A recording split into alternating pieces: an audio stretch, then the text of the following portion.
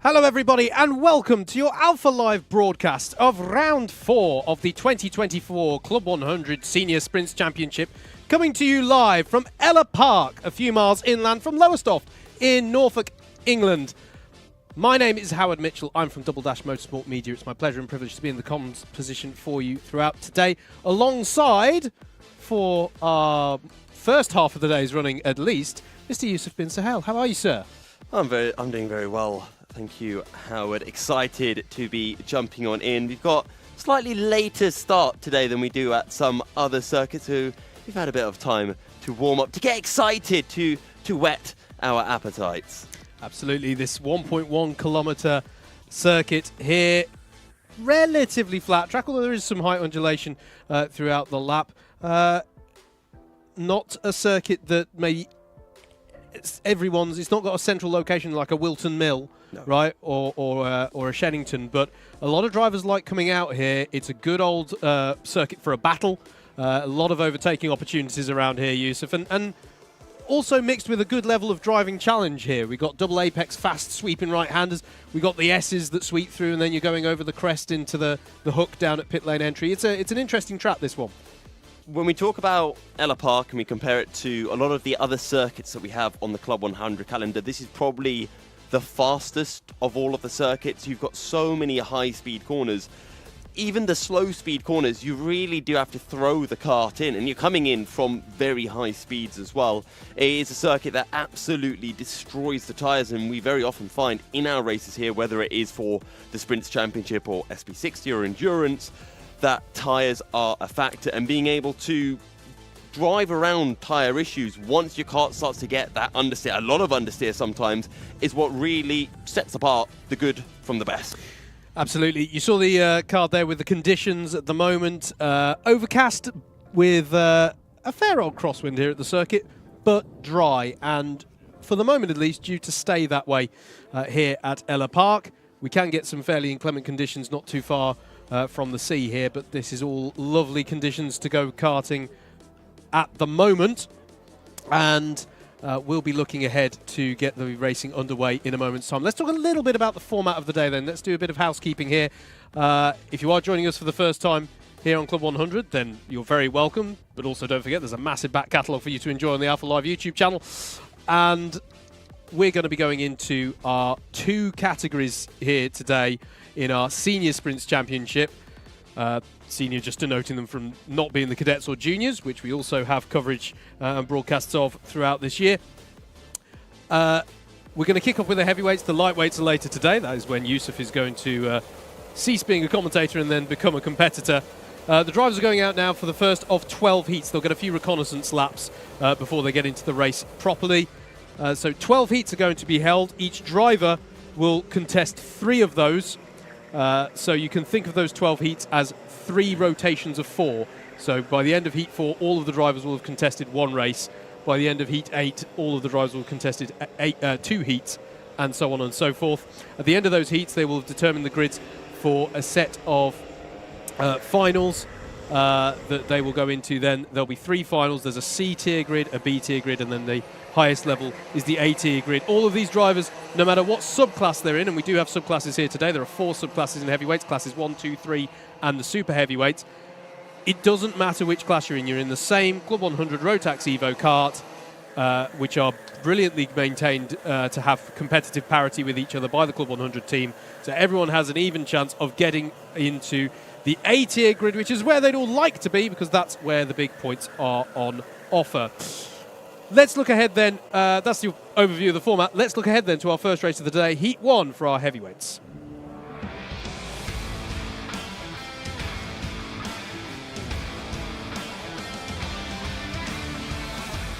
And whilst the drivers are out for their reconnaissance laps, let's take you through the grid, how they'll line up for this first heat of 12 today in the heavyweights. Ethan O'Donnell will start this one on pole position.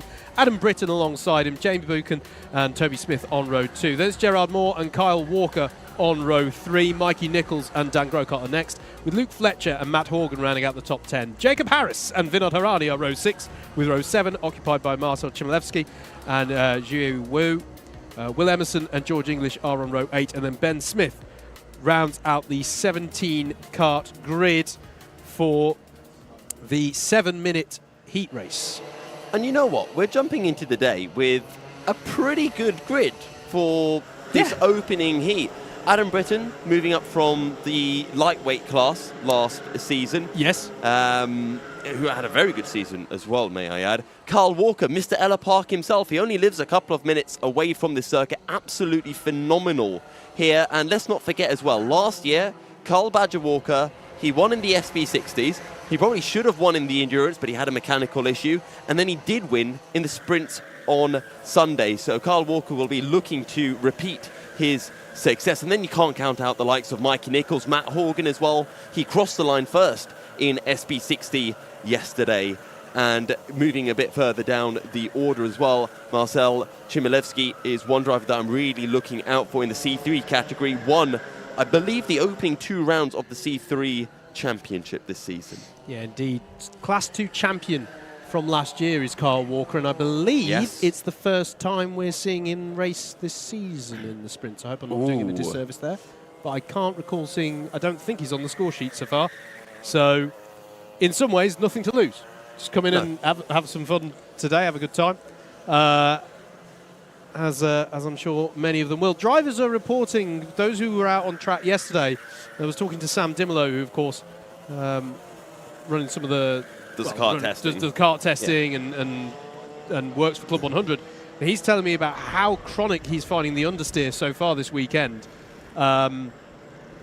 Very interesting, just the circuit conditions seem to be generating that. But also, and you'll hear this in the paddock walk that we've already recorded and will play out at the lunch break for everybody, talking to Steve Lindley, very experienced driver in CLUB100 machinery.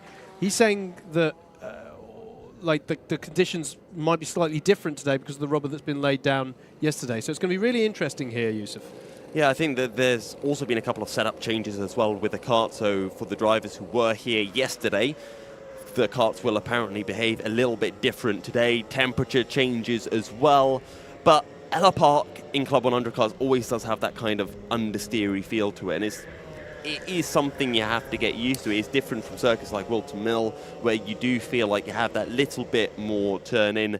Now, 4 minutes of practice, all of the practice that these drivers are going to get is now done and dusted. It seems that everyone is gridded up. For those people who haven't seen Ellough Park, the outside going into turn 1 is very, very tricky. Very often you'll see the driver in third, maybe even in fifth, jumping past the outside of the grid. Yeah, and tyres as well, a topic here. I think we may have already mentioned it. It is quite harsh on the tyres here. And unlike yesterday, if you were in an endurance race yesterday, you have a vested interest to try and maintain those tyres for yourself later on or your teammates. Yeah. Not today. No. Today you're in the kart for a sprint race. You're gonna give it the beans, and then people have to inherit that further down the line. So that's definitely an interesting aspect of today. I think we're good to go racing though. Ethan O'Donnell will lead them away in the 16 kart. Away we go then for racing here at Ellough Park and into turn 1, and that's a fantastic start from the 37 of Adam Britton. And he's already got the jump of the fielders. Meanwhile, they go 3 wide, even 4 wide, heading towards this tough double apex right-hander here at turns 2 and 3. Delighted to say so far, though, that it looks like a relatively clean start as they come into the first major braking zone of the lap at turn number 5. Well, it's a perfect start for Adam Britton. Ethan O'Donnell went wide coming out of turn 1. That allowed 2 or 3 cars to go up his inside into the double right-hander. And now Adam Britton needs to get his head down. I'm just trying to keep an eye on where Carl Badger Walker is in this group of cars. I think he's down to P5, but look at the gap that Adam Britton has pulled. Yeah, I wondered, I have to say, I instinctively looked to the timing screen to see if it was too good of a start. And it's fine. He's second across the line. He was not across the line before the leader. He timed that to perfection, did Adam Britton. Absolutely. I was just wondering, was this heavyweight versus super heavyweight? But no, they are both in the heavyweight class, so there is no weight advantage. It looks like we've had a little bit of a scrap for 4th place. It was Toby Smith ahead of Gerard Moore and then Mikey Nichols. I'm just checking if those two have swapped around.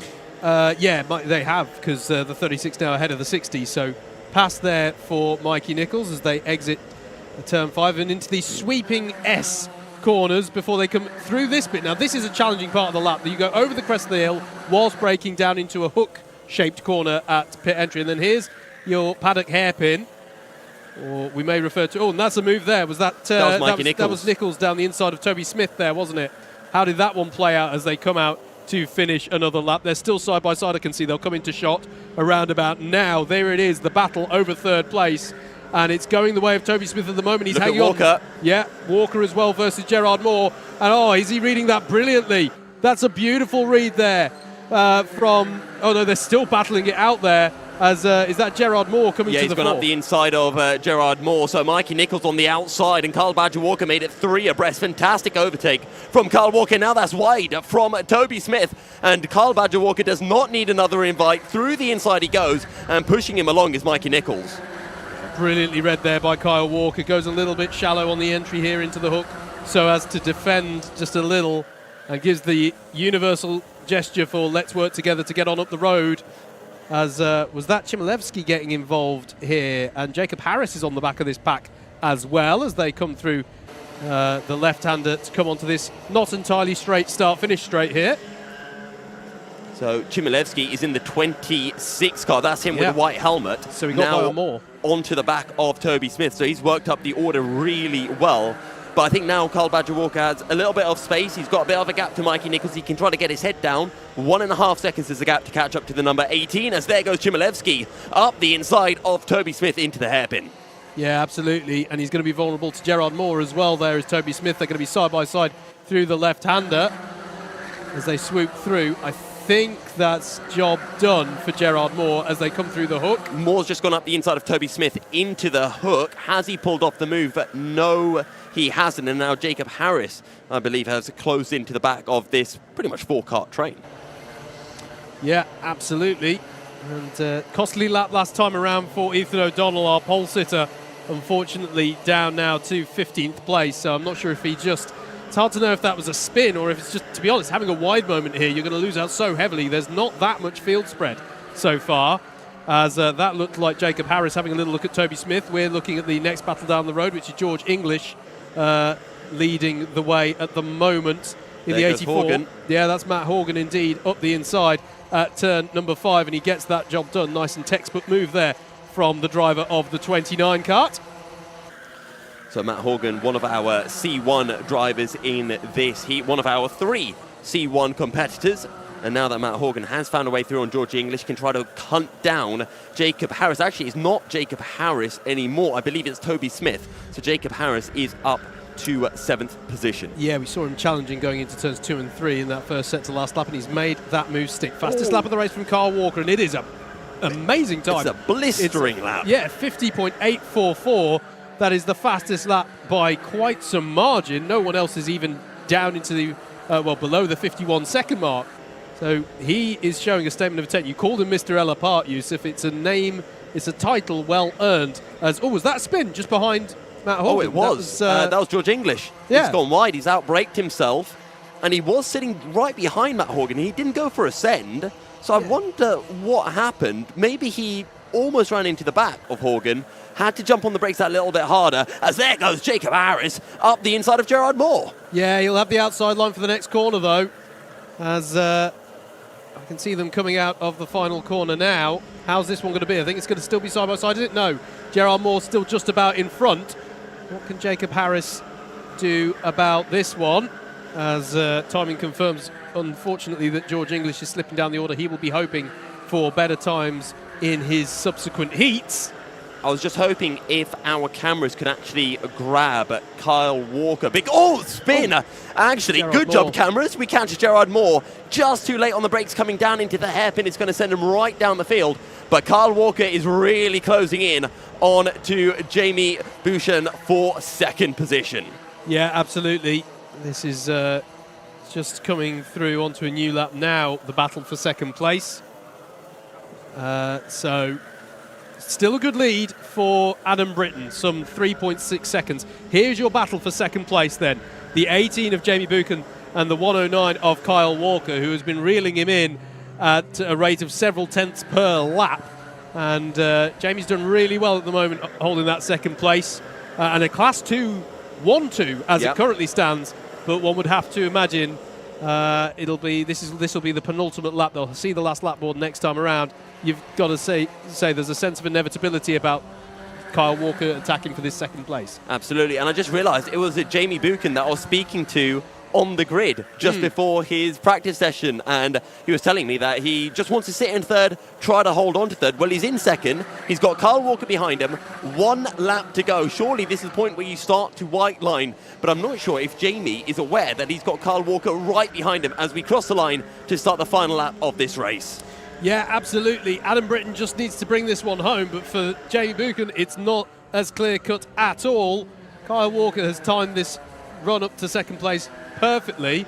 Further down the order, by the way, there's something befallen Toby Smith's race now. He drops down the timing, and so too Luke Fletcher's had a tough lap as we continue to stay with the second place battle. He's got the run. Surely he's going to be heading down the hill into the crook. He's right on the back of Jamie Buchan. Surely he goes for the move. Up the inside goes Kyle Walker, and up into a second position. Is there any way for Jamie Buchan to fight back?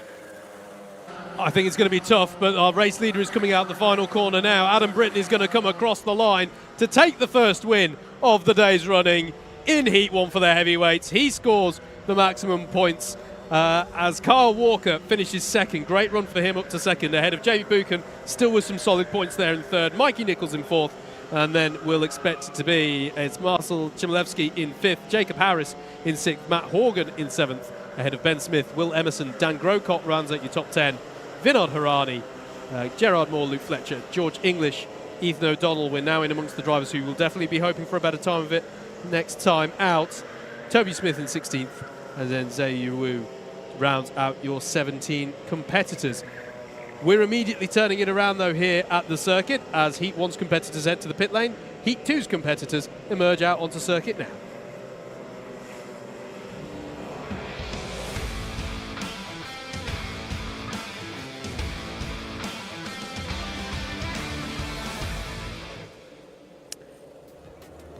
Let's take you through the grid then for Heat 2. Matt Salmon will start this one on pole position with Heinrich Watson-Miller alongside him. James Johnston and Marcus Gilby are your second row of the grid, with Lenny Wood and Sam Iddles on row number 3. Row 4 is where we will find Lee Henderson and Joe Wright. Scott Parker and Alexander Lamin are on row number 5. Row 6 is where we find Samuel Bensley and Alex Pritchard.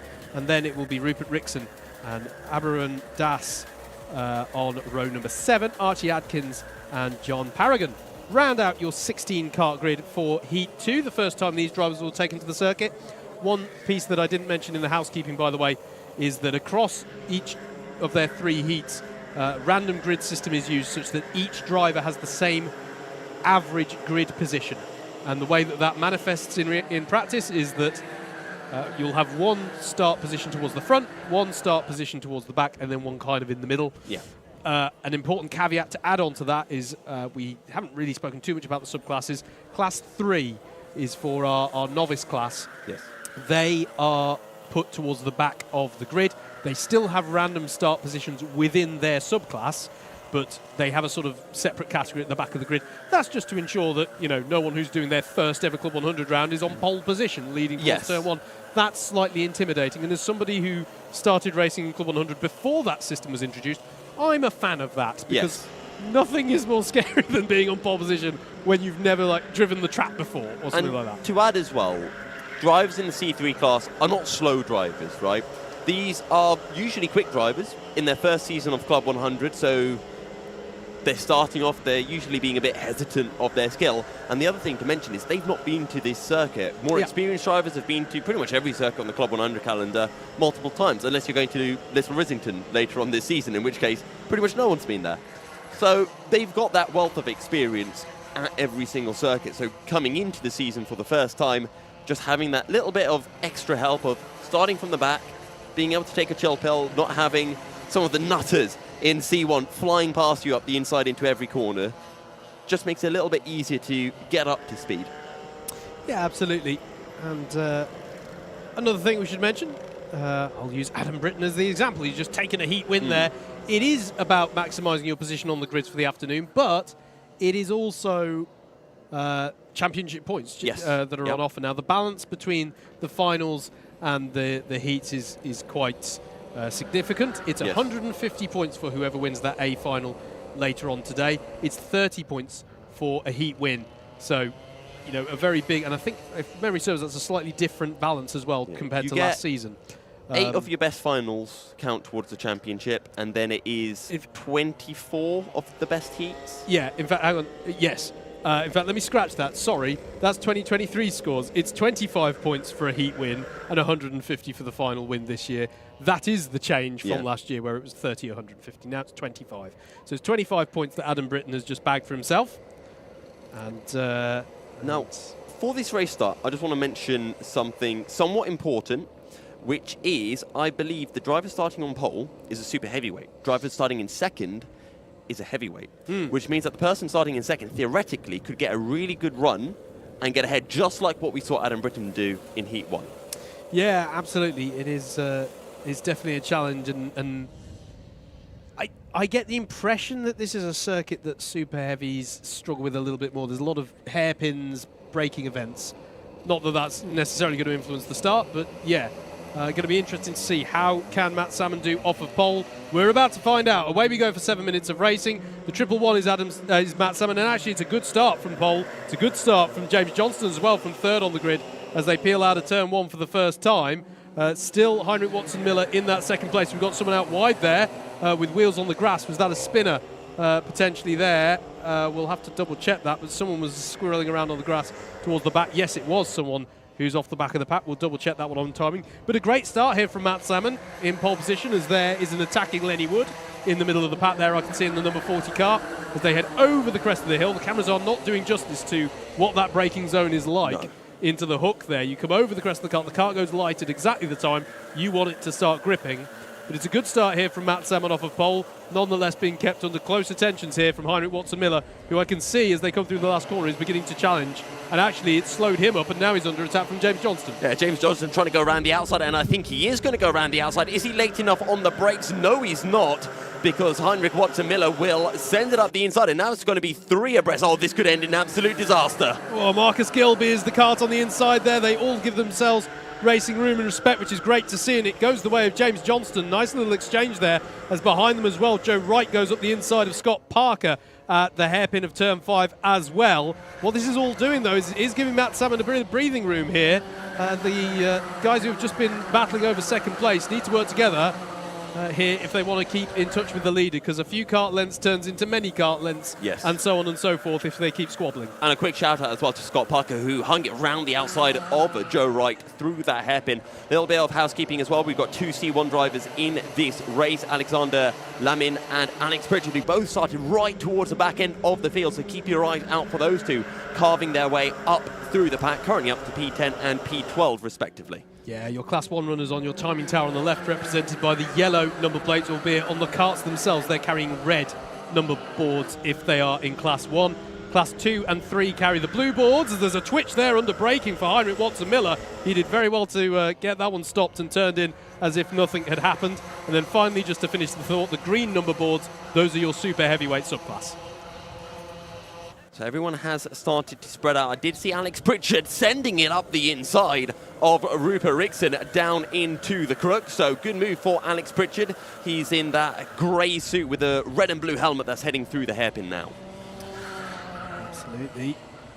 Good little battle here forming up. And do you know what? We're being made to eat our words here a little bit, Yusuf. We wondered if Matt Salmon would struggle off of pole position as a super heavyweight. He's controlling this one brilliantly at the moment, and with perfectly respectable pace to boot of 51.7. His personal best, the fastest lap of the race so far, with Joe Wright at 51.446 as he tries to turn up the pressure on those ahead of him. You know what? Marcus Gilby is looking racy. He's sitting behind James Johnston right now, but I think he's got a fair bit more pace. I think Marcus Gilby is going to be going for a move very soon and trying to lead this charge towards Matt Salmon. The question is, though, where do you go for the move? As for a second, I thought Watson-Miller was going to try and send it up the inside of Gilby, but he did back out of that move. Rupert Rixon not too happy with one of the moves pulled at the hairpin there. I could see him a bit frustrated at the back of the pack. Interesting so far that our Class 1 drivers in the form of Alex Pritchard and Alexander Lamin struggling to make progress up this field at the moment, Yusuf. Yep. Shows very clearly, as I think there's a battle between Samuel Bensley and Lee Henderson behind this pack. We'll have to keep an eye on that. Or actually, sorry, it's Lenny Wood versus Sam Bensley. How's that all playing out behind this pack that we're looking at right now? So Scott Parker's the kart at the back of this pack, and who's that who's emerged from the, I think it's Sam Bensley. Yeah, so Samuel Bensley has got by on Lenny Wood in that first sector. That was what I was seeing out the corner of my eye. James Johnston has really started to turn up the pace. Last time round, he took 3/10 out of Matt Salmon, so the gap is well under a second, as that was Watson Miller going up the inside of Gilby into the hairpin. They're side by side now, heading into the final sequence of corners, and this is really allowing James Johnston to pull clear, and he's only a few kart lengths behind Matt Salmon now. Yeah, Gilby versus Wright into turn number 1, and Heinrich Watson Miller is along for the party as well, and that's Gilby making contact with the barrier there, manages to keep it going. That will count, surely. Well, one would have thought that will count as a cone penalty. Cone penalties don't have to exclusively be actual cones. It's any piece of track furniture that the drivers make contact with. Gilby would argue he's not got anywhere to go. Gilby has got a cone warning. Yeah, he's got the cone warning, and that's the appropriate thing. It's not a penalty. We just have to see now if there's going to be a forcing a driver wide. The question is, was Marcus Gilby far enough along the outside to have warranted himself being given space? It's a tough one, isn't it? It's a tough one, and they were going 3 wide at the time as well. To be fair, Gilby's not fallen too far off the back of this. He needs to not get too frustrated about how that went for him, because he's still on for some good points here. Here's your leader, Matt Salmon in the 111, and coming under increasing pressure now from James Johnston, who's... well, I say that, actually. He's just managed to keep James at arm's length on that last lap, actually. The gap has held pretty well. In fact, he went out by a couple of tenths. So Matt Salmon pushing hard here to maintain this lead with 90 seconds on the clock. I think there'll be this lap and one more lap to go come the end.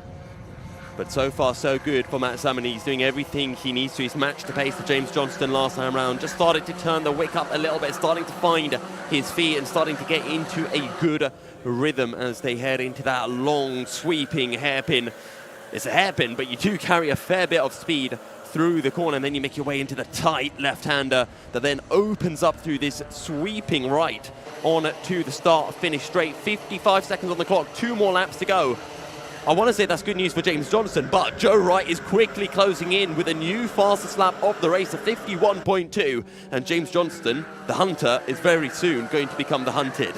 Yeah, absolutely. On a bit of a last-minute charge, and this is the penultimate lap that they're on now, by the way. Last lap board didn't go out, so there's 1.5 laps that Joe Wright has got to try and execute this move. And for the second heat in a row today, we're going to be treated, I think, to a last lap battle over second place here at Ellough Park. Quite a few drivers with warnings hanging over their head, by the way. They need to keep it clean for the last couple of kilometres of this heat. Here it comes. There's the look to the inside by Joe Wright. James Johnston, if he can keep his foot in it, will have the inside for the left-hander, and he is indeed going to fight back. How's that going to affect their run on to this start-finish straight, though, coming on to the final lap? Joe Wright backed off there. He wasn't actually happy with the move, wanted to make sure he didn't get a penalty for the contact. So he reckons, I can let James through. I can go for the move again on the final lap. He's now had a little taste of how to overtake James Johnston. He sat behind him for a few laps, and he goes a little bit tighter through that double right-hander. That's actually the quicker way to go through. Now looking to the outside. Can he swap to the inside? No, sits behind Johnston. But it's all about the run through the hairpin. Can he pull up alongside? No, just slot him behind and try to get the send going down the hill. Yeah, absolutely. I wondered if he was going to get a better run before these S's, but it is going to have to be some kind of move into the hairpin. I think James went just a little shallower there on entry, just to dissuade a move there. He's got a white line this. Yeah, he's going to stay on the inside here. He's going to defend for all he's worth into this last corner. But is that going to be enough? Matt Salmon has controlled this race beautifully. He's going to come across the line to take the win. And well, he might punch the air, because that was a brilliant run from the driver of the 111. James Johnston hangs on for second place by a tenth from Joe Wright. Heinrich Watson Miller in fourth. Scott Parker in fifth. Marcus Gilby in sixth. Still bagged some good points in spite of that contact with the bollards mid-race. Samuel Bensley in seventh. Alex Pritchard got up to eighth. Lee Henderson in ninth. Rupert Rickson rounds out your top 10. Then Sam Iddles, Alexander Lamin. Tough race for Alex there, trying to get up the order. He'll be hoping for better things later on as a Class 1 runner. Archie Adkins in 13th ahead of John Paragon, Lenny Wood and Aberrun Das. Big shout out for James Johnston. Fantastic defending on the last lap of the race to keep Joe Wright behind him. But with that being said, it is time for us to move on to our third heat of the day.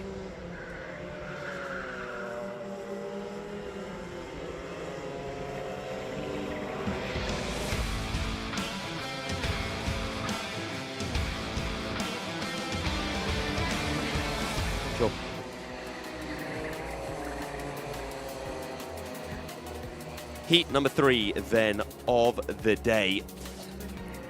And our starting grid, Patrick Sekinga will be starting on pole with Miguel Hall alongside. Tim Williams will be in 3rd with Simon Dean in 4th. Luke Somerville and Adam Hadfield complete your 3rd row. Jack Giles, Kurt Holmes on row 4, followed by Steve Lindley and Mo Hassan. Tim Penny and Jason Kirkham complete row 6. Then it is Ryan Fallon, Kieran Hyde Moody, Tyler Beale and Kevin Taylor Beebe completing our 16 kart field.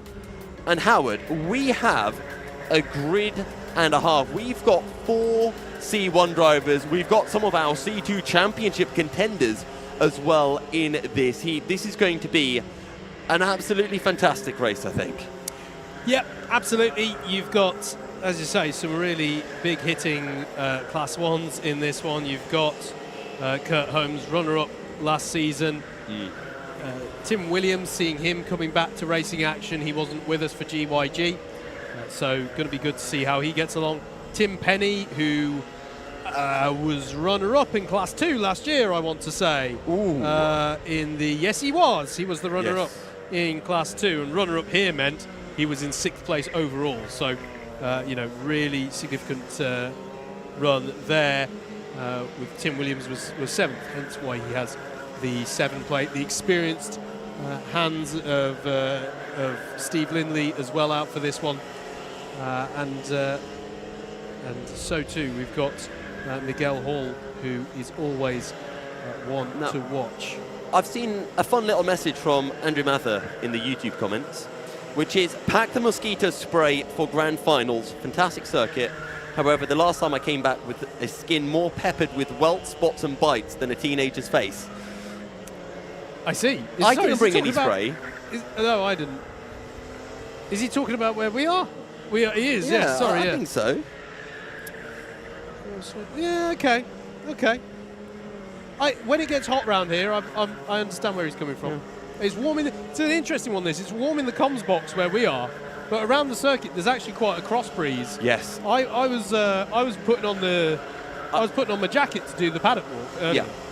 I noticed this for SP60 yesterday. Huge amount of breeze, especially me as a very lanky fella. Yes. You notice it coming out of corners, and your suit's very blustery and everything. I like to think it was costing me a bit of time. But that's us racing drivers. We find an excuse for everything. I could have, the wrong shoe on and be like, yeah, there's a second a lap slower from that. So you get a... I like it. You get more surface area presented to that breeze. Exactly. Because you're tall. Yeah. I get more surface area for other reasons, but let's not go into that. Do you have a wide belly or a narrow and long belly? Let's I'm not going to get into that one. So Patrick Sekinger will lead this one away from pole position in the 82 kart, as Tim Williams is keen. He's getting ahead of the pace kart driver there. And he's meant to be starting this one in 3rd. Yes. Oh, Miguel Hall. Is Miguel Hall not racing? No. Miguel Hall is racing. That's him in the 48. Have we actually seen the 82? Oh, yes, on he track? is there. I think we maybe have a non-show for our pole sitter. So they've all bumped up one position. Indeed, they have, which means poor Tim Williams is now on the outside going into that's a blow to everyone who's on the pole side of the grid. Yes. Does that carry it back as well? Steve Lindley's... Yeah, he's on the even side of the grid as well, and he should be on the odd. So... Unlucky Steve. Well, as in, he's done the correct thing now because they've lost a pole sitter, but in the published grids, he was on the odd side of the grid. So there we go. Going to be interesting to see, as I say, how many of these drivers do. We saw the Class 1 struggling in Heat 2 to really make hay up the field as they peel into the cut-through here that they use on the formation laps, which is this banked corner. It's one of the coolest cut-throughs that we use on the calendar. Oh, a banked corner there. I've done it in the rentals in the wet. It is really fun. Oh, really? I've never done it. I really want to give that a go. Yeah, it's... I mean, don't get me wrong. I'm glad that we do the full layout because the corner and beyond is a lot of fun. But, yeah, banked corner. Don't have that too often in the UK karting scene. as we get ready to go away. It'll be Miguel Hall then who leads them away in the number 48.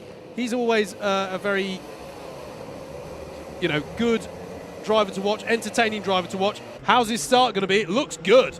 That's a really good start. And I think he caught the rest of the grid napping a tad there, but Tim Williams manages to hold on to second as they come round turn number 1. Clean so far, and actually Tim Williams had a much better second phase there between turns 1 and 2, and he's immediately on the attack for the lead. And we've already got our first cone penalty of the day from Tyler Beale, presumably through turn 1. It looks very scrappy, and we've got a spinner as well through the hairpin. Not entirely sure who that is. That might be Kieran Hyde-Moody, who has fallen down the order, but it is perfect for Miguel Hall and Tim Williams. Williams already breaking away from the rest of the pack, looking to the outside, heading into the hairpin. It's so important for Tim Williams that he can get through to the front of the field before the other C1 drivers come through, and Williams tries to go up the inside into the final corner. There's a bit of contact. Miguel Hall hangs it around the outside, and Miguel Hall's pointing to his helmet, saying, let's work together. Tim Williams doesn't want any of that.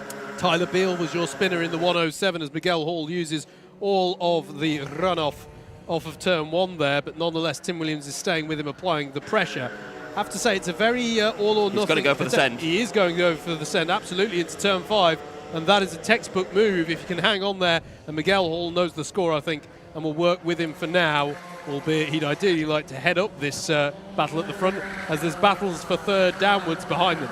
Yeah, Kurt Holmes just went up the inside of Simon Dean through the long left hand. It was a brave send because it's completely flat, but he managed to get his nose up the inside. So Kurt Holmes up into 4th position. That's the driver with a really funky helmet and the white and yellow suit, now trying to hunt down Adam Hadfield for the final podium spot. That doesn't always narrow it down in this paddock, as there's an attack there.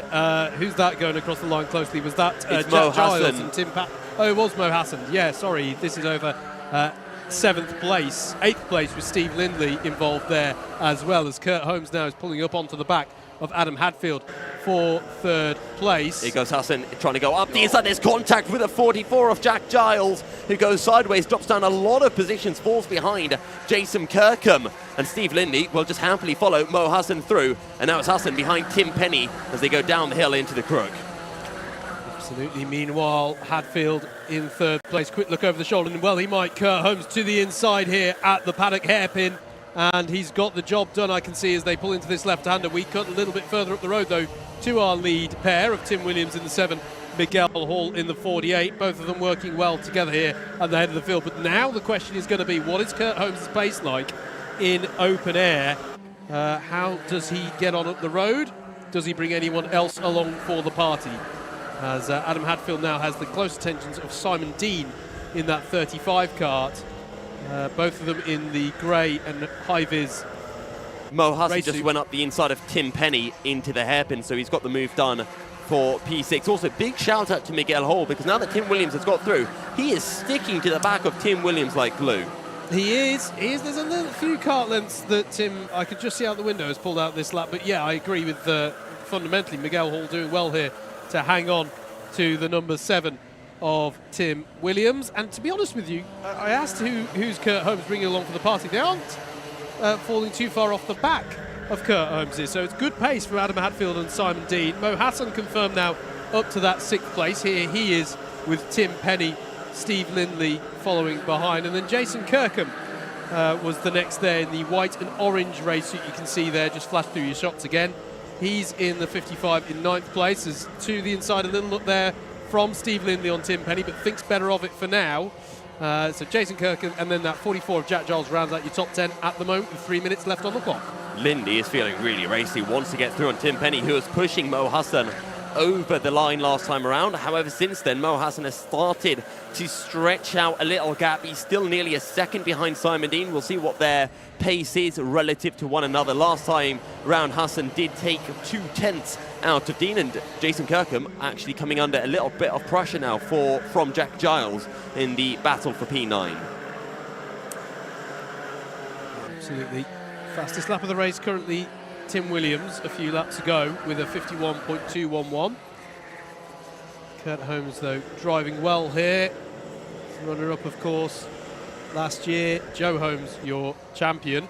We've just had an overtake. We see Mo Hassan going a little bit wide coming out of the hairpin, so he sent it up the inside of Simon Dean into turn number 4.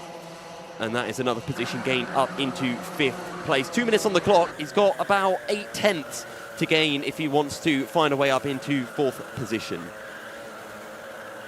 Absolutely. This one's just come down to a little gentle simmer for a bit as people assess where they are heading into the end game of this heat, as it were. A new fastest lap of the race from Tim Williams. Now he really is beginning to break the pace of Miguel Hall, try as he might. It's now over a second that our race leader has in hand. It's been an absolutely inch-perfect drive from Tim Williams. The pace has been simply extraordinary at the front of the field. 4 tenths gained by Mo Hassan as he continues to reel in Adam Hadfield. Yeah, you can see it there just on your screens. The 62 is Adam Hadfield, the 30 is Mo Hassan, and then comes this battle between Simon Dean, Tim Penny and Steve Lindley. These are the closest battles as we head towards the end of this one. There is Hadfield. Will Mo Hassan go down the inside of the hairpin? Not just yet. He's going to keep his powder dry for now. In fact, nobody goes for the move there, but I can just see out the window. There is the move from Mo Hassan down the inside. And it's still Hadfield, though. He hasn't quite made that stick. There, the 62 is still ahead of the 30 as we come on to not the final lap, the penultimate lap. So Hadfield's got to defend this one for 2 more laps. So too Tim Penny has... Tim Penny and Steve Lindley did get by on Simon Dean on that last lap. That's the significance there. Sorry, say that again. They did the move into the crook. Tim Penny went up the inside, and Steve Lindley just followed through. Yeah. Absolutely. Now, they're almost pushing along now is Mo Hassan on Adam Hadfield. Will he go for the move? He does. Over the crest of the hill, block pass into the pit entry hook, and the job done, nicely done as well by the driver of the 30. Hadfield doesn't have a counter-attack on in the paddock hairpin, and that is job done over 4th place. And now we enter the final lap of the race. Tim Williams, though, what a drive. 2.3 seconds clear of Miguel Hall, and Kurt Holmes has started to close in, but Miguel Hall has done a very good job of keeping that gap up to over a second, and Tim Williams makes his way out of the hairpin, and there he is in the number 7 kart. You can visibly see that gap he has pulled to Miguel Hall. Absolutely fantastic, and a perfect way for Tim Williams to start off his day. Yeah, absolutely. For some reason, we've got this pattern emerging here of fairly comfortable lead gaps come the end of these races. You can see how Miguel Hall, I think, and there's Kurt Holmes with a late move for 2nd place. I wondered if he'd get close enough this lap, and he has done. How about for the left-hander? Has Miguel Hall got a response? No, he hasn't. Tim Williams will cross the line to take the win. It is the checkered flag, albeit a yellow is being waved there on screen. Kurt Holmes gets up to 2nd place on the last. Another late move for 2nd place here, ahead of Miguel Hall, Mo Hassan and Adam Hadfield. Tim Penny, Steve Lindley, Jack Giles, Simon Dean and Jason Kirkham round out your top 10. Miguel Hall's going to be kicking himself because he messed up somewhere. He lost a second. That's what allowed Kurt Holmes to close in. Otherwise, Miguel Hall was free. Yeah, I reckon he locked up the brakes heading into the hairpin. Yeah, definitely a tough end to the race, but still solid points. And the highest placed Class 2 runner, made no mistake about that. But yeah, good charge from Kurt Holmes there towards the end. And Tim Penny and Steve Lindley, reasonable charge up the field there for them in 6th and 7th, looking at our Class 1 runners. Your highest placed Class 3 novice, by the way, was Kieran Hyde-Moody. Hyde-Moody, excuse me. Heat 4 is next, last of the first rotation here at Ellough Park.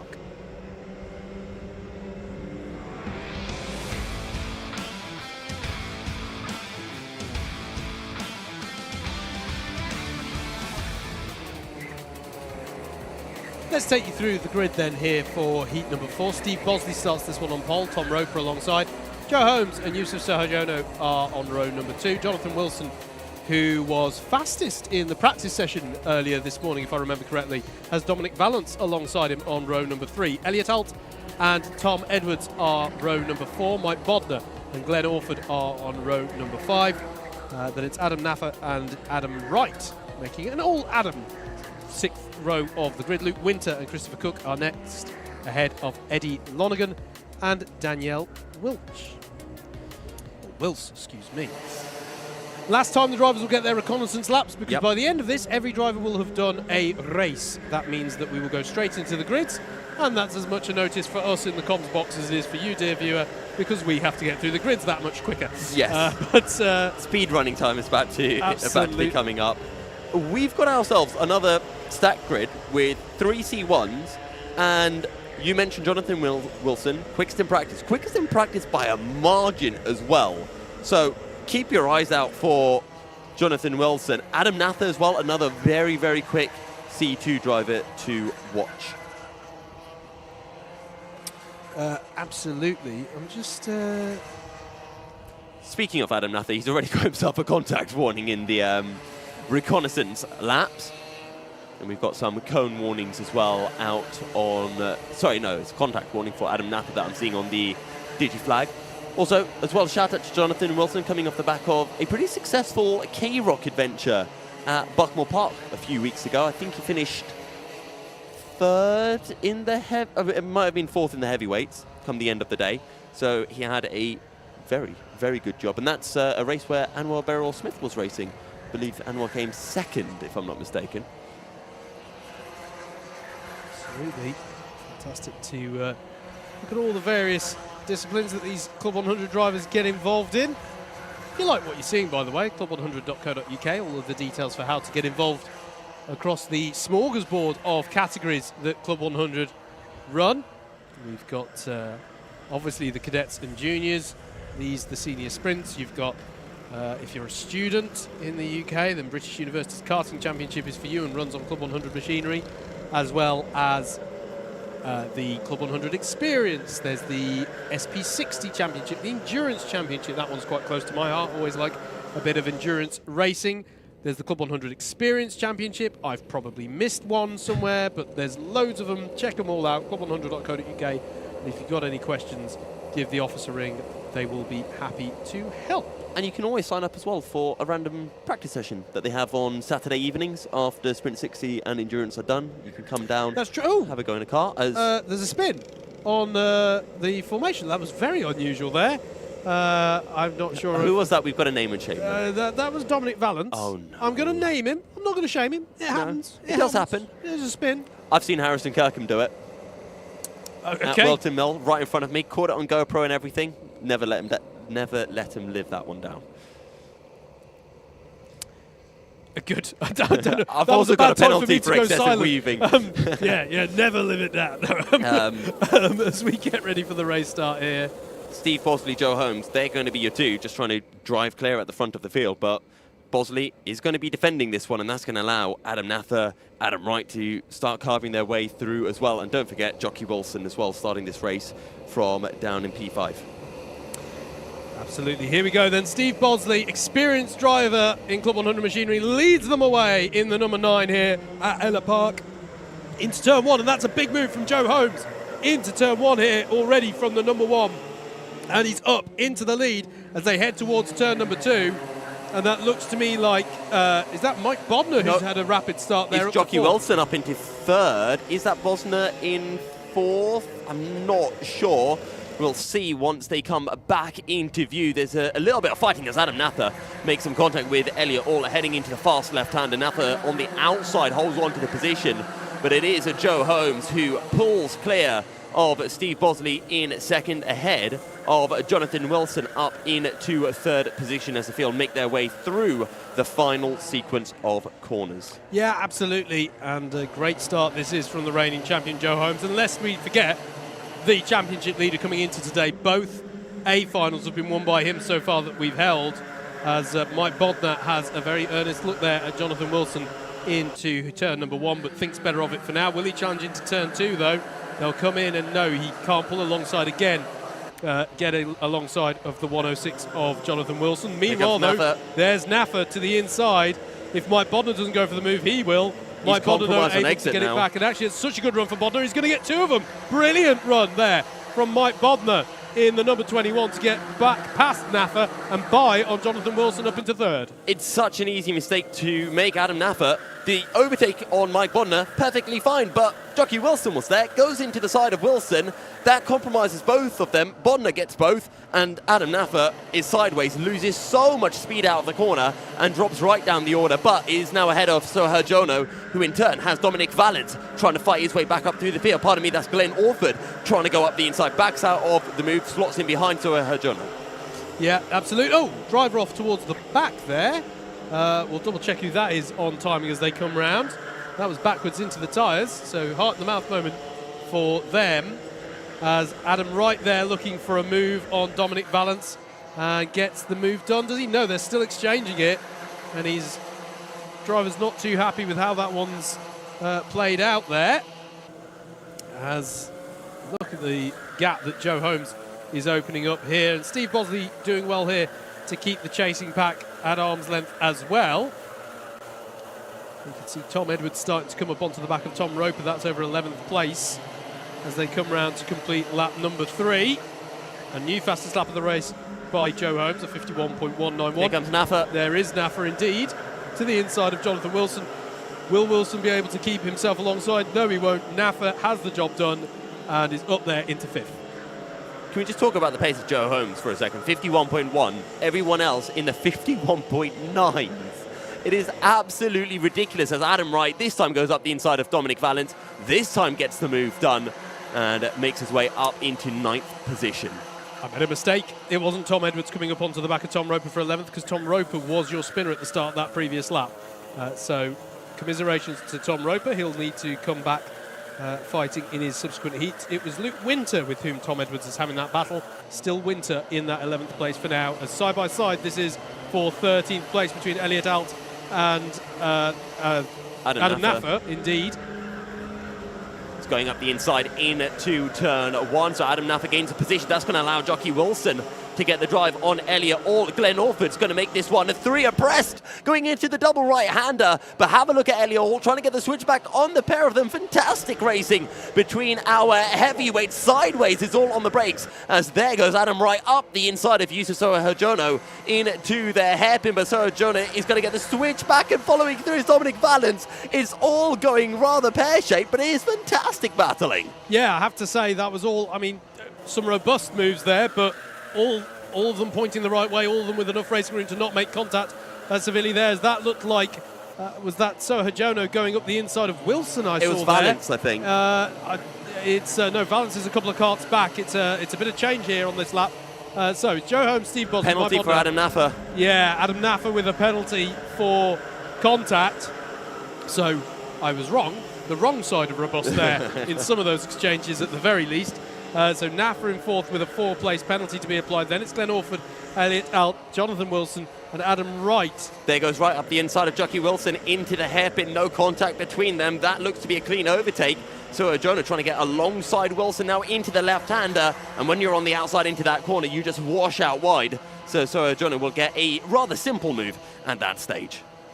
It's almost like an extended version of the S's at Butmore Park, those middle corners. If someone's got alongside you and they've got their nose in front, you kind of have to yield, because Absolutely. It's not going to go your way throughout the rest of that sequence. We've got a battle going on for 2nd place. Steve Bosley has been really reeled in by Mike Bodner there, making their way through turn 1. Thank you very much, camera ops. And Adam Naffer is looking to close in, as is Glenn Orford, and really important now for Naffer to gain those positions, considering he has that 4-place penalty. Absolutely. Valence has got by on Jonathan Wilson, I could see there as well. So the driver of the 106 struggling here is Adam Wright, is to the inside of Elliot Alt in the 19. And unless Alt can have a very good run, he has got a good run. Is he going to hang on? Yes, he is. Round the left hand, a brilliant battle.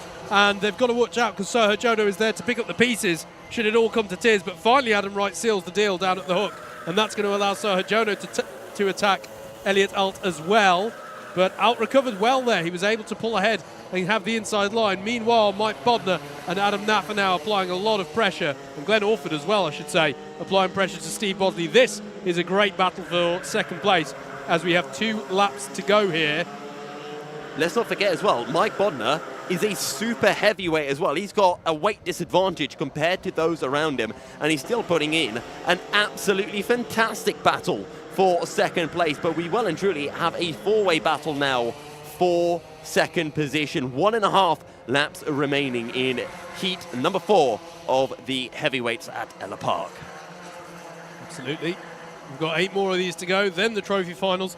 Then we do it all again with the lightweights this afternoon. Plenty of racing action still to come on your Alpha Live broadcast as Steve Bosley goes defensive in that number 9 kart against Mike Bodner as they head through these corners. And that provides the opportunity to Naffa.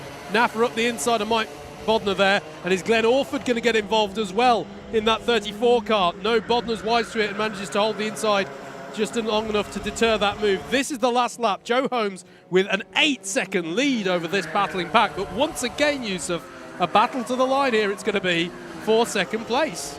Absolutely, and Joe Holmes, our first driver of the day to get under a 51, a 50.9. The pace is ridiculous. Adam Naffa, we've seen him go 4 cents, both into the crook and into the final corner. Can he do it on Steve Bosley? Through the right kick, down the hill into the crook. Bosley has the inside covered as they go through the left kink on to the back straight. But Joe Holmes, what a drive it has been. He'll take the checkered flag and he will take the heat for victory. But what is happening in our battle for second place? A little bit of contact between Bosley and Naffa, but Steve Bosley holds on to second place. Orford, it's side by side. Glenn Orford, though, just under half a tenth behind. Naffa takes third, but he has a penalty to be applied. Mike Bodner in fourth. Then comes Glenn Orford, Adam Wright, Yusuf Sohajono, Elliot All, Dominic Valence, Luke Winter complete your top 10. Then it is Jockey Wilson, Tom Edwards, Christopher Cook, Eddie Lonergan and Tom Roper completing our 15 kart field. But with that said, it is time for us to jump into another very quick break because heat number 5 is about to start.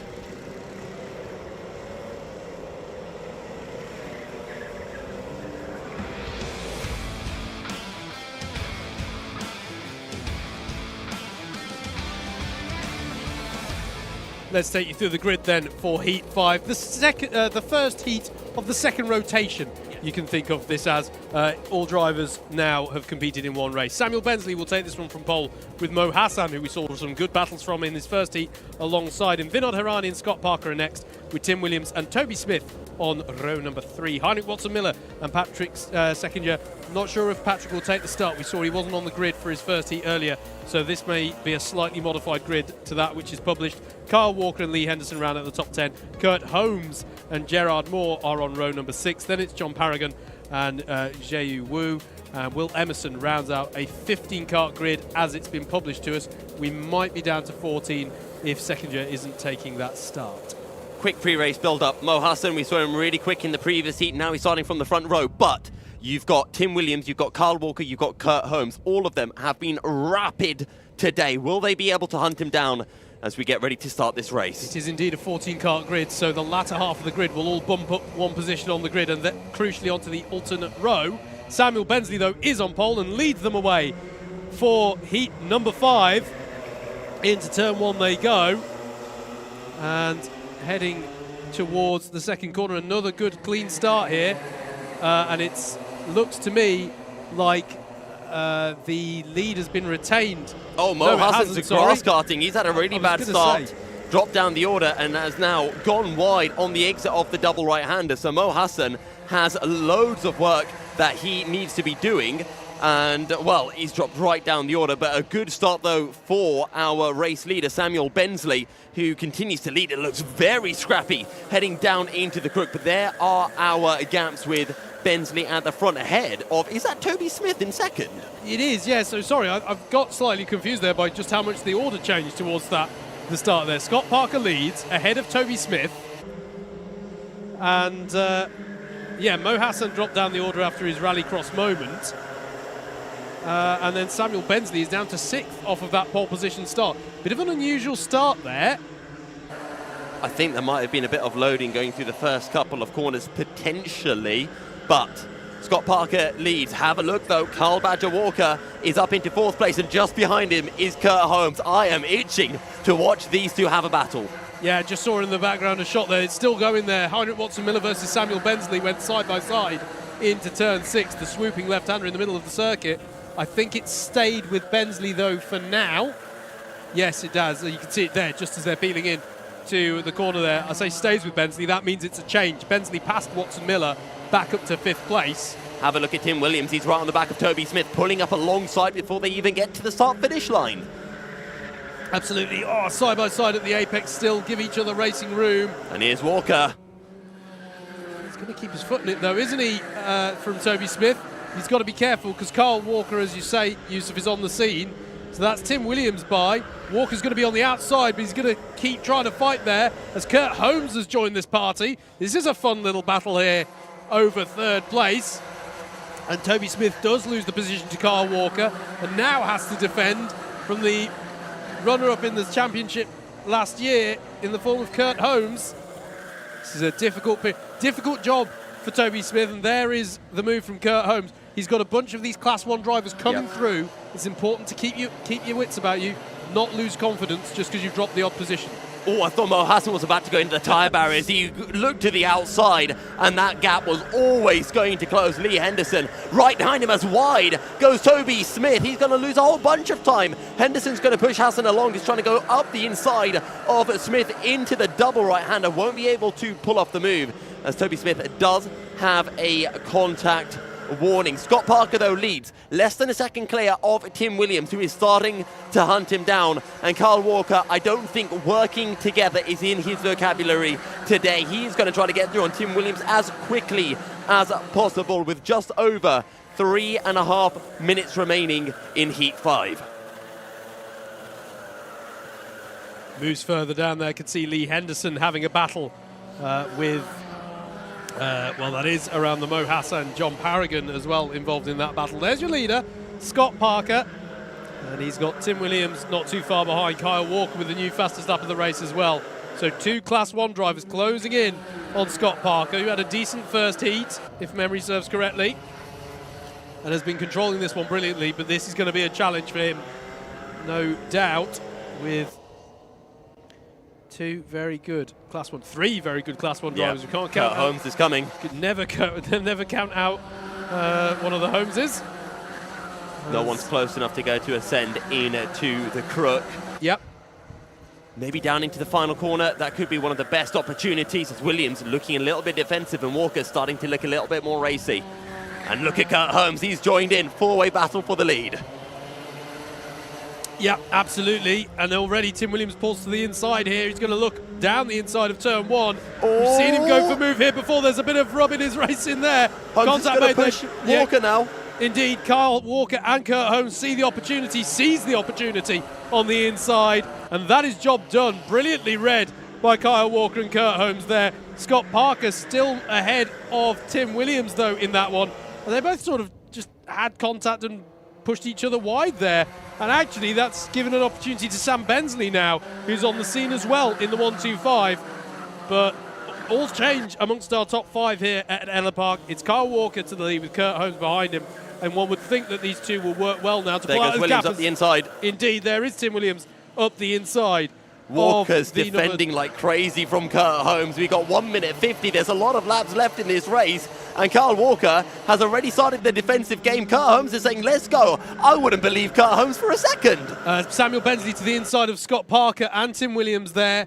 It's not quite gone his way. Scott Parker's got a bit of a switchback there, I think, out of turn number 1.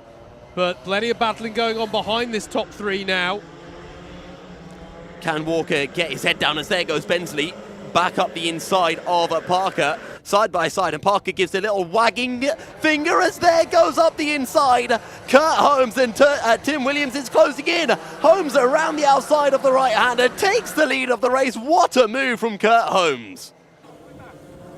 Brilliant stuff from an extremely accomplished Club 100 driver there. Kurt Holmes goes around the outside of Mr. Ellough Park, as we've been calling him so far today. Will it be last lap board? I think it's a bit early for the last lap board here. Indeed it is, and this will be the penultimate lap of what's been a really good race, this one. Looks like it's 2 second places for Kyle Badger Walker and 2 wins for Kurt Holmes today. What can Tim Williams do to say no to Badger Walker getting those 2 seconds? A little bit wide, though, from Kurt Holmes. Can Walker get his head down and try to reel in the second place finisher from the championship last year? At the moment, it is looking unlikely. I've also been keeping an eye on this battle for 4th place, and it is a really big train of karts that is starting to form. 4 karts long. Scott Parker, Watson Miller, Bensley and Hassan from 4th down to 7th. There's a cone warning for Kurt Holmes. He is pushing. He is trying his hardest to pull a clear of Carl Badger Walker, but we are on to the last lap of the race, and he has himself a half a second gap as well. As our field goes through turn 1 a little bit wide there from Mo Hassan. Scott Parker continues to hold on to a 4th position, and it's looking like it's about to get very feisty. Side by side between 2 of our cars, going through the double right-hander. Up the inside goes the number 46 of Henrik Watson Miller, keeping Bensley at bay. Mo Hassan able to get through on Bensley, and still defending is Scott Parker, but there is Kurt Holmes, who continues to extend his lead at the front of the field. He started this race from down in P11. He fought his way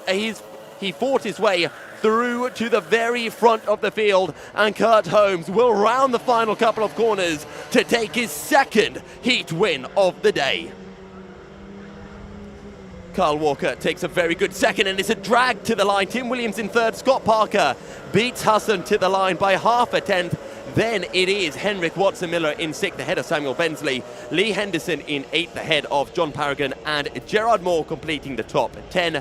Toby Smith in P11 ahead of Will Emerson, Vinod Hirani and Joayu Wu in 14th place. Absolutely, really good win there for Kurt Holmes, showcasing a lot of his skill. We look ahead now, though, to the heat that will take us to the halfway stage in the heats for our heavyweights, heat number 6.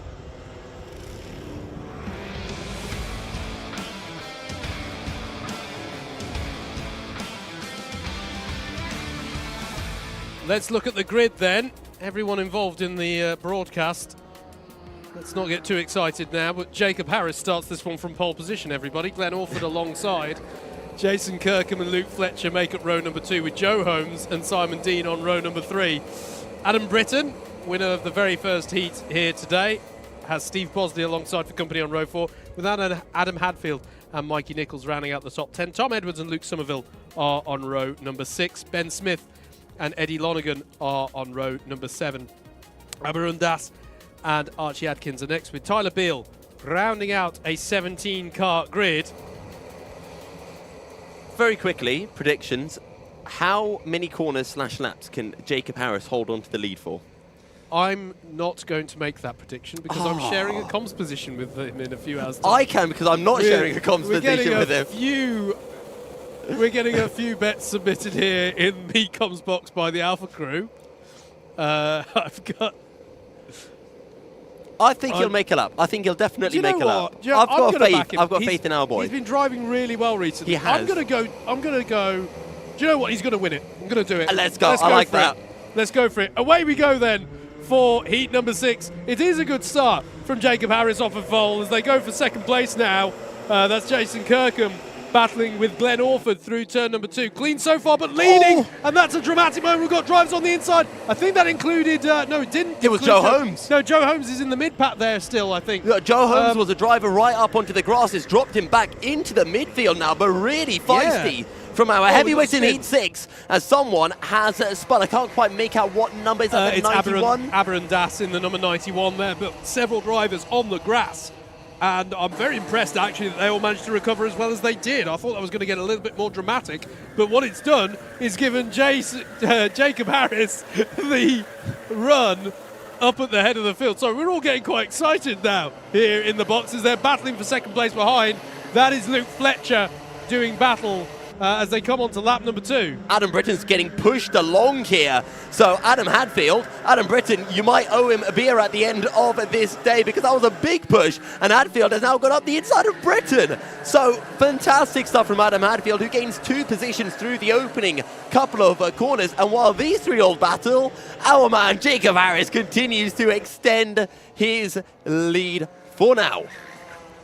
Let's be serious. And yes.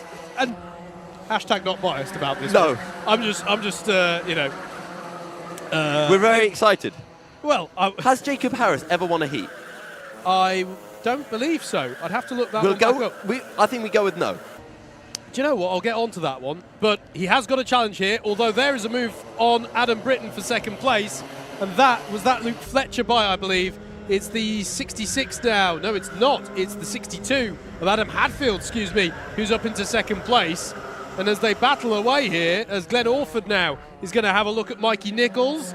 Can he make that move stick? They're side by side, and he is going to make that move stick. Nice move by Glenn Orford, and Joe Holmes tries to follow through as well. He'll be on the outside of Mikey Nichols, though, for the next corner, and indeed he does have to hold station for now. A little bit of contact there between Mikey Nichols and Glenn Orford as they go through the hairpin. It compromises the run of Mikey Nichols, and there is Adam Britton, who's starting to line up Adam Hadfield for an overtake. Jacob Harris now over 3 seconds it clear, but here comes Glenn Orford. He's having a look at Adam Britton, who's a good move to the outside. That opens the door, and through goes Glenn Orford and up a position, and that's really compromised Adam Britton because that's allowed Joe Holmes through as well.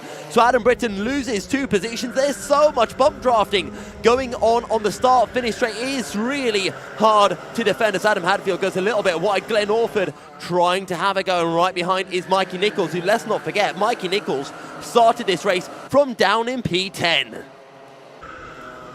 Out of the hairpin, or the double right-hander I should say, they go, and into the left hairpin. Jacob Harris now 3 seconds clear. There is no working together for second position. The curse of Ellough continues. The leader will win by a massive margin, and then it is a ferocious fight for second place.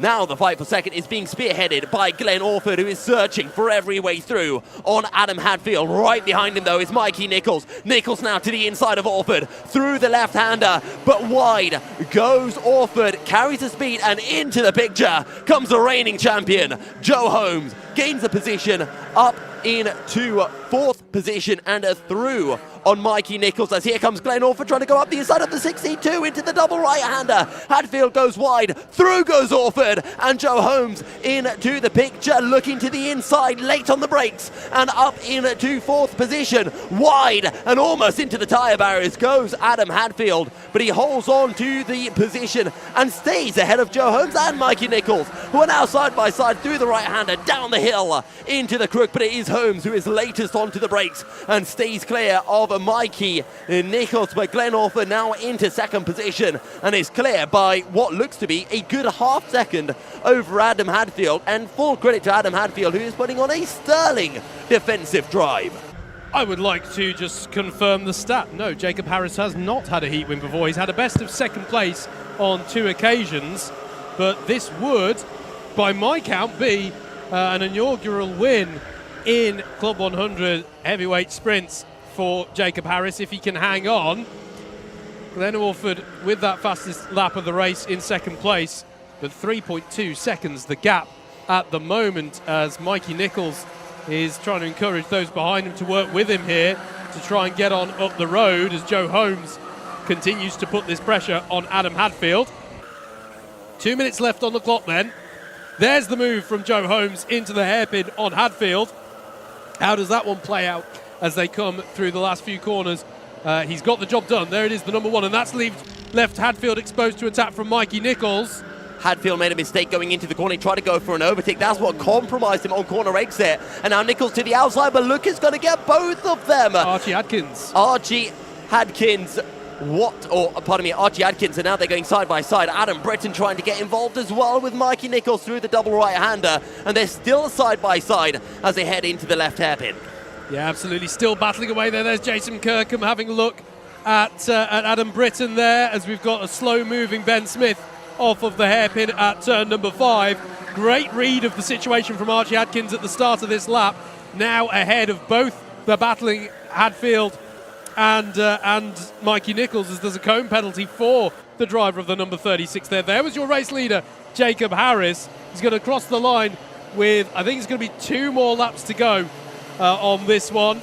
Glenn Orford pushing hard here. He's got the gap down by half a second on that lap alone.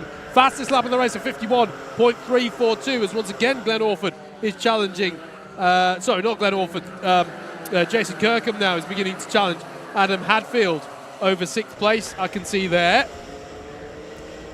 2 laps to go, including this one. Mikey Nichols now with a penalty for an ABC bump and pass. ABC, for those of you new to karting racing is advantage by contact. It has been really, really robust racing in the midfield. I've loved watching every second of it, but it is so easy just to toe that line a little bit too much in these circumstances and earn yourself a penalty. The last lap board then is shown what's the lead gap gone down to. It was 2.3 seconds. It's now 1.5. This is a storming drive from Glenn Orford to try and reel in this gap. But at the moment, on his current trajectory, he's going to run out of road. He would need Harris to make a mistake here, as that, well, I get confused by the planes going overhead. It sounds like a slow-moving cart. We're right next to an airfield here, but you can see visibly how this gap is going down, and Joe Holmes pushing as well as Jacob Harris brings it through these middle S's. He'll go over the crest and downhill braking into the hook. You called it, Howard. I did, didn't I? Hey, that's not often. Oh, he hasn't crossed the line yet, Yusuf. Steady on.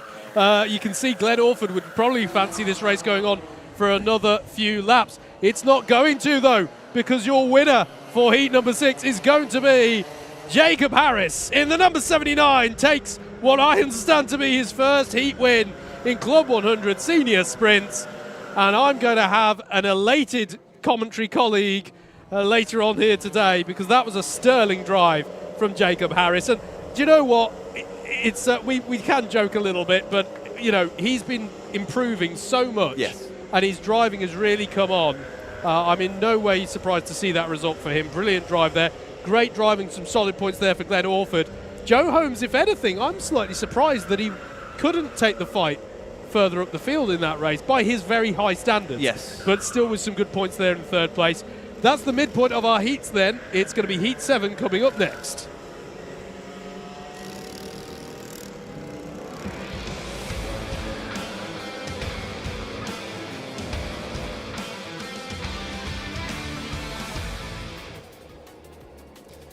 Heat number 7, then, of the day.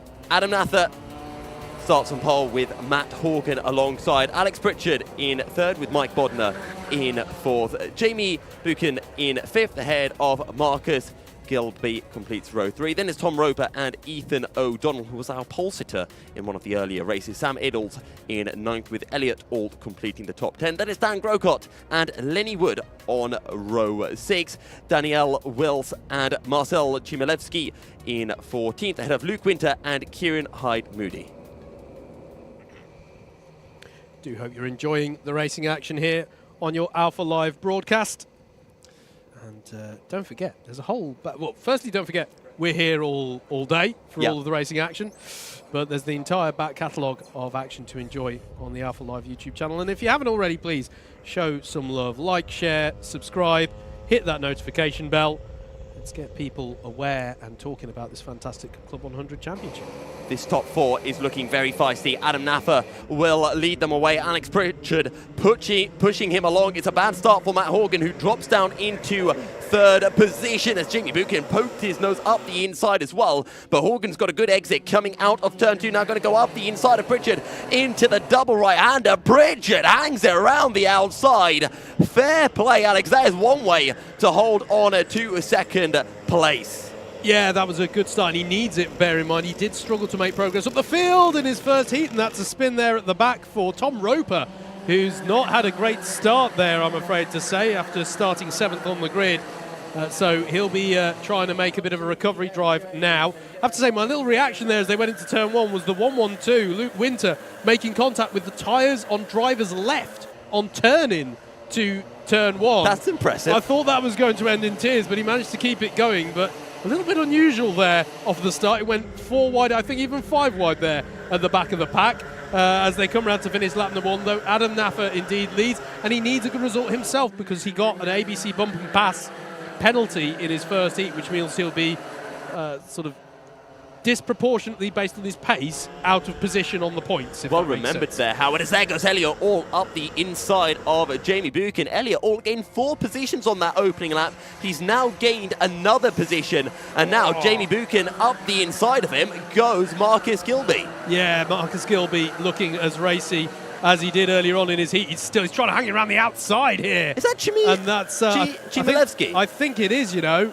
It is Chmielewski, so he's having a good run here as well through this, I call it the final corner, even though technically turn 12 is the start-finish straight. Look at this. This isn't a sped-up formation lap, I promise you. This is everyone battling away. Lenny Wood coming to the fore here as further up the road. Who was that going side by side? Chmielewski and Buchan, was it? Yes. Into turn 2 they go now. They're still sorting out their differences, as it were, as Dan Grocott challenges Lenny Wood and gets through there. Does the driver of the number 75, so that's Grocott up to 9th place. Well, this has been a rather exciting start to the race. Adam Naffer leading by a second from Alex Pritchard with Matt Horgan directly behind. Then comes Elliot Alt and now Marcel Chmielewski in 6th place. And I've been told that apparently Marcel's grandmother from Poland is watching as well. So Marcel did ask me to say a little hi. So hello, Marcel's grandmother. We hope you're enjoying watching the racing. So as we cross the line once more, what's the pace looking like? It is very quick from Alex Pritchard, a 51.6, putting to bed, I think, the doubts that he might have had himself from his opening heat of the day. Yeah, I mean, we've seen it a few times already this season. I think it's a very competitive Class 2 that we have this year. I mean, it always is, but I think it's actually one of the toughest fields we've had in a while for Class 1 runners to sort of, you know, they don't just automatically get on up the field. Sometimes it is a little bit difficult, and this is the response that Alex Pritchard needed to keep his points tally strong and keep open the prospect of getting onto that A final grid, as he would dearly love to do later on today. We'll see whether Adam Naffer can keep these two behind him, because Pritchard is closing in with 3.5 minutes on the clock. This isn't going to be a walk in the park for Adam Naffer. He is going to have to potentially do a little bit of defending, as Chmielewski with a fastest lap of the race, a 51.5 as well. Absolutely rapid. Yeah, really pushing hard here at the moment is the driver of the number 26. As the driver of the number 4 and the driver of the number 29 in the form of Alex Pritchard and Matt Horgan, our two Class 1 runners in this race. Trying to chase down the number 12 of Adam Naffer, who's in the midst of a really strong season at the moment. This would be, if he can hold on to it, his 4th heat win of the year, and he leads Class 2 standings at the moment. So, as I was saying earlier on, with the very competitive nature that we have to Class 2, that is no mean feat right there, as there's a penalty shown to Dan Grocott. That's going to be for contact. That's from the driver currently residing in 8th place. Chmielewski continues to set the timing screens alight, 51.4, and he's now less than half a second behind Elliot Alt. We can see him in the corner of our shot behind these three. So Elliot Alt with the blue, white and orange helmet, and Chmielewski with the white helmet, as there goes Marcus Gilby up the inside of Jamie Buchan. Yep, absolutely. He's been, and I can see out the window, he's managed to make that move stick. Sorry, that's Dan Grocott. So Grocott got through, yes. And that is now Gilby fighting back. Apologies. Yeah. Are we going to see a move from Chmielewski into the hairpin? We absolutely are. Sends it late. Elliot Alt thought he had it covered. He then opened up the door, and Chmielewski said, "Don't mind if I do. Here I come." Yeah, driving really well at the moment is Marcus Chmielewski. Quick look over the shoulder to see whether there is a counter-attack coming from Alt, but there isn't for now. Oh, he is defending this. Oh, yeah, he definitely feels the need to just cover off a few more corners, doesn't he?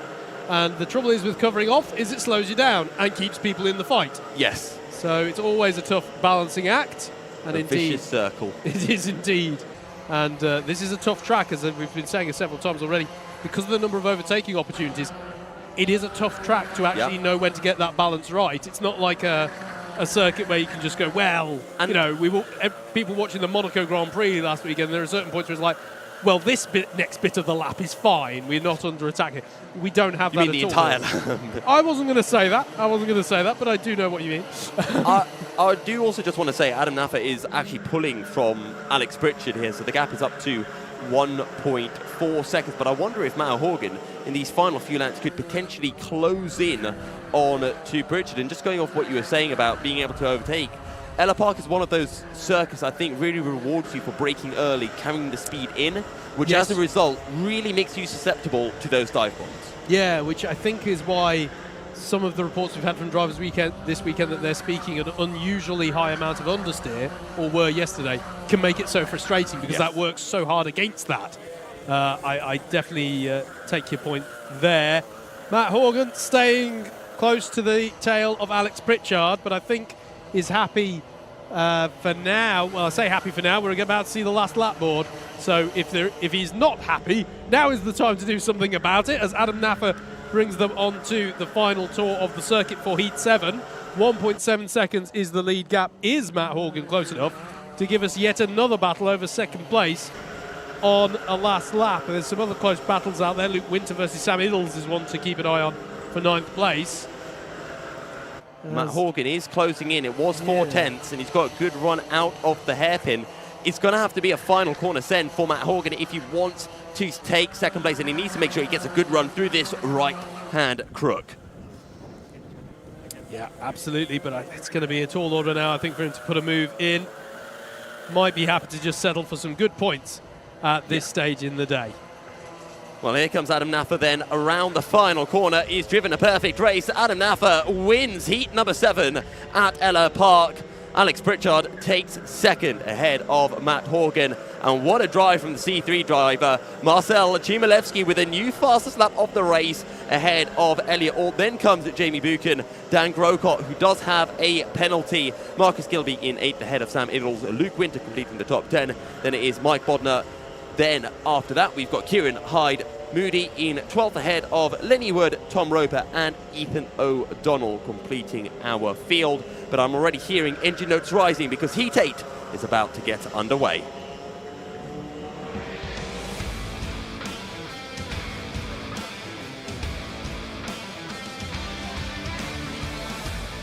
Let's take you through the grid then for heat number 8. This is an interesting looking grid. Tim Penny starts this one on pole with Alexander Lamin alongside him. Adam Wright and Steve Lindley are row number 2. Then it's James Johnston and Yusuf Sahajodo on row 3. Row 4 is where we will find Miguel Hall and Matt Salmon, who took the heat win earlier on. Dominic Valance and Jack Giles rounds out your top 10. Joe Wright and Jonathan Wilson are row 6. Kevin Taylor-Beebe and George English are next, with Rupert Rickson and Ryan Pellon on row 8, and Christopher Cook rounding out an interesting 17-kart grid there, Yusuf. 4 C1s at the front of the grid. That's going to be absolutely fantastic. And let's not forget, Joe Wright was very, very quick in the number 11 kart earlier on today, so don't discount him out, because those C1s are going to be absolutely killing each other. I would be very surprised, figuratively, I'd be very surprised if we finish this race with none of them getting a penalty. Going to be interesting, isn't it? You've got some other drivers in as well in there. As I say, Miguel Hall, a key player in Class 2. You've got Matt Salmon, who took that heat win earlier. This one could be interesting for 7 minutes of racing here. Takes us to the 2/3 mark in our heavyweight heats today. Away we go. Tim Penny will lead them away in the number 6. It's a good start from the pole side of the grid. Adam Wright is going to pull alongside Alexander Lamin. As there's a double spin there, an unusual second spinner there, off in sympathy there at turn number 1. They're still side by side for second place between Lamin and Wright. Wright is going to come to the fore there in the green helmet. You can see there the number 3 driver as they peel out of turn 5 for the first time. 2 wide, even 3 wide on the exit. Steve Lindley there looks to no, he's retained that 4th place. So all the Class 1 runners have remained where they started on the grid. But James Johnston is keeping them very honest as well. You can see him there in the green helmet. Oh, someone's absolutely clattered that tyre barriers coming out of the crook. Oh, yeah, I can see it out the window, actually, that's happened. I mean, I hate those tyre barriers as well, but I think that's a bit excessive. It is a bit excessive, and it's also not within the regulations as they come round to finish lap number 1. Tim Penny leads the way as he did at the start. I think it was no, your spinners were Kevin Taylor-Beebe and Ryan Pellon. So those two, unfortunately, on a little bit of a recovery drive from now on in this one. Tim Penny under plenty of pressure from Adam Wright. And is Adam Wright going to go down the inside? I can just see out the window. He's gone for it. There's a challenge for the lead here. There they are, side by side, you can see. And Adam Wright is through the 3, past the 6, and up into the lead of this one. Nice little move there from Adam Wright. Alexander Lamin still in 3rd place. Steve Lindley in 4th. I think I saw Miguel Hall has got by on James Johnston now. He did. It was a really good send up the inside into the hairpin. So into turn 4, he made that move work. Now, if you're Tim Penny, you just have to sit behind Adam Wright and just try to follow him along so that Lamin and Lindley can't close in. And maybe in the final few laps of the race, you can have a go to try to reclaim the lead. Absolutely. Adam Wright, I often think of him as the king of consistency. He's always up at that sharp end of this championship. And it's just because he keeps on rattling off stellar results. And every single season, he is a force to be reckoned with in this championship. And right now, he's pulling out a bit of a comfortable gap here over Tim Penny. And that's no mean feat, because Tim Penny is quite handy in these here Club 100 Rotax karts. So I'm just trying to see what cone warnings we've got. Jack Giles. So I'm going to guess it was Jack who absolutely mullered the tyre stack, as we've got a few karts going side by side heading into the hairpin. And there is Steve Lindley going wide. Was there contact with Miguel Hall, who's looking very racy? James Johnson's going to take that as an opportunity to tuck in behind Lindley and go up the inside of Miguel Hall into turn one. Pulls off the move well. Miguel Hall trying to take a tighter line through the opening corner and is somehow alongside Johnston.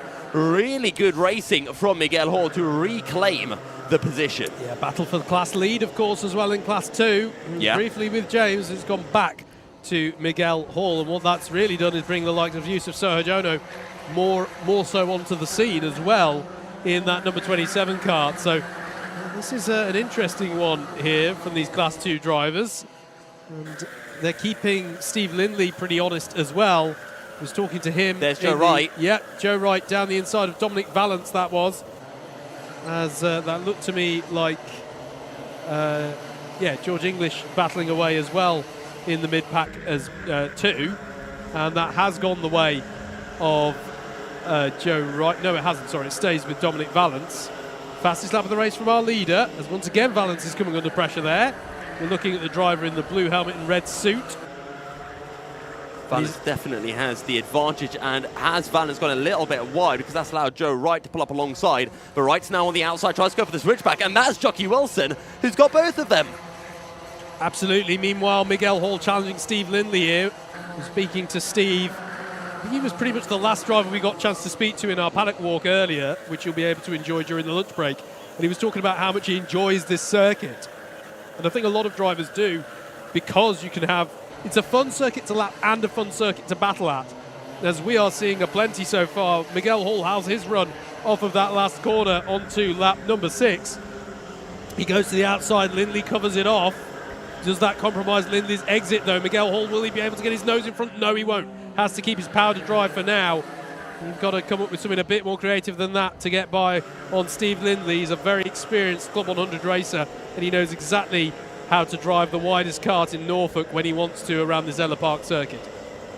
Lindley holds on to 4th place. Your top two still separated by 0.6 of a second, with Alexander Lamin a further half a second back. And Miguel Hall, how do you go for this move? Because if you're James Johnson, you don't push Miguel Hall along. He's your C2 competitor. As much as you might want to clamber your way up through the field, it's more important for your championship anyway, especially with Adam Napper picking up a heat win earlier on today, to make sure you do well compared to your C2 competitors. As we have a penalty for Joe Wright in the number 11 car. He's currently running in P8. And I have seen Jockey Wilson drop down the order, so I'm going to assume there was contact between the pair of them. Yeah, not sure. It's a contact and not, say, a contact advantage by contact. I think so he's had 3 contact warnings, okay. and that's got the penalty. Yeah, no, you're right. You're right. So, yes, it absolutely could be related to that. As still this battle carries on over 4th place. Miguel Hall not able to find an opportunity to go for the move here. As Lindley again goes defensive here into the hairpin. Have to say, by the way, we've had several heats so far today where there's been a big gap, and there's the look from Miguel Hall. He's going to need a good run off the corner, though, and I'm not sure he's going to do it. He has to slot back into second again. James Johnston all over the back of Hall as well here. Johnston's just waiting. He knows that something's going to happen. He knows he's going to get that opportunity. And Miguel Hall did hit a cone, presumably into that final corner, and that is where he's got that warning for. So he can't hit another one, otherwise he will get a 1-position penalty. Yeah, I do want to acknowledge that the lead gap so often today has been quite significant with the lead. Adam Wright being kept very honest at the moment by Tim Penny. This one is not a done deal yet by any stretch of the imagination, as they'll see the last lap board this time around, as once again Steve Lindley positions his kart perfectly to deny the opportunity for Miguel Hall, and is that going to give James Johnston an opportunity on Miguel Hall here? It is the last lap board that gets shown. Adam Wright just has to bring it around one more lap of the race. I have to say, Tim Penny has brought the gap down quite significantly. Lindley has indeed gone wide. Good spot there. But again, Miguel Hall just does not have the overspeed. Behind them, I think Sergio Jono and Jack Giles are doing battle as well. As Adam Wright, just for reference, is going through the middle S's now. There he was just on your shot there, turning in himself, Tim Penny. And Alexander Lamin's had a quiet one. Now, is this the opportunity finally for Miguel Hall? Yes, it is. Prizes that door open, and James Johnston's through as well, and Steve Lindley's got to be careful because on the inside is Sergio Jono as well, but he's able to stem the flow in that sense. As Adam Wright is coming out of the last corner now. He's controlled this one beautifully throughout. Adam Wright bags the 25 points for the heat win in Heat 8 here at Ellough Park. Tim Penny finishes second, Alexander Lamin in third, and it's Miguel Hall who will feel quite accomplished there for finally getting the move done there of fourth place. James Johnston in fifth, Steve Lindley still with some great defensive driving there, and it gets some good points there in sixth. Joe Wright in seventh, but has a contact penalty to be applied. Jack Giles in eighth. Ninth for Jockey Wilson, and Yusuf Sergio rounding out your top 10. Yeah, Rupert Rickson in 11th ahead of Dominic Valence, Matt Summon and George English. Then comes, well, I was going to say more, but our timing stuff updated, which is a perfect chance for us to move on to heat number 9 of the day.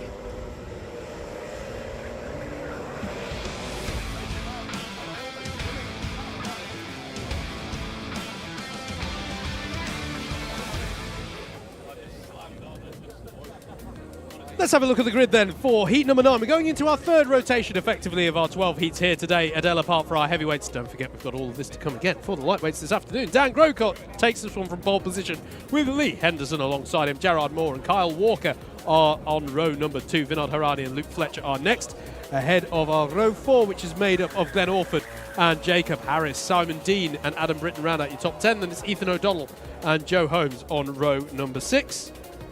Will Emerson and John Paragon are next on row 7. And then it's Marshall Chmielewski and Luke Winter rounding out your 16 kart grid for this one. Do hope you're enjoying this coverage, this Alpha Live broadcast of round 4 of the 2024 Club 100 Sprints Championship, the Senior Sprints Championship as we should formally call it, to differentiate it from our Club 100 Cadets and Juniors, which also has Alpha Live coverage for various rounds throughout the season. We're getting ready for Dan Grocott to lead us away with the 75 kart. Away we go. It's a strong start from the pole side of the grid. I think the anti-pole side were caught a little bit napping, but they're fighting back as they come into turn 1. It's a bold start from Kyle Walker, who was looking to duck to the inside. How has that one played out for him? It's played out very well. He's up to third place. He's up to the lead, isn't he? That is Kyle Walker up to second, excuse me, yes, because it's the 60 of Gerard Moore, who's had a great start as well, to get up to the lead. So the second row of the grid have both managed to manoeuvre up into first and second place. Well, a very good start then. Dan Grocott going a bit wide. I saw Lee Henderson. Oh no, Lee Henderson's dropped right down the order. I saw him get squeezed wide through turn 1, but there's been some drama through the double right hand, and Kyle Walker's going to go for the send up the inside. Of course he is. Kyle Walker on the opening lap of the race will move from 4th position up into the race lead, and now from here he's got to be thinking, at least in his head, it is plain sailing. Head down and just take this race win. Yeah, pulled alongside very late in the manoeuvre there. Gerard Moore did very well to give the racing room and not turn in and cause an incident there in some ways. So good racing respect from both drivers there, which sees the 109 of Kyle Walker, Class 2 champion from last season, up into the lead of the race. Let's not forget as well that Joe Holmes is in this race. Kyle Walker knows that Joe Holmes is in this race, and he knows that Holmes is going to be hunting him down. He beat Joe Holmes last year in the Sprint Championship round at Ellough Park. He'll be looking to do the same again. Joe Holmes, though, is up into a 4th position, I believe. and we'll see how much further up the order he can go. But Holmes is very quickly, as there goes Adam Breton trying to go for a move up the inside of Glenn Orford. That doesn't work into the final corner, and that's now compromised Breton, and is allowing Will Emerson to challenge him on the start-finish straight, as we see Joe Holmes exiting turn 1, looking to the inside of Dan Grocott. Is he far enough up the inside? He is indeed. Well, it'll make the move work regardless. Joe Holmes now up into 3rd position and is wasting no time in carving his way up through the order. Yeah, absolutely.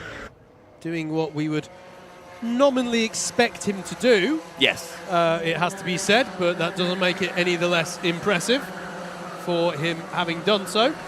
Now starting to put pressure on Gerard Moore, the driver of the number 60, who's been driving well so far today. But he's going to have his work cut out trying to keep the defending champion behind him. And indeed, there is a pass. And does that leave Moore exposed to attack from our pole sitter in the form of Dan Grocott in the 75? He thinks better of it for now and holds station, but is he going to get the switchback move out of turn 1? No, he's not. It's one of those corners, turn 1, where you really can run side by side and have parity of drive off of the corner, having taken different lines. It's one of the things that sets us up for such good battles around this circuit. Absolutely. I've never actually tried to go side by side with anyone through the opening corner yet. I'll try that one later on today and see how that goes. But we now have this battle on for first place between Kyle Walker, Joe Holmes. Joe Holmes into clean air, less than 4 minutes to go. But the advantage is with Joe Holmes, because he's the driver chasing. When you've got that car in front of you, someone to focus on, someone to hone in on, it helps you find that 1 or so tenth a lap. Kyle Walker, he has a look over his shoulder. He knows who's coming for him. Yeah, I think he does. Oh, 50.9. This is really impressive stuff from Joe Holmes. We're going to get a battle here, if he can catch up, that is, between our reigning champion in Class 1 and our reigning champion in Class 2.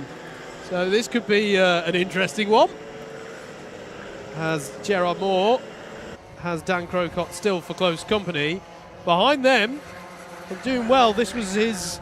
one of his, I don't know if this is his mid-pack starting position or the lowliest starting position for Jacob Harris, but he's up to 5th place in this race. So he's driving well there. There is Gerard Moore, and you can just see Jacob Harris starting to come up onto the back of them. And he's bringing the likes of Glenn Orford and Luke Fletcher along to the party. In fact, that's a change, isn't it? On this lap, Glenn Orford has got by on Luke Fletcher as a 50.922 is set by Joe Holmes in his pursuit of Kyle Walker.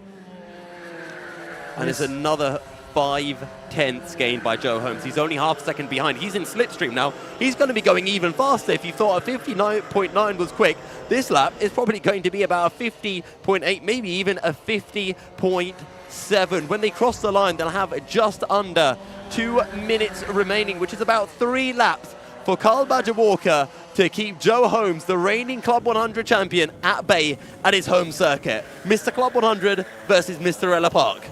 There you go. Going to be an interesting one. We've got plenty of time to still run on this as well.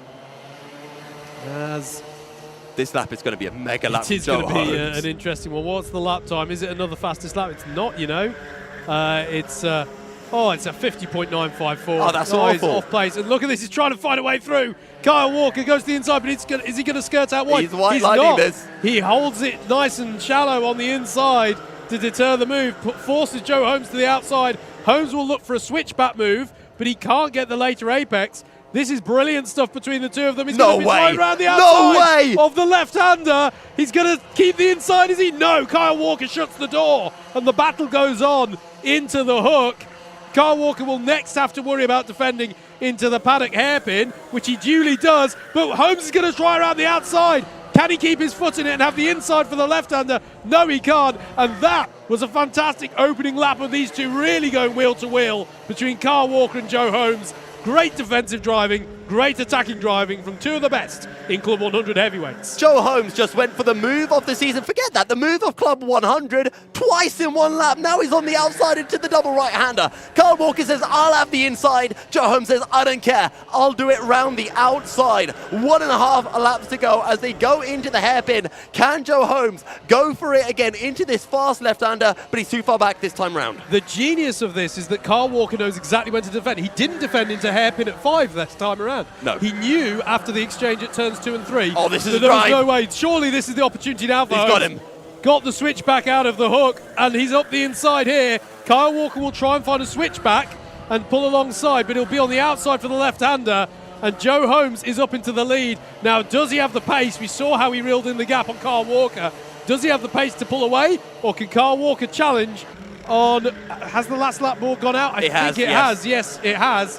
So, last lap, can Kyle Walker mount anything of a counter-attack here on Joe Holmes? I don't know if you spotted, I don't know if any of our viewers spotted, but it was really smart from Joe Holmes on the back straight. Kyle Walker wanted to squeeze Joe Holmes over to the inside. Joe Holmes squeezed Kyle Walker to the outside so he could get a better run. If anyone can go back and wants to look back at it, you'll see Joe Holmes just muscling Kyle Walker. Really, really smart stuff. But here we go. 2, 3 more corners remaining for Joe Holmes, and what a battle this one has been. Yeah, Dan Grocott versus Glenn Orford is a good battle in amongst the Class 2 runners. You can see Glenn Orford here. Actually, no. Glenn Orford's now having to defend against Jacob Harris and Adam Britton. But it's going to be Joe Holmes who takes the win. We see it very often, but he had to fight for that one, did Joe Holmes. Kyle Walker in second place ahead of Gerard Moore. And just about it's Dan Grocott who crosses the line ahead of Glenn Orford. Jacob Harris in 6th place, Adam Britton in 7th, ahead of Marcel Chmielewski. What a drive from Chmielewski. Didn't mention that. That was from the penultimate place on the grid. So brilliant drive up to 8th place ahead of John Paragon, also a good drive. And Luke Fletcher to round out your top 10. Oh, that was a good one, wasn't it? That was absolutely fantastic. We're going to take a much needed break, and we'll be back in about 10 seconds time with heat number 10.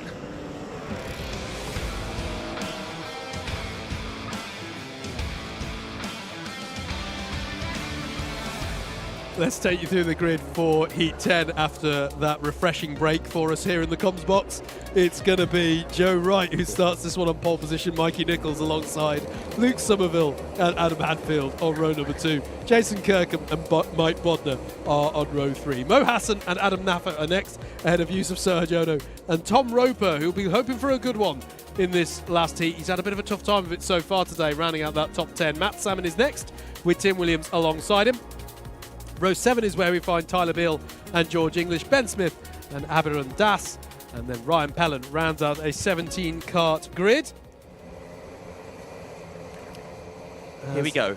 3 more heats remaining today, 10, 11, 12, and then we'll be jumping into our C, B, and A finals. Mikey Nichols and Joe Wright have been very quick today.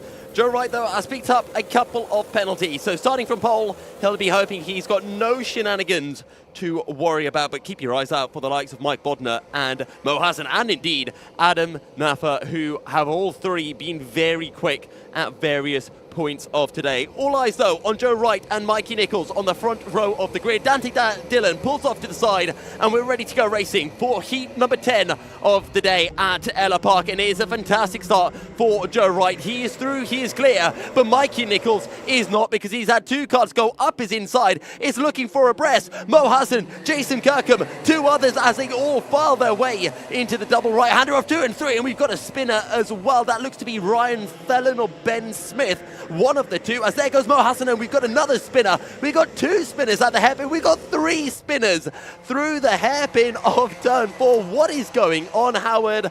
I don't really know. I think one of the spinners is Luke Somerville, which is costly for him because he started 3rd on the grid. So that's not what he would have wanted from his prime grid position. Remember, random grid positions means that you're going to have at least one that's towards the front, and this was his opportunity. So costly moment there for the driver of the number 32. Might make him one to watch as we get into the finals, because he'll want to get the promotion spots, which we'll get onto in due course. Mikey Nichols, though, challenging on Joe Wright for the race lead and gets through up into the race lead. The driver of the 36 to the lead, Adam Naffa, having a look as well, but can't make anything of it. In turn, Mike Bodner has a look, but can't make anything of it. And Mo Hassan has a look, but can't make anything of it. So there's a lot of looking there is at the moment, and Adam Naffa thought about going up the inside of Joe Wright, but he remembered what happened a few heats ago where he went too far. He ended up hitting the car that was 2 places ahead, and he got himself a 4-place penalty. None of that this time round from Adam Naffa as they head, as that's Mo Hassan going up the inside of Mike Bodner. Pulls off the move as well through the crook, but can Bodner fight back? As there goes Naffa up the inside of Joe Wright. That time it was clean from Adam Naffa, and up into 2nd place he goes, and now he can begin the hunt of Mikey Nichols at the front of the field. Absolutely. This is a good little top 6 then that's developed here. And you know what? 7th place is Tim Williams, who's setting the fastest lap of the race to try and join the party. So this one could come to a boil quite nicely, this anti-penultimate heat of our heavyweights. Considering that we're in the middle of nowhere, Howard, we're having a lot of parties with a lot of people being invited to them. Yeah, absolutely. Absolutely. No offence, people of Beccles. I'm sure it's a lovely place as well, but Don't worry, they're well aware they're in the middle of nowhere. We're in Norfolk. We all know it, unless you're in Norwich. It's a peaceful part of the world, I'm going to say, diplomatically, as Mo Hassan has a look at Joe Wright there and makes the move stick. The number 30 ahead of the 11. Jason Kirkham's having a pretty good drive as well, currently up in P6 on the back of Mike Bodner. And now it is Nafa and Hassan trying to hunt down Mikey Nichols last time around. 51.8 for Nichols, 51.7 for Nafa and Hassan. Sorry, that was a real look from Hassan on Nafa there. I thought he was going to go down the inside of turn 2, which would be a bold move. And it's probably for that reason that he decides instead to go for hairpin 5, turn 5 hairpin instead, and makes the move stick. Great driving from Mo Hassan. Brilliant move. And they'll now try and work together, one would have thought, to pull in Mikey Nichols if they can at all manage it. Tim Williams is coming up onto the back of this. You can see him there in that number 7 cart. Fancies his chances. Jason Kirkham, as it currently stands, will be his first driver to attack. But it's going to be a difficult pack for him to get through here. Can't just pick them off. Well, he can pick them off one by one, but it's a little bit difficult because they themselves are trying to have a battle. For example, Mike Bodmer there had a very earnest look at the number 11 of Joe Wright, but thought better of it. I've got my first bad joke of the day, Howard. Why did the racing driver get told to work from home? I don't know. Because he couldn't work together. That is amazing. Or they couldn't work together. There's room for improvement. I just thought of it off the top of my head. Apologies. No, there isn't. Don't turn off the stream. No, that's the thing. You advertise it as a bad joke. There isn't room for improvement. Perfect. That's the point. Yes. That is the point. That was a fantastic bad joke. Well done. Thank you, Howard. As the battle for second place. Talk about a backhanded compliment from me there. As the battle for second place comes through to finish lap number 5. And here is Tim Williams now on the scene. He'll look for an opportunity past the 55 of Jason Kirkham. Here's your battle for the lead. It has been good working together from Mo Hassan and Adam Nafa. Particularly Mo, actually. He's got a few kart lengths now over Nafa. And he's able to challenge the 36 of Mikey Nichols. I know Mo Hassan has won heat before, I'm pretty sure. I think he won one at Buckmore, if I recall correctly, and now he's challenging on the back of Mikey Nichols.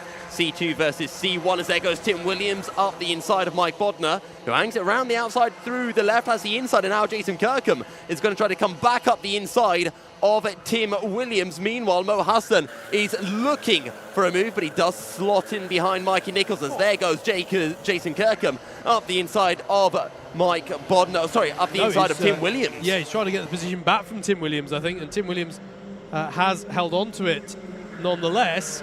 Yes, in fact, if Mo Hassan doesn't win this race, this will be the first round of the year where he hasn't won a heat. Really? Such is the nature of his season so far. No pressure, Mo. It's fine, he can't hear me. He'll be listening back to this. Yeah. But to be fair, he's you say no pressure. It is he who is applying the pressure at the moment. And fair play to Mikey Nichols, he's absorbing it well. As further down the order, this is the battle with the... Was that Ryan Fallon? 1 or the 91? It was Admiral Das and Ryan Fallon. I think you might be right, as there's a nice move from Tim Williams on Mike Bodner for 5th place. As they will come out of the last corner. Yes, he's held on to that position, I can see out the window. As look at this, Mo Hassan has a little look to the inside, but thinks better of it. He's got 2 laps to do this. It's a good run. It's a good run for Hassan. Nichols is going to try to cover the inside, but Mo Hassan is definitely going to go for this. Little bit of contact, but Hassan has the inside. Still, Nichols tries to fight this. Wide goes Hassan. Nichols is now back ahead, but Hassan has the inside line. What's Adam Nafa going to do in all of this? He wants to get involved. Up the inside of Nichols he goes, but Nichols with the wider line should be able to carry more speed and pull back clear of Adam Nafa, and indeed he does, but it is Mo Hassan who moves to the front in heat number 10. Heart in the mouth stuff, but lovely stuff to watch as Mo Hassan gets to the head of the field. That was beautifully judged and a very bold move through turns 2 and 3 and managed to just hang on to it, as that is a slow-moving Tyler Beale in the 107. So he's going to hope for better things in his next race. On to the last lap then comes Mo Hassan. I think he heard us. He was like, right, I better win one then, hadn't I? But he's still not out of the woods yet. Plenty of pressure from Mikey Nichols and Adam Naffer on this last lap. Joe Wright still running well in 4th place, but does have Tim Williams as well to challenge him, so it's not all done yet. Oh, Hassan's defending. He's gone really wide, and that's opened up the door for Mikey Nichols. Side by side, and here comes Adam Naffer as well. Naffer from 3rd to 2nd, Hassan from 1st down to 3rd. Is there any room for Naffer to maybe go for a move? No, he has to sit in behind Mikey Nichols, and maybe Mo Hassan can go for an overtake. Mikey Nichols looks to be clear late on the brakes from Adam Naffer, and closing in is Joe Wright. Yeah, brilliant stuff from Mikey Nichols. Read that one beautifully, and he's going to be rewarded for it with a heat win as he crosses the line. Had to fight for it, but Mikey Nichols takes the win. It's Adam Naffer in 2nd, Mo Hassan in 3rd, Joe Wright in 4th, Tim Williams in 5th, Jason Kirkham in 6th with the fastest lap, Mike Bodner in 7th, ahead of Ben Smith, George English and Tom Roper to round out the top 10 in what was a fantastic heat race there. I loved the finish to that one. You could just sense that it was. It's interesting how the first few heats we had quite dominant wins. Yeah. All things considered, and now people I think are gaining confidence. You're starting to get more parity amongst the field. Interesting to observe that. But well done to Mikey Nichols. Heat 11 is up next.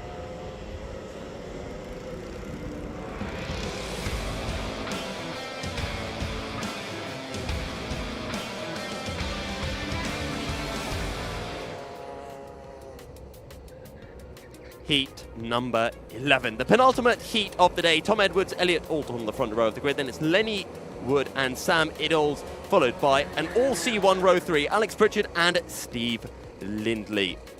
We then move on to another all C1 row with Alexander Lamin and Tim Penny on row number 4. Then comes Toby Smith and Miguel Hall, ahead of Steve Bosley and James Johnston. Christopher Cook and Kevin Taylor-Beebe make up row number 7, with Danielle Wells and Shuayu Wu completing the field.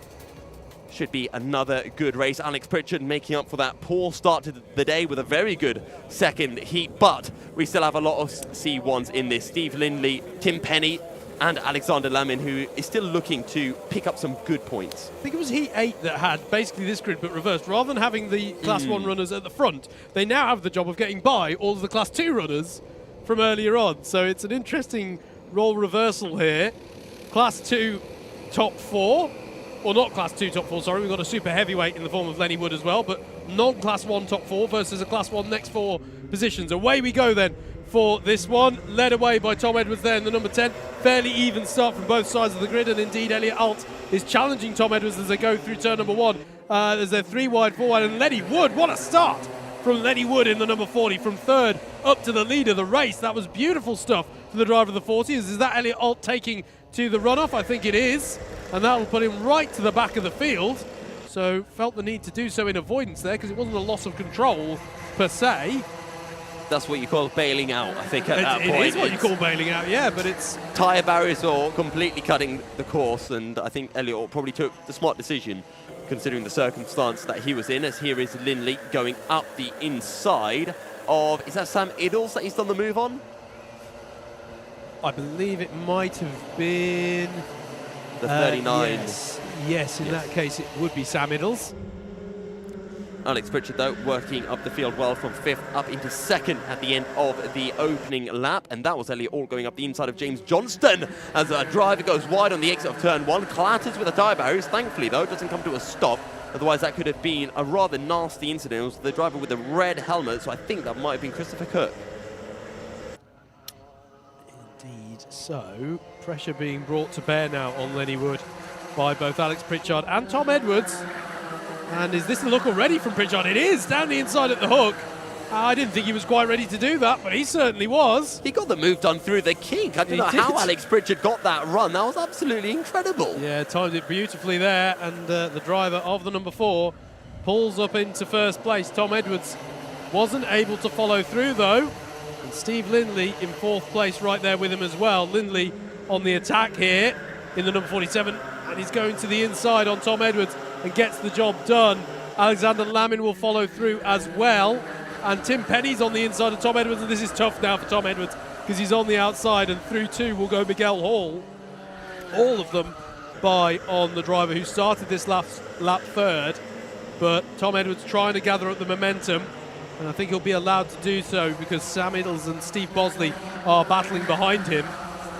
But tough few corners that for Tom Edwards. Lindley trying to go up the inside into the crook, bit of contact between them, but they're able to run side by side on a corner exit. Edwards now on the outside, holds on to the position, and that looked to be Alexander Lamin, who now tries to find a way through on Lindley as well. Yeah, well, we saw some great defensive driving from Lindley earlier on. Now we see some good attack driving from him. Challenging up the order here and confirmed at the third place at the end of lap number 3. There was also a penalty for Elliot Alt on the last lap for an ABC bump and pass. So that's going to be 4 positions as Lindley goes up the inside of Lenny Wood. Wood is now wide, but Lindley is critically through. And Tim Penny, the 40 goes very wide, rejoins, almost collides with Tim Penny. That could have been really bad. Yeah, Lenny Wood there going off over the grass. I promise there's no rule about pulling a joke of that. We just happen to have seen drivers going off there a few times in this one. Need to be careful, of course, when they do so. But on both occasions, to my mind, they've not gained any form of advantage. But that is something, obviously, that the clerk of the course will be wanting to see observed. I just realised we've seen Lindley do the attacking driving. It's back to defensive driving, and it is against Miguel Hall again, who had this fantastic battle with Steve Lindley just a few heats ago. Yeah, absolutely.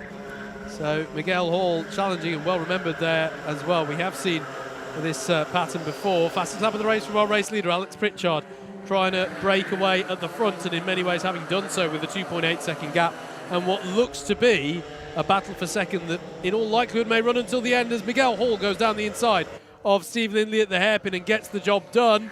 Can Tim Penny do anything with that? He can't for now. But good move from Miguel Hall up the inside. Textbook overtake late on the break. Steve Lindley hadn't gone into full defensive mode by this point, and now he's trying to attack back there side by side. Bit of contact. Tim Penny is now going to pull alongside and pull through on Steve Lindley. So Lindley's dropped from second to fourth on this lap. It's not the lap that he would have wanted, but maybe Lindley can fight back as Tim Penny and Miguel Hall almost certainly are going to begin to squabble for second place. Alex Pritchard is gone. He is very, very gone at the front of the field. Over 3 seconds clear. Tim Penny's looking for a move on Miguel Hall. No, surely not. Not into the double right-hander, too far back, and sensibly slots in behind. Yeah, absolutely. Good battles going on behind them as well. Steve Bosley, you can see there with Alexander Lamin, and then everybody else in Norfolk battling over the rest of the positions. James Johnson actually there on the outside of Sam Iddles, that is. And the likes of Tom Edwards and Lenny Wood back in this pack as well after somewhat compromised races. Bit of contact there. James Johnston going into the back of, I believe, that was Kevin Taylor-Beebe. And he got the move done, so actually, I'm not as sure, but there might be a penalty. In fact, it might have been Elliot Alt. I'm not too sure, but there was a bit of contact, and I saw a penalty for Steve Lindley.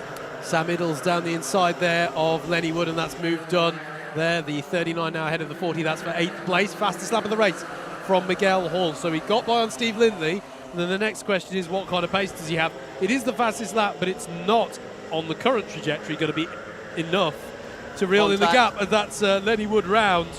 I have to say, I think that was Lenny Wood's own fault. Johnston on the inside, and I think that was just Lenny Wood not seeing him turned across. Okay, and spat himself out. But okay, we'll see what the stewards say, because they're far greater men than I am. Not indeed, not our call tomorrow. I didn't see that. I only saw the end result, unfortunately. I was checking the timing screen to judge how Miguel Hall's pace was versus Alex Pritchard, and at the moment Pritchard, I think, has enough in hand, but that will not stop Miguel Hall and Tim Penny giving it their all to try and reel in the gap. And, you know, if it doesn't go right, then we can always be treated to a second place battle on the last lap, because we've not had enough of those today, is my feeling, you know. We're on heat 11 and we've only had 10, but a slight exaggeration. You know when Formula One fans say, it's so boring, Max Verstappen always winning? Well, no, you can still have really good battles for second. I still think that's really exciting, personally. It is, but we've also had some great battles for the lead so far today, actually. Yes. I think it bodes very well for the finals later on, which we are getting quite close to now, don't forget.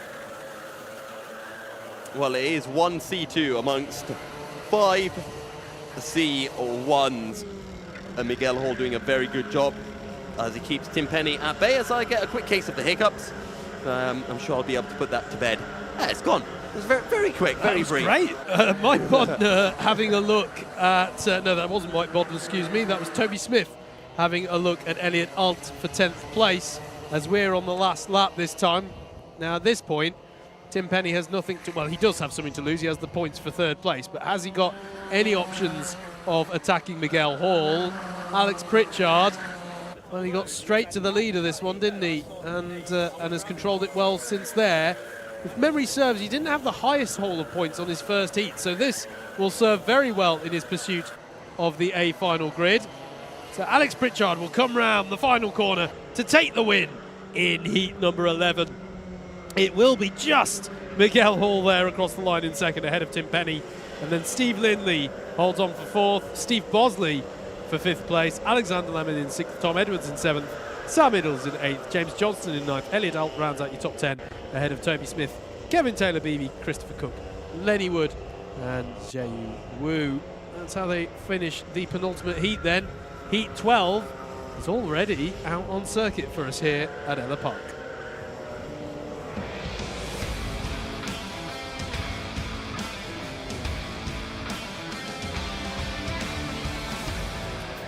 Let's look at your grid then for the heat. The last of the random grids. After this, everyone's grid position will be based on merit through the heats. Kurt Holmes will start this one on pole. Jack Giles alongside him. Jonathan Wilson and Dominic Valance on row number 2. Row 3 will be Adam Wright and Scott Parker. Row 4 is where we find Matt Horgan and Samuel Bensley. Marcus Gilby and Heinrich Watson-Miller are on row 5, with Patrick Seckinger and Jamie Buchan showing on row 6. Then it's Archie Adkins and Kieran Hyde-Moody. And Eddie Lonergan and Rupert Rickson are on row 8 of what I assume will actually be, based on what we've seen so far, a 15-kart grid, because I'm not expecting that 82 of Patrick Seckinger to actually take to the circuit. We've not yet seen him on track. Howard, I don't want to take any suspense out of this race. Okay. Do we reckon Kurt Holmes is going to win? He's in the pound seats, isn't he? But he's got some good competitors there, because Adam Wright has also taken a heat win. He has actually. I forgot about that. And starts there on row number 3. And, you know, Jonathan Wilson and Dominic Valance have had some good battles as well. And actually, Jack Giles I've seen getting his elbows out as well. So he's the smart money would be on Kurt Holmes. But as ever in Club 100, it's not a done deal. Let's see how it goes then. The number 2 is Kurt Holmes. He's your pole sitter, and away we go for 7 minutes of racing. Good start from both sides of the grid, and Jack Giles is taking the fight to Kurt Holmes round the outside at turn 1. It's going to be a strong move if he can make it stick, and it can't quite stick by the time they get to turn 2. Jonathan Wilson tries to go around up the inside, I should say, and he gets that move done. And Adam Wright is by on Jack Giles as well. And Jack Giles is round. Jack Giles is round, and the 14 of Marcus Gilby has to go right round the outside to avoid it. And so that's a costly moment for both of those two drivers. Kurt Holmes leads, Jonathan Wilson up to 2nd, and Adam Wright has had a strong start there, up into 3rd place. And Jack Giles has a penalty for a jump start as well, so it is just insult to injury for the number 44 kart. But Matt Horgan has had a really good start from 7th up into 4th position. He's got the number 20 now right behind him of Scott Parker, but there are your top 3. Almost nose to tail, and Jockey Wilson doing a good job from 3rd up into 2nd. We'll see though whether he can stick to the back of Kurt Holmes over the remaining 6 minutes of this race. Absolutely. And to be fair, and there's Adam Wright having a look to the inside of Wilson at the hairpin of turn 5, and that's job done. So now this is exactly the situation. When you asked me that question, Yusuf, yes, this is exactly the situation that I was intrigued to see. If Adam Wright could get to 2nd, yes, early on, what's the pace going to be like? Don't get me wrong, you were right in your analysis completely. Kurt Holmes would very much be where the smart money was, but this could be interesting now. What pace does the driver of the number 3 have relative to our leader? Well, at the moment, very good pace, because I think this time around he is actually quicker than Kurt Holmes, despite having had to make that overtaking move. Your fastest lap, though, goes to Heinrich Watson-Miller, 52.0 on that lap. But it is all about Adam Wright hunting down Kurt Holmes. Matt Horgan wants to get involved in this as well, but first he needs to find a way through on Jonathan Wilson, and it's going to be here into the hairpin. There goes Horgan up the inside, contact between them. Wilson goes for the wide line on the exit, and it means that he will be clear of Matt Horgan heading into the left-hander, so Matt Horgan is going to have to go back to the drawing board. Absolutely. Look at this then. There is a challenge on here for the lead. Adam Wright has pulled in the gap, and he's going to go for it. He is going to go for it. Lovely move there into the paddock hairpin. Can he make it stick as they'll come through the left-hander? Yes, he can. Look at that. Nice move from the driver, the number 3. And it is game on for who can win this last of the heavyweight heats here for round 4. So to go back to my question, Howard, what are the chances that Kurt Holmes win this? Not that high anymore. Well, I wouldn't put it past him for him to try and put one past on Adam Wright again. So he's still in with a good shot here. What is Adam Wright's pace like relative to Kurt Holmes? One would think they... Horgan's gone up the inside again of Jockey Wilson into the hairpin. Wilson's going to try to hang around the outside, but he is going to be massively compromised, and that's going to allow Scott Parker to get involved as well. But Horgan is through and up into 3rd position. Absolutely. Scott Parker. And there goes Holmes up the inside of Adam Wright into the hairpin, so he has centre. And that's Adam Wright trying to hang around the outside of the final corner. Adam Wright, there is no way on planet Earth you can make that work, but he's only gone and done it. Adam Wright with a move of the day, round the outside of Kurt Holmes through the final corner. That, I have no words for that, Howard. No words whatsoever. I'll go with wow. We'll stick with wow for now, because that was impressive stuff there. And once again, we're going to be treated to a good battle here. Matt Horgan fancies his chances of getting stuck into this as well, as Adam Wright is wide on exit. He's got the that inside. has opened the door. Kurt Holmes is going to be up the inside of the left-hander, through on the right, and Adam Wright chooses to slot into place.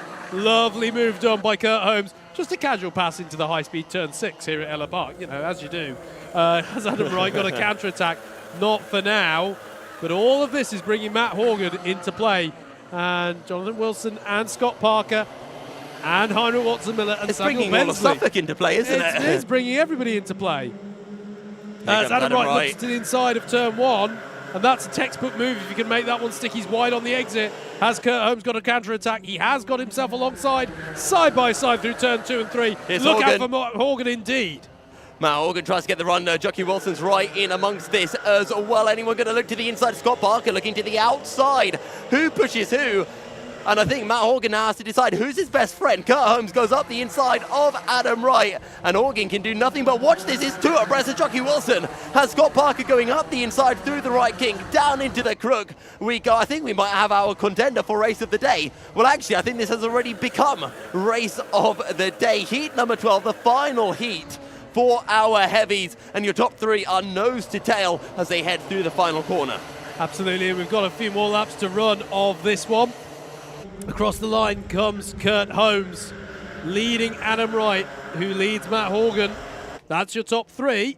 And that is all your Class 1 runners in the field who have got up to where we would, on paper, expect them to get to based on their form. That's essentially as to the inside looks right. Is he going to have to go too deep, though? We've seen it happen before. What's Kurt Holmes run off the corner like? It's similar to what we've seen before. This time Matt Horgan might have the opportunity as well on the inside. Will Adam Wright keep his foot in it? He will.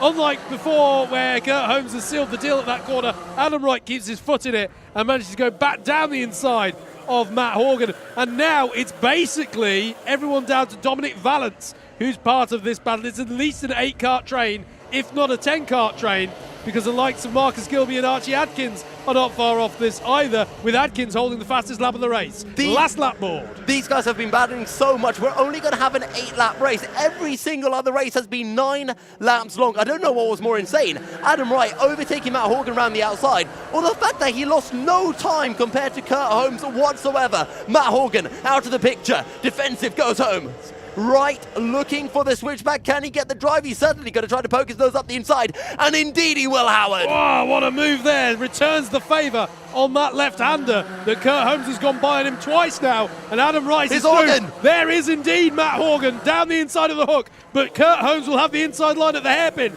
Adam Wright is going to be given the breathing room he needs, and down the outside as well goes Scott Parker on the 29 of Matt Horgan. It's going to be Adam Wright, and Kurt Holmes in second is going to lead Scott Parker home in third. It's a win for Adam Wright, the second of the day. What a race. What a fat fight to the end there. Adam Wright with your win, Kurt Holmes in second, Scott Parker in third, Heinrich Watson-Miller also getting by Matt Horgan on pretty much the last corner there to take fourth. Matt Horgan in fifth, Jonathan Wilson in sixth, Samuel Bensley in seventh, Dominic Valens in eighth, Marcus Gilby in ninth, ahead of Archie Adkins, who still had the fastest lap of that race, which perhaps goes, I don't want to take away from Adkins' pace at all, but goes some way to showing how much they were battling ahead of him there. Kieran Hyde-Moody in 11th, then it was Rupert Rixon, Jamie Buchan, Jack Giles and Eddie Lonergan rounds out your 15 carts. How was that for a nice little appetizer just before we go into the finals, everybody? That was, I agree with you. And we've got some time to digest the race as well, because we don't have to go straight into Heat 13, because Heat 13 doesn't exist. That is a good reason to not go into it, I agree. So we'll have a brief pause here at the circuit indeed, whilst they work out. Obviously, they can't confirm the grids for the finals until they've finished the very last of the heats. So they'll now tot up all of the scores and then communicate the grids to the drivers. So there will indeed be a brief pause here as we look ahead to the first of our finals, which will be... Actually, we'll talk about how they will work in a second. I think it's been a really entertaining set of heats we've had today, to be honest with you, Yusuf. It's been really quite nice. This is why I've been, spreading here on the comms. I've been saying as well during the paddock show as well, this is why Ellough Park is the best circuit, and I absolutely love it to bits. Some absolutely insane racing, particularly in Heat 12. Save the best to last, I think we could say, in terms of our heats. To take nothing away from the other heats. I was going to say, I mean, that's it's not as if that's not against some other stiff competition. I think the battle we saw between Joe Holmes and Carl Walker. Yes. I'm struggling to remember exactly which heat that was, but that was a great battle as well. And but we've seen some drivers, the odd bump and pass penalty here. Some drivers who maybe had a spin or a bit of contact. I think there'll be a few drivers who will feel out of position. Based on their pace. And so we could be looking at quite a few drivers who are competing over, one of my favourite words, folks, the repechage positions. As they're called. That's what they could... Well, Yusuf, you're going to have to give me some English lessons. No, you'll know that word well, because obviously you've read the rule book, and that's exactly what they're called. Yes, I've read the rule book many times. Great. I read it every single night before I go to sleep. Highly convincing there. Repechage is the name given to the promotion spots that the drivers are competing over to get promotion up through the races. You know when you read something, Howard, and you see a word, but you kind of just skim over it, and you just don't realise that it exists. But in the context, you understand what's being said. Yes, but also probably not what you should say about the reading of the racing regulations. As I like to say when I'm on the commentary, don't do as I say, guys. And definitely don't do as I do. But yes, that will be the big story of both the C finals and the B finals here. We'll be looking to see who can get those promotion spots. So there will be a little brief pause here, just whilst we get the C final grids together. But don't go anywhere here on your Alpha Live broadcast of round 4 of the Club 100 Senior Sprints Championships.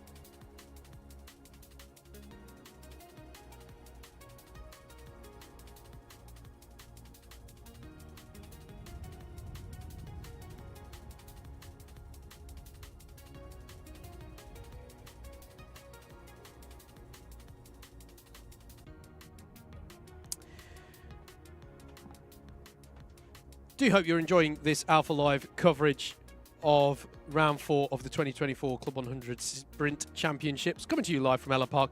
Just to reassure you folks, we're just having a brief pause here at the circuit whilst the grids get finalised for our finals. The C final will be up first, and we're just waiting for the points to get finalised and for the grids to get communicated to the drivers so that the right drivers are getting into the karts here. But no need for concern, just a brief pause here at the circuit whilst we get those grids sorted out. So don't go anywhere, we'll be back soon with, for these heavyweight drivers, the most crucial races of the day. This is where the big points are on offer.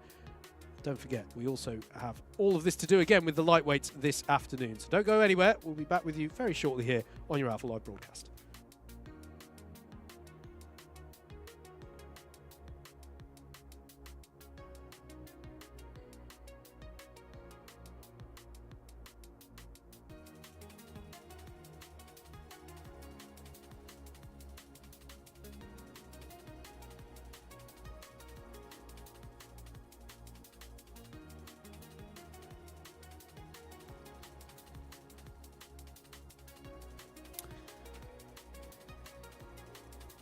The wait continues then, just for us to get the grids finalised. Let's talk a bit then about what's going to happen in these trophy finals. I mentioned earlier how the big points were on offer here, and it surely is the case. It's 25 points for the wins in the heats. It's 150 for the 6 times as many points for whoever wins that A final. So make no mistake, this is where the positions really count. Fun talking point. I always think that's the wrong way of looking at it, because it's not about how many points you get, it's about how many more points you get than second. Because you're always going, everyone's going to get that. Yeah, and you're saying that... So, okay, if I use the same point system, but for the finals I said you get 1,000 points, it wouldn't actually make any difference to the finals points at the end of the championship. Yeah, okay. I'm with you. So I think the more important thing is how many extra points do you get for first, second, and third? Because we used to have the system where it would go 20, 19, 18, I think. And now it goes 20, 17, 15? Or something like that, I can't remember. So the difference, so for the heat, it's 1 point per position. So yes. It just goes 25, 24, 23. Yeah. And then for the finals, it goes 150, and then second place we get 145. Right. And then it's 142 for third. Fourth place is 140, and then it's 138 for fifth, 136 for sixth. So then it goes down in 2 points, and then it takes up to 1 point. I'll let you know actually on that. I'll double check. Let's look ahead though, because the karts are now going out onto track for our C final.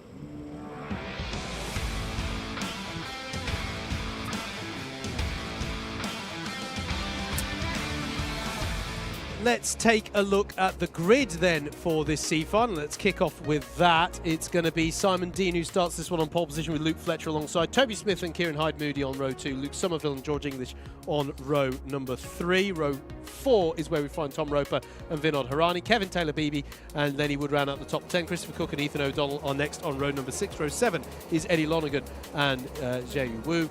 Tyler Beale and Aberon Das are on row 8, and Ryan Pellon rounds out the 17 kart grid for this C final. So let's just do the housekeeping ahead of the ahead of these finals. Yep.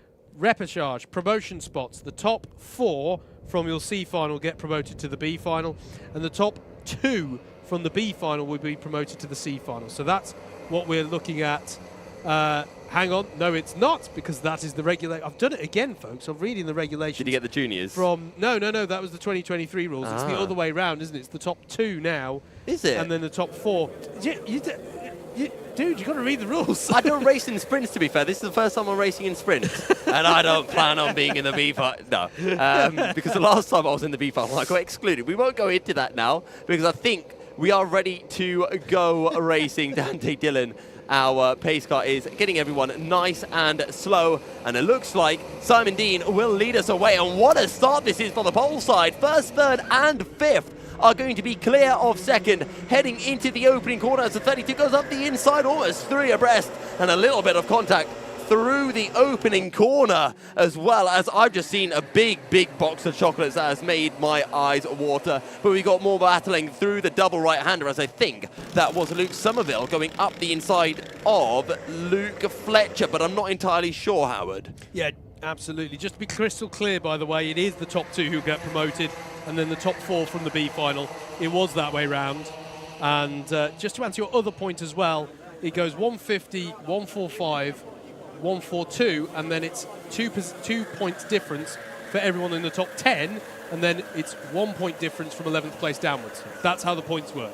And don't forget, if you win in the C final, that doesn't count as winning. That No, is correct. a continuation of the bottom of the B final and in turn the bottom of the A final. Indeed. So the top 2 from this race who get those promotion spots, they effectively won't have a score for this race because their score will be based off of how high they then get up the B final. Potentially, theoretically, we have seen this before, they could get all the way up the B final and onto the back of the A final. So basically, your and I think we saw it from until then. Mo Hassan at Shennington last year, where he was in the C final, got into the B final, and then got into the A final. I know Alex Pritchard has done it as well. As lead. Hyde Moody up the inside of Simon Dean there, and he's made that move stick as Toby Smith is with them as well in third place. Someone's gone wide and into the tyre barriers. With the tyres there. That's quite far off, that driver's gone. We'll have to look on who's dropping down the timing because I wasn't able to catch the kart number as the kart pirouetted gracefully, but nonetheless disappointedly for the driver, into the tyres. It is change of the lead, though. It's not change of the lead, sorry, because Simon Dean fought back, against Kieran Hyde Moody and Toby Smith. So that is still the top 3 as they were. Penalties have come in, though. Aberon Das has a forcing a driver wide penalty, and Eddie Lonergan with an ABC bump and pass. As Toby Smith is going to look to the inside of Hyde Moody, the 31, and it's too much, and he spins it. He just overcommitted on the brakes there, caught the brakes, and sent the kart round. I don't even think there was any contact there. He did an Adam Naffer. Indeed, George English pulling alongside Luke Fletcher and gets the job done just before the yellow flag zone. Did that quite nicely, actually. It was Tom Roper who was your kart going off into the barrier there. Yellow flag zone passed, and immediately Hyde Moody is on the attack then with Simon Dean as they come through the last of the main corners onto this. Hyde Moody's going for a move as well. He's pulling up alongside on the start, finish straight. So Hyde Moody doesn't want to wait about. He wants to take the lead of this race and pull clear. And that's exactly what he's done through the opening corner with over 9 minutes remaining. Yep, absolutely. And Hyde Moody to the lead of this one. George English got past Luke Fletcher on that last lap and up into third place. And he's already started to pull out a gap. You can see the gap that he's got, nearly a second clear. In fact, it might be a second clear come the end of this lap. And I feel bad for Toby Smith. He's had lots of pace. He's been really unlucky today, but a silly move. Tried to go up the inside, out-braked himself, went into the side of, I think it was Hyde Moody at the time. That's what caused him to spin. And, well, now he's got a lot of work to do from 12th position. I think he just put a move in on Christopher Cook, though. He is fighting back here, but he's got his work cut out. He has got extra time here. Don't forget, we haven't mentioned it already, but 12 minutes, these finals races, rather than the 7 minutes we had for the heats. So there is more time for drivers to mount a recovery.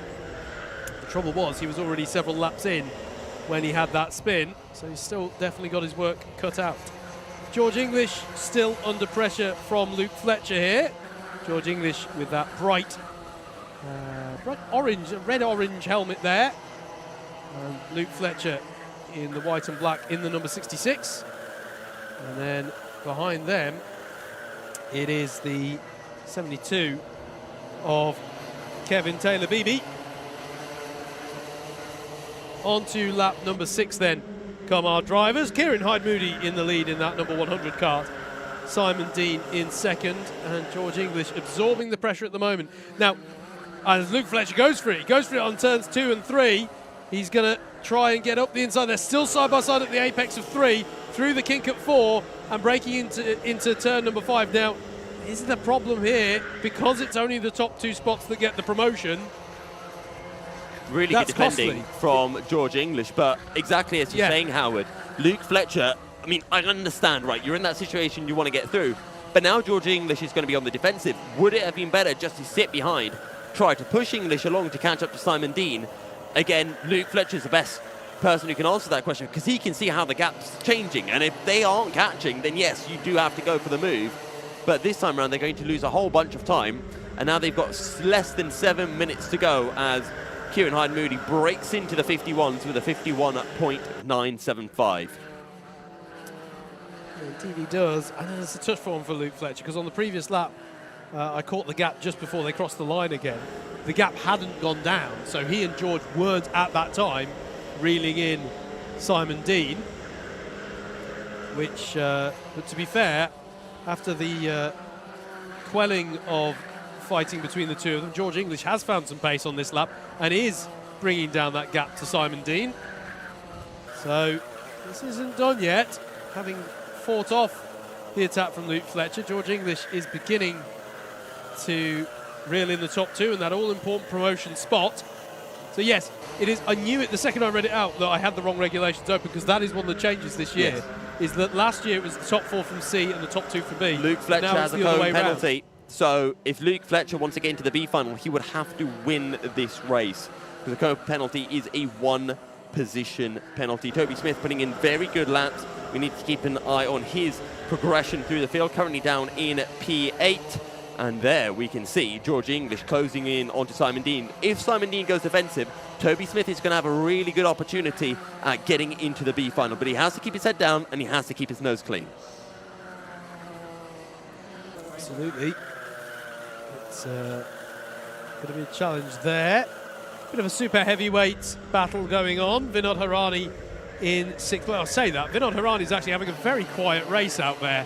He's in 6th place, but he's got a fair old gap in front and a fair old gap behind. You'll just see him come into shot there, the back of the shot. He's highest place of the super heavies. Now, I've not done my usual checks yet. I mean, I'll come back to you, actually, as to how super heavyweights and class 3s have qualified to the other grids. See if we're deciding any podium positions even at this early stage in the finals. Let me just check that. Toby Smith continuing to put in good times. He's gained a second over Lenny Wood on the last lap. And that looks to be... I'm just having a look through my window. There was a kart slow, but they've picked up the pace again. Just trying to see where our battles might potentially pop up. But it is essentially Toby Smith trying to carve his way through the field. Just over 4 minutes remaining in the race. I think Toby Smith is going to be running out of time unless Simon Dean and George English really start battling. And I don't mean battling, I mean battling like what we saw at the end of Heat 12 between Adam Wright and Kurt Holmes. Yeah, just to confirm, no podium positions being decided in this race in any of our subclasses. We've got more than enough Class 3 and, Class 3 and Super Heavyweights tend to be the two classes that you check for that. But plenty of qualifiers up into the B and even A finals, actually, amongst those two subclasses. So no podium positions to be decided outright in this race. New fast lap of the race for Toby Smith, who is now half a second behind Vinod Harani. C2 versus a super heavyweight. Yeah, I said he was having a quiet race. It's not anymore, is it? Because Toby Smith is coming up onto the back of him. On that recovery drive is Toby Smith. He's through as well. We've just seen him exiting the final corner. So Toby Smith has now pulled clear. You'll see him just coming into your shot. That is Toby Smith with a red and white helmet and blue. Now up into 6th place. Another fast lap of the race for Toby Smith, a 51.7. And you just have to think, what if? And it's so easy when you're in that position. Toby Smith went for the move just a bit too early, didn't utilize how many minutes he had left in the race. Bit too overeager, made that mistake, dropped down the order. And now he's got, 4 seconds to catch up to Luke Somerville and this battle for 2nd place. Just further down the order, a few moves going in. Ryan Fellon's got by on Lenny Wood, that's for 8th place. And Christopher Cook and Aberon Das have both got by on Kevin Taylor-Beebe on that last lap. So good battles going on throughout the field, albeit a little bit more field spread to this one, but I would perhaps expect to see that on a C final. Just, we're talking about the drivers who, on average, there tends to be more variation in pace across a field in a C final. But that's absolutely okay. And the C final drivers of today are the B final and A final drivers of tomorrow. So that's what it's all about. I have to say, it is a really nice structure that they have now to the Sprint Championship. We've had it for a number of years now, but to have these subclasses gives everyone something to race for and also allows them to see how the faster drivers are, why are they the faster drivers? Oh, Yeah. okay, they're taking that line through there, and all of that good stuff. So, and we've seen plenty a Class 3 driver who has risen up through the ranks. As there is a look on George English by Luke Fletcher into the hairpin. How did that one play out? As we'll look to see them come around at the end of this lap. Hyde Moody leads then in the 100. Simon Dean in the 35. And it is indeed still George English who inhabits third place ahead of Luke Fletcher. You can see him there, but he's still under pressure. Fletcher does have a penalty as well, a cone penalty, so that would demote him down into 5th position. But Kieran Hyde Moody driving a very good race, just holding on to that gap. Again, there's no kind of slowing down, conserving the tyres or anything like that. They are all trying to push as much as they can. And Hyde Moody is keeping that gap to Simon Dean, who just can't reel him in. And in turn, Simon Dean has got a very nice, comfortable 1 second gap to George English. But we've seen it before. You make a mistake at this point, everyone closes in. We saw it in one of the heats where someone had a really big gap in second. I can't remember who it was, but that allowed, I think it was Joel Kurt Holmes, to catch up and overtake in the dying moments of the race. Indeed, it was. Last lap board has been shown then to Kieran Hyde Moody. And as it stands at the moment, it'll be a fairly comfortable promotion for Hyde Moody and indeed Simon Dean, who had the pole position and is driving with some good pace there in second place. In years gone by, it would have been George English and Luke Fletcher competing for the promotions or in promotion positions as well. But the rules are flipped this year. The balance between C and B finals changed. And that means that at the moment, it's George English and Luke Fletcher will be close, but not close enough. But is there a battle on between them? Has Luke Fletcher got one last move in him on this last lap? He holds station for now. And that means that it's going to be Kieran Hyde Moody who comes through the final corner. And we'll see the checkered flag to take the win in the C final. Simon Dean with the second place, bags the last spot on the back of the B final grid. George English in third, Luke Fletcher in fourth, and Luke Somerville in fifth place. It was a good effort at a recovery from Toby Smith, and he has the fastest lap, but it was not quite to be for Toby Smith today. Sixth in the C final is where he could recover to. Vinod Harani ahead of Ryan Felon. Lenny Wood in ninth. Top 10 rounded out by Kevin Taylor-Beebe. It is Ethan O'Donnell, Abhiran Das, Eddie Lonergan, Christopher Cook in 14th place. Tyler Beale in 15th. Zayu Wu in 16th. We expect him to come along the line. And Tom Roper, unfortunately, with that impact with the barriers, kept going, kept circulating, but will classify in 17th. And remember as well, we don't have a quick turnover into the B final because all of the drivers from the C final need to get weighed. There is a chance that our top two, our promotees, or I forget the fancy term for it. Repechage. Repechage. Repechage. Repechage. Yeah. Okay. Sounds French. Yes. Okay, fair enough. There's a chance that our repechage drivers are underweight, in which case there is. Somebody else would get promoted instead. Absolutely. Absolutely. They also need to get out of their carts, get into a new cart, transfer their weight over, number plate, transponder, all of that stuff as well. So that's why we tend to have a few minutes after the end of the C final before our B final gets underway. Absolutely. Do hope you're enjoying your coverage from Alpha Live of round 4 of the 2024 Club 100 Senior Sprints Championship. Ellough Park is where we are at, a few miles inland from Lowestoft in Norfolk. I say that, we're right on the borders between Norfolk and Suffolk. The drive over here, I've been welcomed to those counties numerous times on the drive over here. Dipping in and out of the borderlines. Yeah, there's one island that you cross and it's literally welcome to Suffolk. Now welcome to Norfolk again. Everyone who took exit number 2 of that island. It's. See, I come from the other direction, so I never. Okay, you're not skimming that border. No. I'm with you. I'm Norfolk, and then I see Suffolk, and then I see Ellough Park. Yes. In quite quick succession, actually. Fair enough, fair enough. It's, but yeah, lovely part of the world. Lowestoft, really nice place to visit. The most easterly part of the British Isles. Is it actually? Yes, yes, we're right on the. Well, we're right on the eastern part of. That is a fun stat. Well, thanks. Fun stat, fun fact. Yeah. Well, it's both. Is it a statistic? I guess. It falls within. Any mathematicians in the chat who want to let us know? It falls within the lowest percentile of the, or the highest percentile of the most easterly towns in Britain. I.e., it's the most easterly town in Britain. Oh, There you go. fair enough. Yeah, Let's call it a factoid. And a factoid. We'll leave it at yeah. that. There's Andrew McWilliam. Indeed, Yeah. yes. One in the endurance. That's not our most seamless segue ever, but yes, it is. It is Andrew That's McWilliam. Andrew McWilliam behind the Costa Rican flag. I think that's the Costa Rican flag. I've never understood why we have. And I'm not complaining. It's an eclectic mix of flags at the It circuit. is, but there It must be is. a reason behind it. Yeah, I've always wondered. I've wondered that too. If anyone knows, the Ellough Park, we've got loads around here. We've got the Ghanaian, we've got the Portuguese. Quite the vexillological delight around the circuit. But we are ready to head on into our B final.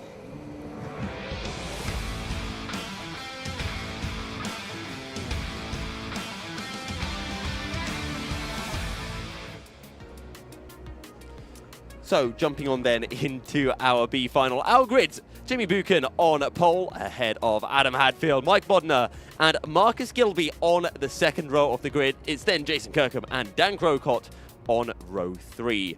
Jonathan Jockey Wilson is starting in 7th with Matt Salmon alongside. Then comes Samuel Bensley and Gerard Moore. Elliot Alt and Tom Edwards are on row 6. Jack Giles and Ben Smith are on row 7 ahead of Archie Adkins and James Johnston starting from down in P16. Yusuf Sohajono in 17th ahead of John Paragon in 18th. Rupert Rickson and Luke Winter complete our top 20. It's then Dominic Fallance and Sam Iddles on row 11. Lee Henderson and Will Emerson make up 23rd and 24th on the grid before we have our promotees, our repercharge drivers of Kieran Hyde-Moody and Simon Dean completing our 26 kart B final grid.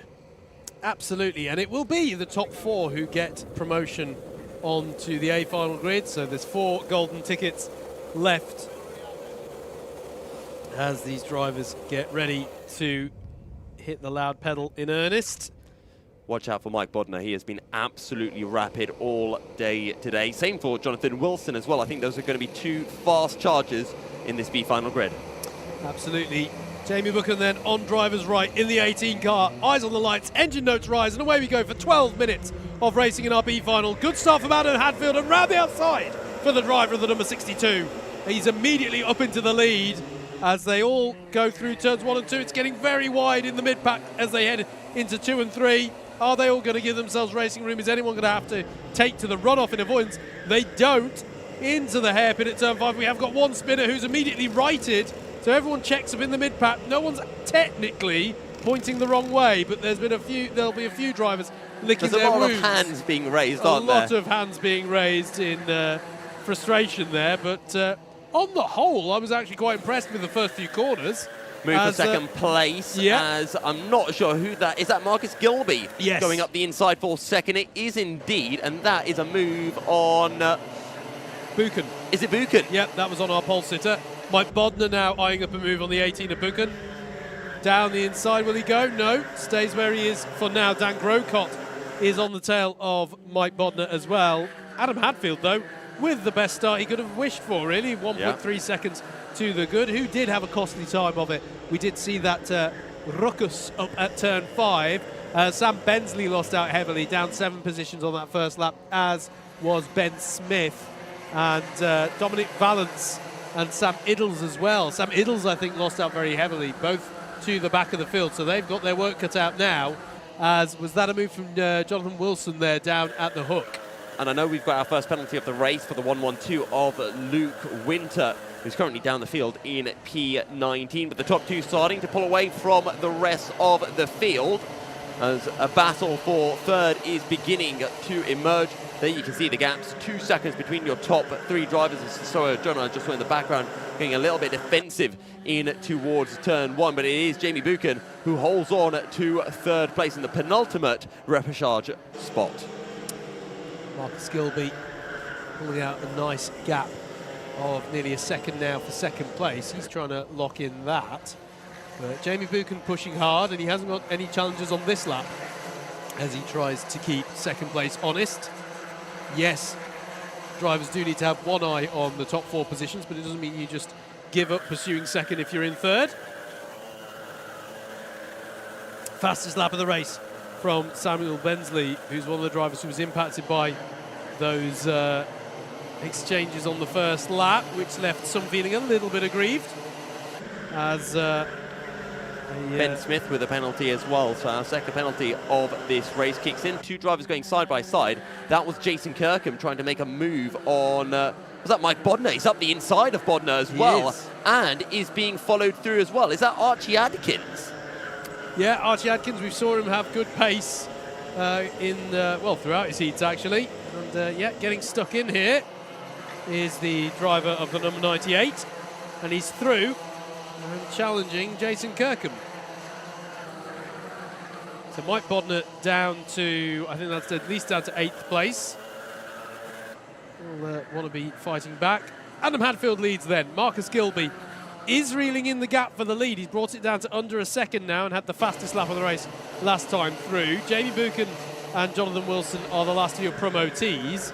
Then Dan Grocott is running in a bit of clean air in 5th. And then you get this pack that's on screen now, Jason Kirkham. But Archie Adkins trying to tuck underneath here, and he's got a run on Kirkham as they head into turns 2 and 3. That's nicely done by Archie Adkins in the number 98. That is, if there is a textbook way of getting a pass done in turn 2, that's how, as Elliot Alt and Mike Bodner do battle through turn 5, and Alt has got through on Bodner, and now Sir Hajono tries to get through. Here is your battle over 3rd place, Jamie Buchan and Jonathan Wilson. Now, if you're these two drivers, yeah, you want to fight, I understand, but you don't want to make it too costly at this stage, because have the eyes on the main prize. The main prize is the promotion, and these are the last 2 promotion spots as it stands at the moment. However, if you're Jonathan Wilson, the only time you go for a move is if you've got a significant pace advantage. If you're a little bit quicker, just sit behind, just push along unless you've got, you know, a glorious opportunity for an overtake. Marcus Gilby, though, fastest driver out on circuit, and he's taking time out of Adam Hadfield. Now, while both first and second get promoted, first does get a shiny trophy. Yes, they do. You're absolutely right. First does get a shiny trophy. And who doesn't like a good shiny trophy? And it's different from all of the other trophies as well. It is. It's true. So B and C finalist winners get cool trophies that none of the C1 drivers can get. So they are well coveted. Well, unless you're a C1 driver in the B final. Yeah, Mike Coppin did that last year. Yeah, exactly. Move there on Mike Bodner. Oh. There from... and that's move the on move from Buchan Jonathan as well. Wilson. Yeah, Wilson through on Buchan. And this challenge for the lead as well. It's all kicked off all of a sudden. Yeah. Marcus Gilby having a look at Adam Hadfield for the lead. And he's going to go up the inside as allow him well. Through because I think he didn't want to get the contact penalty. That is smart driving from Hadfield. That is what having your eyes on the prize looks like. I think he must have felt that Gilby only didn't get by him through him maybe making contact. And I think he was like, okay, fine, have the lead. If I get an ABC bump and pass contact or any kind of contact penalty, I'm out the promotion spots. Yeah. So that is, it's unusual to see a driver letting somebody by for the lead, but that is savvy driving from Adam Hadfield. He knows that the big points are on offer in that A final, and he wants to get there. And we haven't even mentioned, by the way, by how close a margin the drivers at the sharp end of this B final grid will have been to actually bagging a spot on the A final grid. Exactly. It's very common to see points ties, and then it gets decided by fastest laps and things like that. So it can be by hundredths of a second, thousands of a second even, that you actually find yourself on this lower tiered grid compared to the A tier. And in such a situation, you want to do the sensible things to ensure you'll get a spot on that grid. Here, though, is the battle for the last of the promotion spots, because Archie Adkins has reeled in Jamie Buchan. Who has to defend this? Yes, he absolutely does. This is all or nothing for the promotion spot. And he's white lining it. He's gone very defensive into the crook. That's going to allow Archie Adkins to get a very good run. Defensive again goes Buchan, and that's going to allow this whole field of Jason Kirkham, Elliot Alt, Yusufu Hajono to close in. Don't forget, Soho Hajono has a penalty, so he will not be able to make his way into the A final. But Elliot Alt has been looking very quick, so we'll see whether he can close into this as Adkins tries to get the switch back through turn 1. Has he got the drive? We'll see if he's close enough to go for the move into turns 2 and 3. Just having a look out of my window, he hasn't been able to make that move work as they head into the hairpin of turn 5 now. Let's cover a little bit of housekeeping in our subclasses. Only one Class 3 driver has qualified for the A final in the form of Marcel Chmielewski. Not surprised to see that at all. He's been driving brilliantly today. But that means that Archie Adkins if he wants to keep his dream of being the highest placed Class 3 runner alive, he has to get this promotion spot. There goes that we can Adkins. see here it is. The dive bomb down the inside there from Archie Adkins. And has he made that move stick? We'll have to wait for them to come through now. There is Gilby and Hadfield. There is Wilson. And there is Archie Adkins ahead of Jamie Buchan. And as this is the battle further back, Elliot Alt versus, well, basically everybody else. It's a right train of carts here. Jason Kirkham is going to go up the inside of Elliot Alt into turn 2. And there's a slow-moving cart. We've got a cart with an issue there that they've all had to duck and dodge around. And that is the 127 of John Paragon. So that's disappointment for John. That's not how any of us, or including him, would have wanted that his racing to end. There is Jack Giles battling away with Yusuf Sohajono. To finish the thought, though, Adkins keeps the dream alive of being the highest placed Class 3 because he's the only other. If he can get the promotion spot, we'll have 2 Class 3 runners. And he's guaranteed top 2 as well. He'd be guaranteed top 2 as well, indeed, as there was a battle going on there with Dominic Valance towards the back of the field. Just to finish off the other subclasses, there are no super heavyweight runners in the A final. So at the moment, Mike Bodner, who runs in 11th place, is looking set to be your highest placed super heavyweight. Matt Salmon and Lee Henderson are running 16th and 17th, only 0.3 of a second apart. They are battling over the podium positions in super heavyweight. And just to finish off that Class 3 thought, if Archie Adkins, well, whether Adkins gets, as there's a penalty for contact for Simon Dean, that's going to be costly for him. That's going to be 4 positions. To finish the thought, whether or not Adkins gets promoted or not, if he finishes here, he would be second in Class 3. Yeah. The next Class 3 runner is Ben Smith down in 18th place. So Smith, at the moment, on course to be on the lower step of the Class 3 podium within that subclass. 2 minutes and 20 seconds remaining. Gilby continues to lead from Hadfield, and the gap is just a few tenths of a second. However, Jonathan Wilson is closing in.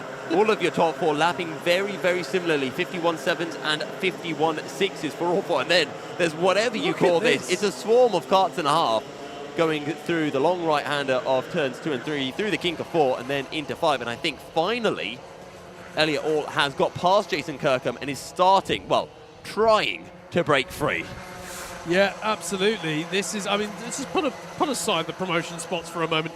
Look at this battle in this B final. Elliot Alt is absorbing this pressure like a sponge at the moment. Because I like that, sponge. It's everyone back to, goodness me, I'm going to try and spot. This is everyone back to Dominic Valance. So that is a train of 6th place down to 20th. Oh my God. It's such a train of cars. The longest one I think we've had all day.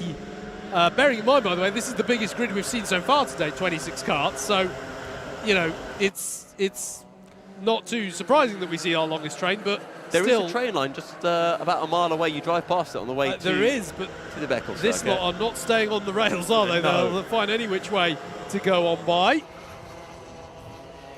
3/10 between your top 2. It is starting to close in as they head through Now- the final sequences of corners. Sorry, this has become a proper super heavyweight derby here. Mike Bodner is now, he was a few positions ahead of the likes of Matt Salmon and Lee Henderson. They're now running all together.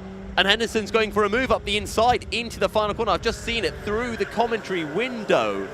So I think that is a change for second place. And indeed, a change for second place in class, yes. And it's final lap of agreed. the race now. It is final lap of the race, and look at this. Adam Hadfield has reeled in Marcus Gilby over the last few laps. So these two, they can afford to have a bit of a battle here, so long as it doesn't go the way of penalties. Just don't take each other out, Just don't lads. take each other out, yeah, absolutely. As they come down, but we have already seen heads-up driving from Hadfield.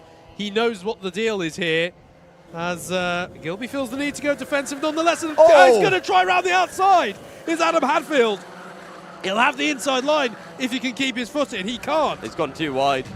And that means that it is going to be Marcus Gilby who rounds the final corner to take victory in the B final. Adam Hadfield, not one of trying, takes a very good second ahead of Jonathan Wilson, and Archie Adkins will take the final promotion spot in 4th. Jamie Buchan, your pole sitter, in 5th. And then comes this swarm of cards. Elliot All, Yusuf Sohajono, Jason Kirkham, Jack Giles, Dan Grocott, sorry, no, Elliott Alt, Jason Kirkham, Jack Giles, Samuel Bensley, then comes Simon Dean, Dan Grocott, James Johnston, Tom Edwards, Sam Iddles, and it is Max Bodner who wins in the super heavyweight class ahead of Lee Henderson and Matt Salmon. Ben Smith, Rupert Rickson, Gerard Moore completing your top 20 of karts. Yeah, and Ben Smith in doing so confirms his place as third highest finisher in Class 3 as well. So that's the first of our Class 3 podium positions decided. And as you mentioned there, Yusuf, Mike Bodner taking home the spoils in super heavyweight. By my count, there are no people ahead of him on the A final grid who can take that. Right.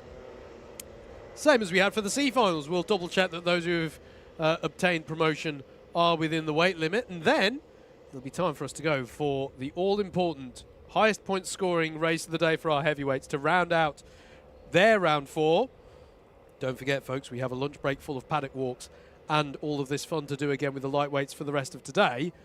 But the most important race for the heavyweights coming up next here at Ellough Park.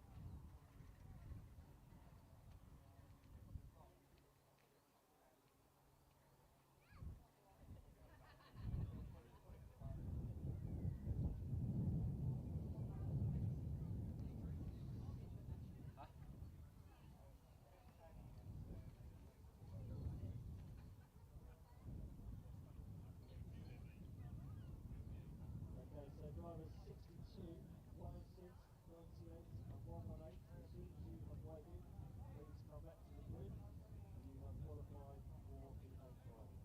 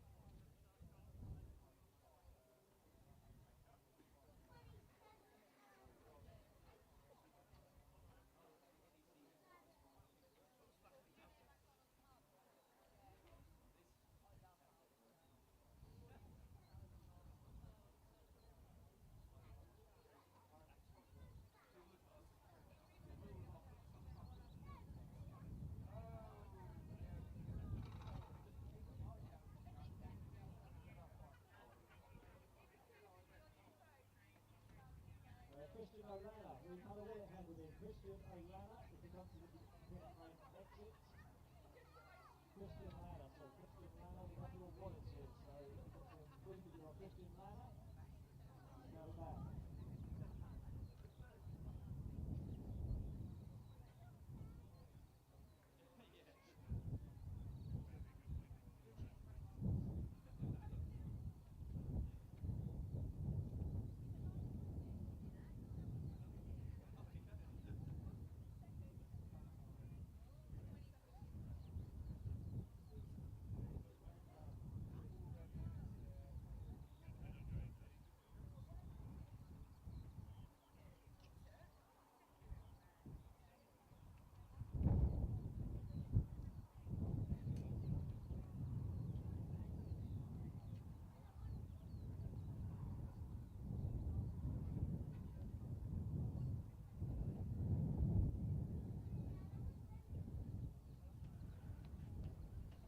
Brief pause then here at the circuit, just whilst we're waiting for the A final grids to be confirmed and all the drivers to be weighed in ahead of the all-important A final, trophy final for the heavyweight class here for round 4 of the Club 100 Senior Sprints Championship for 2024.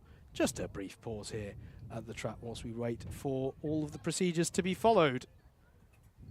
Don't forget, after this we'll have the lunch break, in which you'll be able to see the paddock walk that we did this morning, and all being well, you'll see the paddock walk of the next lot as well. Continuity-wise, I'm going to leave it to my past and future self to explain when we get to those videos. And I'm glad I can make that about as unclear as humanly possible there for you. You'll get the idea. Whilst you're watching one, we're going to record another one. It'll be amazing. You're ruining the mystery for them. You're ruining the magic. But I'm glad it's your past and future self. I've learnt many a times from my past self that I can never trust that guy. Tends to stay up way too late in evenings playing games with friends, and then future self, who has to get up in the morning for work, really hates him. Yeah. That I agree. tends to be that. Speaking of lunch, what do you have for lunch, Howard? Oh dear. I saw you come in with the Mackies for breakfast. Yeah, I had to. I was a bit strapped Is it for time. burger van for lunch? Other breakfast providers are available. No, I've got lunch with me. I've got lunch. I'm probably going to have a working lunch, though, of a tactical flapjack. I think, tactical? to No, tide me over. flapjack snack. Doesn't count as lunch. Okay. In that case, I'm skipping lunch. Yeah, you're skipping lunch. That's Tactical snack. That's all I've got. And that's probably all we've got time for. That's fine. It's more interesting to talk to drivers. I've got a box of cold rice in a bag. You're really selling that I don't to me. I don't know how it's going to taste. When it's warm, that rice is very good because it's like biryani rice. But cold, we'll see. However, I've heard engine notes rise, and they save everyone from our talking of lunch. So with that... Best segue of the day. Exactly. The takeaway of our heavyweight and super heavyweight A-finals.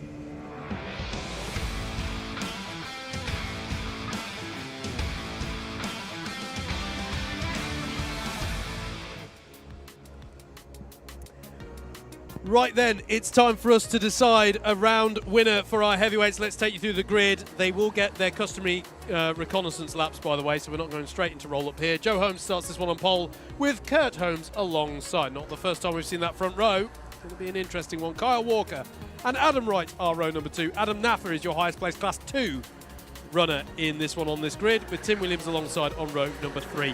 Alex Pritchard is next with Miguel Hall alongside him. Tim Penny and Glenn Orford round out your top 10. Jacob Harris and Steve Bosley are your 6th row of the grid. On row 7 is where we'll find Mo Hassan and Scott Parker.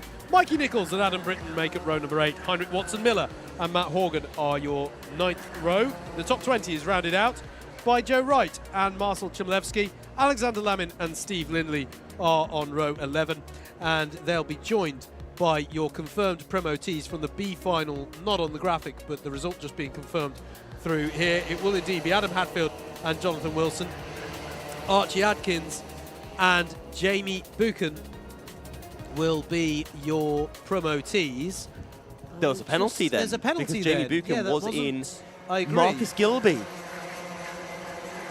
Yeah, you're right. That is not the fall. The winner. Yeah. Yes. Oh, we did not see that. No, was that one the didn't incident through turn 1 potentially? Might well have been, but yeah, Marcus Gilby, 4 positions, gaining a single place through contact. In other words, an ABC bump and pass. So, yeah. Hindsight's a wonderful thing is all I'm going to say in regards to that. Very unlucky for Marcus Gilby.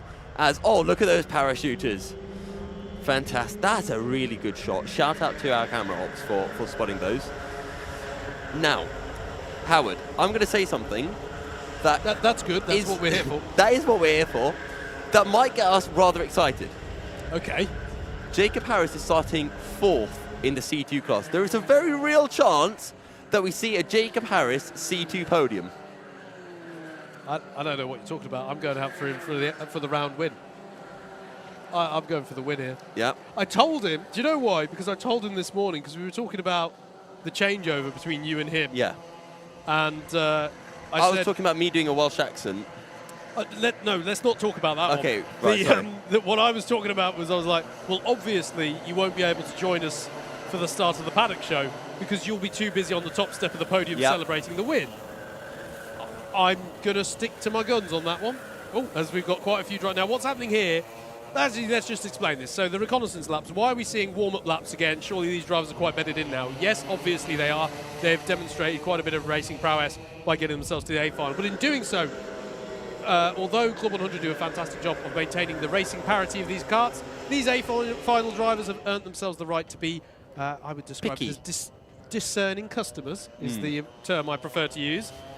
So they can evaluate that they are happy with the Club 100 kart that they have been given, and if not, they are welcome to take to the pit lane, as several of them has done, to swap it out. There is a risk therein, however, because the kart is not necessarily going to be better. It's not necessarily going to, when we say better here, we're usually talking about characteristics, just to be clear, right? These karts can, generally speaking, produce the same lap times. It's just they'll have a slightly different feel, right? Every single kart chassis is subtly different, and you'll have a slightly different feel. Maybe one will feel looser on the rear, or one will feel just slightly different under braking, and it might not particularly suit a driver's style. So they are allowed to take the gamble, come in and swap the kart out, but of course that is on the presumption that the kart they swap to will be better in what particular aspect they're looking for. So that is why we just saw those reconnaissance laps and the karts going around at full green flag racing speeds, but they were not racing. Now they will be, though, when we come round to start this race. Joe Holmes has won every single round so far, and he finds himself on pole position, but he has got his work cut out. We've already seen him have to fight today for heat wins. How's this one going to play out? 12 minutes on the clock. Away we go for our A final here at Ellough Park in the heavyweight sprints.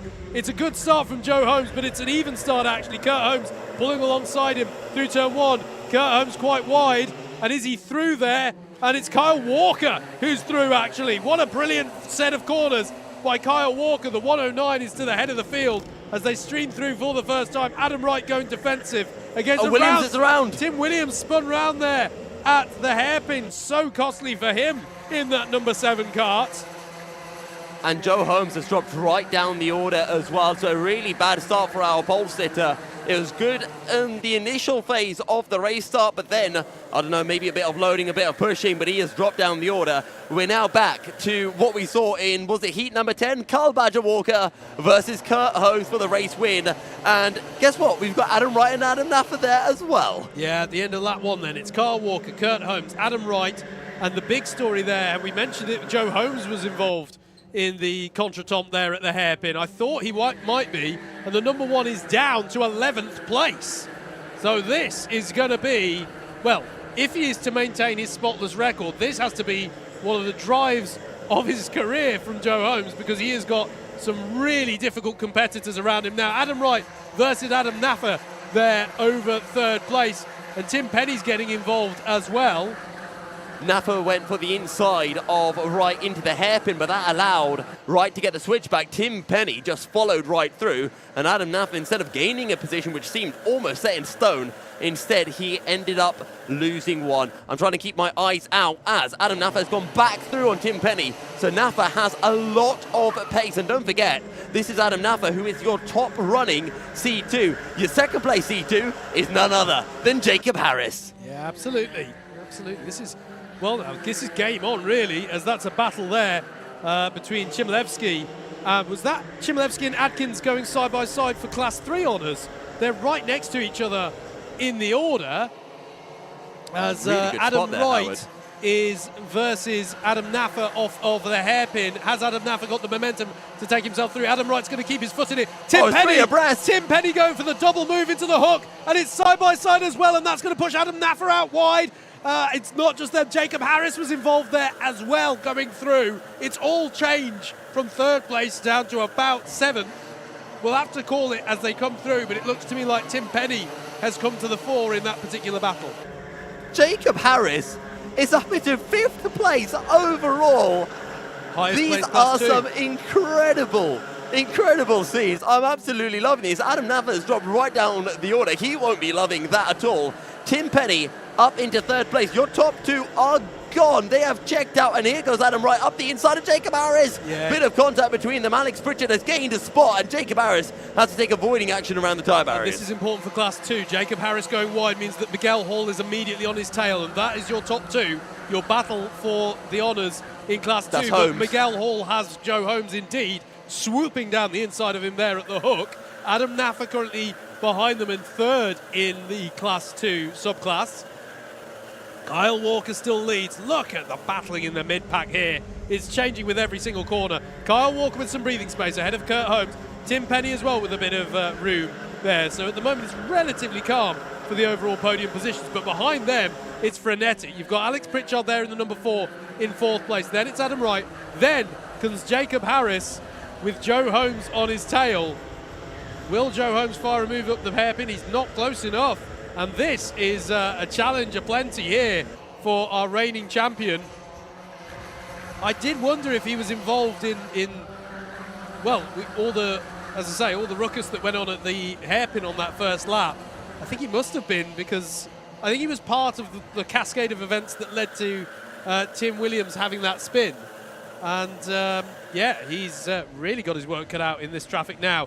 Adam Wright, though, looks to have pulled in Alex Pritchard on this lap, so I think that the battle for 5th place is about to become a battle for 4th, as Adam Naffer going defensive against Scott Parker, but will that allow Parker to get a switchback move, a late apex, and have an overspeed? We look at Pritchard going through there, but that looked to me like it was side by side through there, and someone was bouncing over the curbs there as well. I think that might have been I think Joe Holmes was about to go for a move on Jacob Harris. He seems to be lining him up, but he just lost a bit of speed. And that is now Adam Wright, who's had a pretty poor exit and allowed Harris to really close in. Here goes Holmes up the inside of Harris. Yeah, indeed. Clean move there. Does Jacob Harris fight it? We're here with our race leader in the form of Kyle Walker. But yeah, there is job done for Joe Holmes. But still, Jacob Harris leads in Class 2. Adam Naffer's dropped down the order. He has dropped down the order. You're right. Down to 13th place.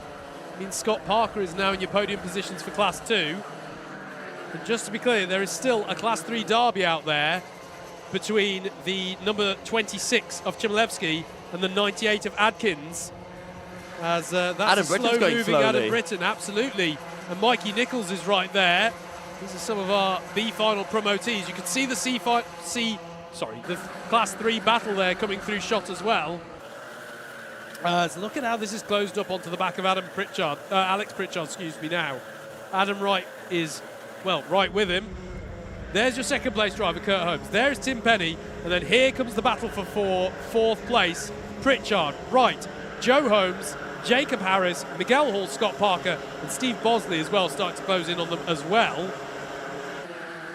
This is brilliant stuff here. We've still got basically half of this race to go. That lead gap, by the way, Kyle Walker really putting in some impressive pace. The only driver at the moment to dip below the 51-second mark, although to be fair, quite a lot of the field are battling away and maybe not taking the optimal line to set a fast time. But what it means is that his gap is 2.7 seconds to the good over Kurt Holmes, and he actually pulled out a further 3/10. So at the moment, Mr. Ellough is keeping up to his... living up to his name. Living up to the name, absolutely. Jacob Harris has just got a cone warning, as has Joe Wright. Joe Wright has really been in the walls today. He's picked up a couple of penalties in a few different races. As Joe Holmes just sitting behind Adam Wright. He doesn't want to sit behind Adam Wright, but that's what he has to do for now. There's a little battle going through turn 1. That's Andy Orford. Heinrich Watson-Miller versus Glenn Orford. Sorry, Glenn is Orford. That one. That's the battle over 11th place. I got the Orfords mixed up. Andy Orford's in the lightweights, if I recall correctly. Indeed. Through goes the battle for 4th place through the left-hand sweeper. Pritchard absorbing this pressure. Well, in fact, in many ways, these Class 1 drivers are working together for now. I think, what's the gap they've got to make up on Tim Penny? Joe Holmes is lining up a move. There he goes. 2.7 seconds is the answer to my question. And I wonder if they were hoping to work together, but there is indeed Joe Holmes attacking Adam Wright. I think, Adam is experienced and he'll know, let's not waste time counter-attack. Oh, no, he'll go for the move. Okay, that's fine. I think Tim Penny's too far gone at this point to realistically think about catching him, so... Would anyone like me to predict the lottery numbers whilst I'm at it? So it. Adam Wright there on the inside of Joe Holmes in the counter-attack. There you go. I think that goes to show how competitive this field is. They're not thinking, oh yeah, let's work together and get on up the road. They're going, no, I'm going to start cashing in here. This is as good as it gets in terms of, the strategy of the sprint race. And look at Jacob Harris hounding the back of Joe Holmes here. This is a fantastic, this is a standout. We've got bit of two driving. opposite stories in this regards. We've got Carl Badger Walker at his home race winning, and then Jacob Harris, the man from Cardiff, probably the furthest circuit away from his hometown or home city as possible, winning, or leading I should say, in the C2 category. Absolutely. There's a look from, that was Adam Hadfield, I think, having a little look at Matt Horgan coming onto this lap. How's the Class 3 battle going? Well, Here at comes the the moment, send. oh, there Joe is the Holmes send. going for the move on Adam Wright as Jacob Harris just continues to sit behind. He's loving life. Give him a box of popcorn to watch this battle unfurl. And we'll see whether Adam Wright has any way back at Joe Holmes heading down the hill. No, will sit behind. So now Joe Holmes has the chance to lead this trio to hunt down Alex Pritchard in 4th place. Crucially, Archie Adkins is passed on Marcel Chmielewski. Ooh. So having got the promotion from the B final, Adkins is now in the position of being the highest placed Class 3 driver. Don't forget, we've already decided super heavyweight. That went the way of Mike Bodner in the B final. Well, pending any penalties. We haven't actually checked the confirmed result for that one.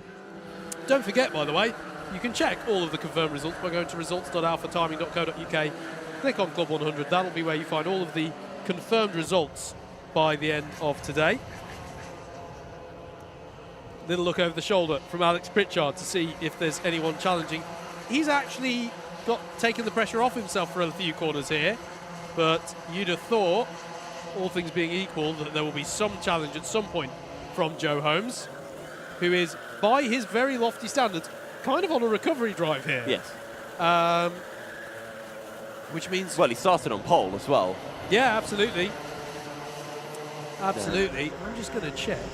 Joe Holmes is seeing the timer ticking down. Alex Pritchard is waving frantically.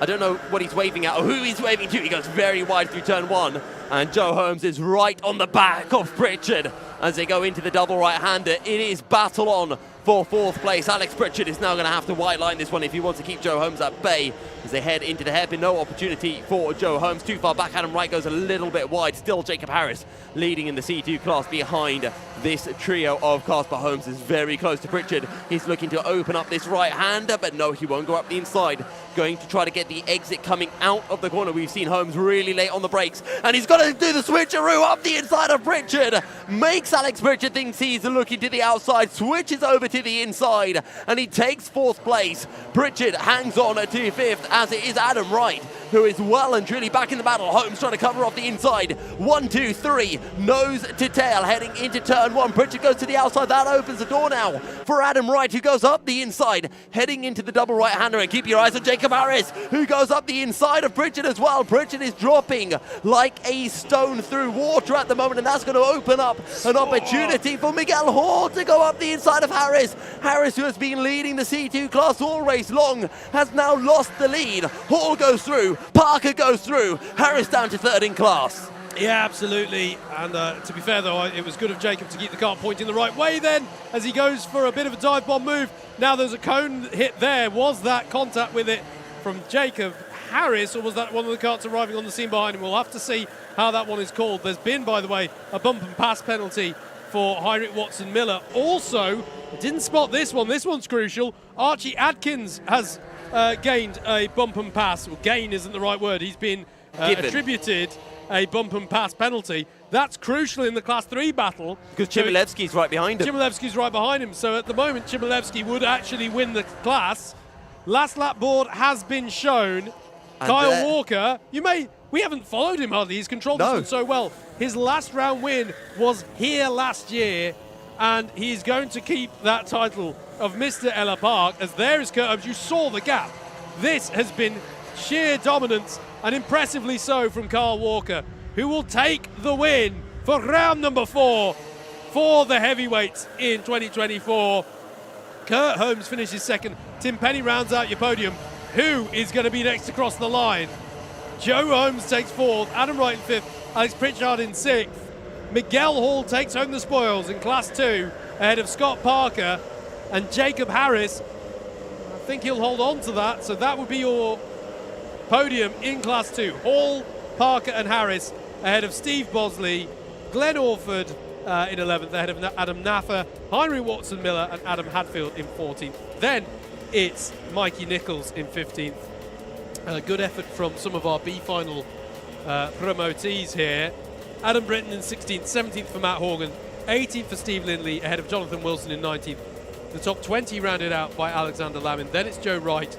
Now, Archie Adkins there is 22nd on the road, but from what we understand from the penalties, he will be docked 4 positions from that.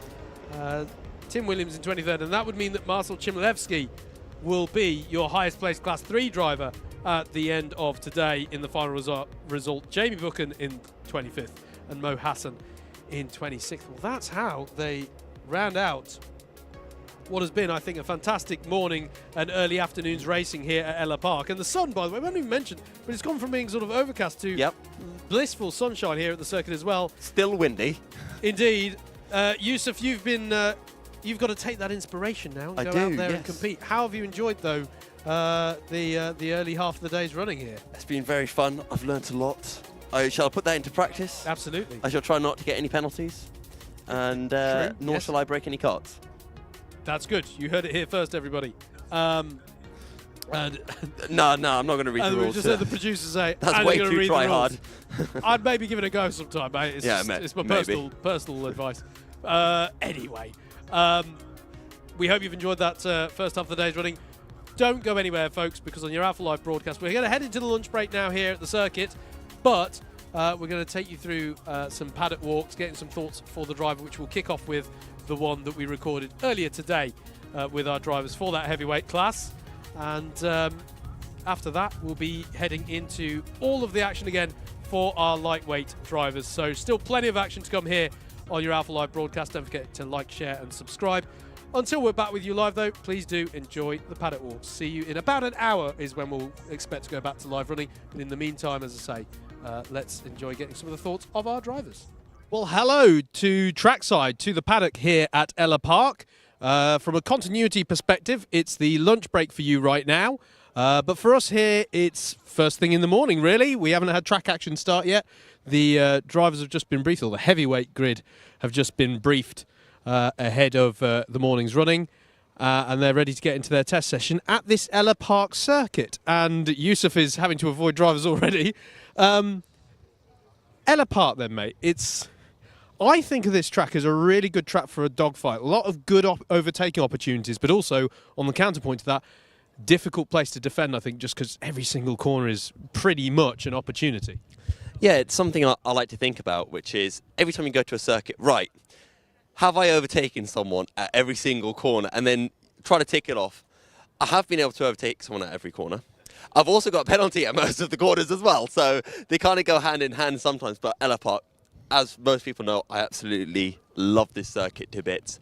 It's got a really nice flow to it. The one thing, though, that does catch out the drivers is that the tyres lose their grip, or they have too much grip. And it's theoretically going to be very sunny today, which means that there's going to be a lot of understeer, and you have to drive the karts quite differently to how you drive them at other circuits. But loads of overtaking opportunities, and if you do overtake someone, a lot of opportunities for the driver that you just overtook to come straight back at you. Yeah, absolutely. I love the phrase, by the way, welcome to the return of Pass the Mic for today's paddock shows. I love the term, theoretically it's going to be sunny today. That is your British spring and summer just summarised there. Let's go. It is June. It's June, right? It's summer right now. Surely. It's not meteorological summer. Let's get a thought of some of our drivers then as they're getting ready to go this morning. Who should we jump on first? Should we jump in on Mr. Kirkham? Jason Kirkham, how are you today, sir? Thank you. Very well, thank you very much. What's your? Ellough Park, cheers for allowing me to just jump on you guys. In fact, let's bring everyone in. Who else we got? Murtaza lightweight, C2. Well, this isn't your paddock. What are you doing here? We're doing you later. I'm supporting the heavies. I'm getting tactics as well. You know, I'm getting ready for my afternoon today. Nice. And who else we got? Yusuf, C2, heavyweights. Lovely. So, Ellough Park. How's it gone for you in the past? How did you find it as a track? Last year, C3 last year, done quite well actually. Didn't get up to the B final, probably following Mikey Nichols about. Didn't do too bad. Didn't do too bad. So hopefully do a little bit better today. I'm not sure how the track's going to be, but once I get in the test, I'll have a bit of a feel for it, hopefully, and progress up, hopefully. So yeah, that's what I'm planning on doing. Yeah, and I was just saying to Yusuf Makoko, this circuit, I feel like this is one where almost every corner is an overtaking opportunity, or if you're on the counterpoint to that, almost every corner is you've got to have your wits about you to defend around here. It's tough. Yeah, it's tough. I'm hoping to try and do some more overtakes into this corner here. Last time I was a little bit tentative coming into it, but hopefully if I get my braking right, and should hopefully start doing some overtakes on this corner and make some places up. Fingers crossed. Awesome stuff. Yusuf, I will come to you, Mortaza, but it's just not... have you been racing with us at Ellough Park before? Yes, this is my third time at Ellough Park for Club 100. I like it because of the mid to fast corners that it has. It flows very well. Yeah. And how's the season going for you so far? Talk us through the 2024 to date. So I was in lightweights last year, but I've gained a bit. So I've moved up to heavyweights. Yeah, I still need a bit of ballast to reach up to the minimum weight. So far, it's been okay. I just need to do better on the start, fully utilize when everyone's still bunched up together. And if there are anything that happens in front, I can just make full use of the situation. Because I used to do quite decent last year. I made up a few spots, but this year not so much as I expected. I hope I could do better. That's my aim. That's my aim. Absolutely. Don't worry, I can relate on the gains. And Mortaza, coming into today, what are you hoping for later today? Continuity-wise, this will be just in a few minutes' time. Yeah, so last year in this particular circuit, I was a C3 driver, but I made it for the first time in my A final. Yesterday, I showed serious pace as well in the endurance. Qualified as P4 overall out of 36 karts.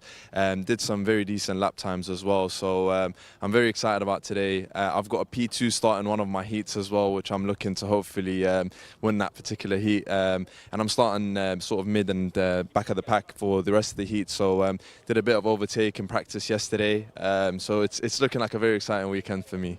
So yeah. Yesterday you were like 0.005 from P3, just so close, 5,000. Yeah, so it's going to be interesting. I should be getting Yusuf to do these interviews. He should be interviewing his fellow competitors for later today. But yeah, no, cheers for talking to us, guys. Have some good racing. Yeah, Yusuf, take it away.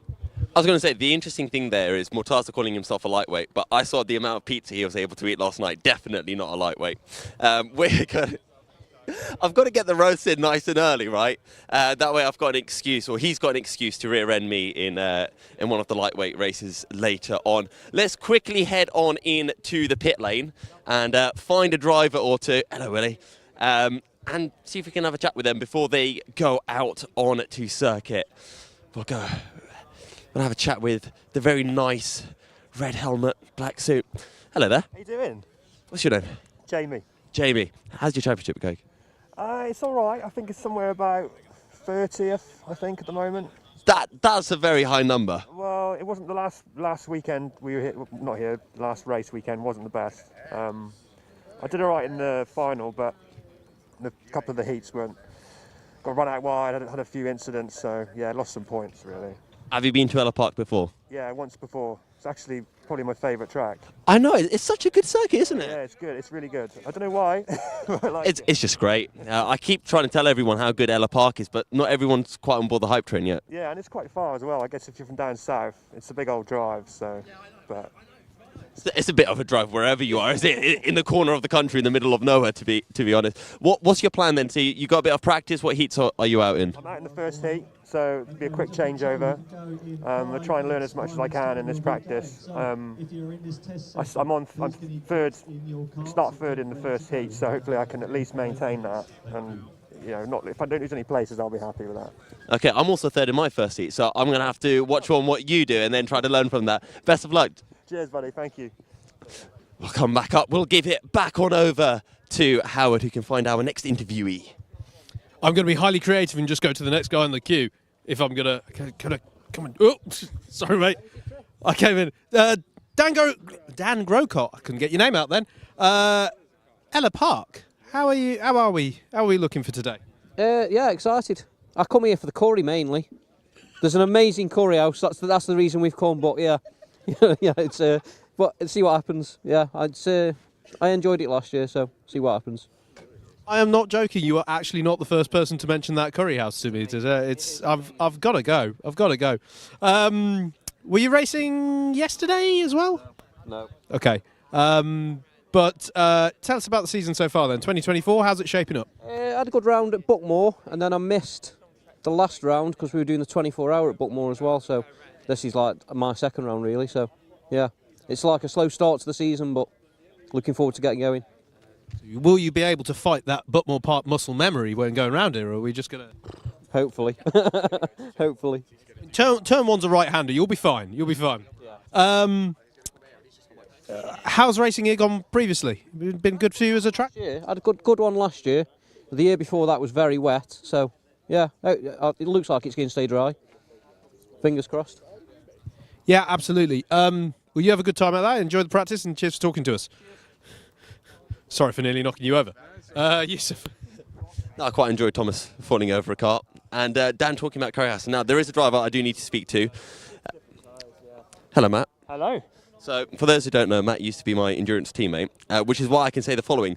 Matt, did you realise yesterday that you're not meant to hit cones? Yeah, I realised afterwards, but it was a bit too late. Yeah. I thought it was a target. Yeah, that's what I thought as well. It's like bowling, right? Yeah, exactly. Yeah. No cones for today, though. Hopefully not. If I get cones today, I mean, come on. I've learned my lesson. Remember, you're allowed one per race. Okay, one per race. Yeah. Don't quote me on that if you get a penalty for it. And they'd be like, Yusuf said, nah, it's not going to work. What's the plan for today? Just keep out of trouble, I think. I don't normally do sprints, so I'm just going to try and get my elbows out and try and stay clean, I think. Go on, get your elbows out for the camera. How wide can you make that cut? Yeah, that's not too bad, is it? Yeah, not too bad. Yeah. Not too bad. Do you need to get your elbows out or, carve through, so you need to get the elbows in so you can fit through the narrow gaps? Yeah, it might be a mixture. Yeah, a mixture of both, I think. Yeah. All right. See, I don't know where I'm taking this interview at this point. Howard's having a chat with one of the testers. I think that's Sam Dimolo. Shall we start to make our way back out of the pit lane? What we'll try to do, right, is we're going to run, and Howard's going to look around and think, where on earth have they gone? And he'll be doing a wild goose chase around the circuit to try to find us. I think he has seen us. We'll have a chat with this chap. Now, one of the things that I'm very envious about the heavyweights, I'm going to steal this from his helmet, is they get these really cool blue number plates. I love blue. I get boring black number plates. Do you count yourself lucky? Well, depends on who I'm competing against. Depends on how my race goes. Number's just a number. Color's just a color, I guess. That's boring. I would prefer a black, to be honest, though. Would you? Yeah, I like the plates to be black, and I think they stand out really well. Dark and elegant. Batman. Yep. Quite sleek looking. But blues are nice. They're all sporty all the time. So, and I'll take it. 91's a cool number, so I like the numbers in 90s. So, I've been very rude. I haven't asked you for your name. Do you have anyone watching at home? I've got my girlfriend's family watching at home, so they know. They've tuned in on YouTube. Okay. Hello, random person's girlfriend's family on YouTube. Thank you. It's been a pleasure racing in CLUB100. This is only my third race, so. Okay. I look forward to having fun today. Well, I hope to bring you on board of the hype train of Ellough Park is the best circuit in the world. Well, I'll believe it. Thank you. Thanks so much. All right, best of luck. Thank you so much. Now, I've run off with his number plate. He's not even realised. Howard, back over to you. You're sabotaging competitors here. It's disgraceful behaviour. I think we're going to have to, I know they're about to go, but there's one interview we must do. Mr. Jacob Harris. Hello, Harry. Hello, sir. How are we today? I'm good. How are you? That's good. Good for not saying that you had a terrible roommate in your hotel last night or anything like that. Oh, I put that behind me now. So water under the bridge. That's good. That's good. Let's not talk about it on like a major broadcast or anything. No. Ellough Park, mate. How is it as a track for you? Find out now. I don't really know. I've been here twice last 2 years. I think I made the A final in both, which is good for me. That's what I aim for. Hoping for 3 out of 3. Awesome stuff. And obviously your highlight of today will be being on comms later. But, do you come in today with a particular goal? Yeah, just get the racing out of the way, onto the main event. Really, get the heavyweights out of the way and get in the comms box with you. That's what I really drove halfway across the country for. I say halfway across the country is the entire breadth of the country. I drove here just to hear your voice all afternoon. Absolutely, absolutely. You have a good time out there, man. Mike Nichols, how are you, man? If memory serves correctly, it was second place at round 1. Can we go one better today? What do you think? Yeah, I'm due another good one. Round 1 was good, round 2 was bad, so fingers crossed this one will be good. Is Ellough Park the kind of place that promises that? Has it gone well for you in the past? Yeah, I've always gone well here. I just find it a track that flows really well, so I'm hoping to stay out of trouble and then see what happens in the final. Yeah, awesome stuff. Everyone's talking about good places to eat locally. What was your meal of choice last night? But a burger, that was all we had, straightforward burger. We stayed in Lowestoft, so burger it was. Burger it was. Only things in Lowestoft now. You have a good day out there, Mikey. I'll put you on the spot there. Cool. I think we are about to go with practice. I'm going to clear the dummy grid. And the engines will fire up. And out they'll go for practice. Around this Ellough Park circuit. Offset pit lane here, relative to the start-finish line. There's carts behind me as well, sorry. Obviously at most tracks your pit lane is at the same point as your start-finish straight. Not the case here. The start-finish line is actually all the way on the other side of the circuit with the pit lane down here. So a bit like how we have it at Butmore Park for anyone who's familiar with there. So don't let that confuse as you're watching. This isn't the start-finish straight that they're just coming on. This is not turn 1 that they're pulling into right now, is perhaps how I should put that. Let's see, who else can we talk to? Have you spoken to Adam already? Hello. There we go then. Mr. Naffa, how are you today? Quite good, thank you very much. It's going to be a good day of racing today, I reckon. Yeah, absolutely, absolutely. And we'll bring Mo in as well. Come in, man. How's 2024 gone for you guys so far? I think we're 1 and 2 in C2, so it's going quite well. It's going too well, to be honest, so we might take a tumble today, you never know. No, it's been going really, really well, and the battle between the two of us and the guys in P3, 4 and 5, it's been a very, very tight one, and we're actually also battling with the C1s as well. So yeah, but today is going to be a big one. It's going to be a decider because the points are very, very close. So yeah, let's see what today brings in the action. I've got to have a question. How competitive does it get between you and Murtaza? The thing is, to be fair, I mean, you're in different classes and stuff, right? So it's not like direct. And actually different weight classes. So it becomes more support than competition. So, but yeah, yeah. I mean, to be fair, we're pretty much on the same pace and stuff like that. So when we race together, it's brilliant. It's really rare that we race against each other, but when we do, it's brilliant. It's brilliant. Did you guys endurance yesterday? Yeah. How was it going? So, tell us, because we don't get to cover the endurances as much. How's that season going for you? The season's been going really well, to be fair. Second in C2, yeah, and. Yeah, most of the time we're actually battling the guys in the C1, so it's a good sign. In the C2, I don't know, that's a bit of a dodgy call to me. It's fine, there's a process, guys. There's a process behind it. Someone's got to be good. Someone's always got to be like challenging up onto those C1s, haven't they? So that's the name of the game. But yeah, Club 100, guys, I'm going to put you on the spot. I know it can be, but why do you guys race in Club 100? Like, what is it about this category that keeps you coming back? Very well professionally run. The karts are really fun to drive, and I think the paddock's really friendly, to be honest. It's very, very sociable. You can have a come and chat with everybody. Every time I've been chatting to new people, and you just have good experiences with people, just chatting after a race, talking how you're doing on track. So it's not just the racing at the end of the day. I think it's just quite a friendly atmosphere in the paddock. At least for me. That's how definitely. I mean, look, for me, as Adam said, karts are really competitive. The grid is very competitive, and for me, it's also very convenient because I'm not a mechanic. I'm not into the mechanical side of karting or just, cars generally. So for me to actually do an arrive and drive championship at such a high level, traveling across the entire country is just perfect. Absolutely. No, good stuff, guys. You have a good day's racing. Cheers for talking to us, yeah? Yeah, yeah. They'll keep us entertained, they say. I have very little doubt about that. How are we doing for time, Yusuf? Forgive me, folks. I'm going to check my watch on the stream. We're good. We're good. 6.5 minutes left, I think. About 6.5. I love how precise that was. About 6 minutes, 32.5 seconds. Amazing. I'm wondering if... I'm going to check here with Fraser. How do we feel about going up to the viewing platform here just to show some of the view of this Ellough Park circuit? And there's several of these little viewing platforms actually around the circuit. They're kind of cool. They're sort of like, little balconies to... oh, we have got a driver to talk to.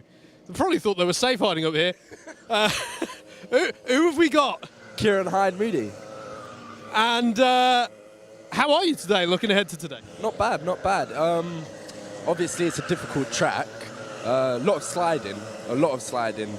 So quite early braking is really necessary, to be fair. But yeah, weather's looking good. Everything's looking my way, so we'll see how it goes, really. Yeah.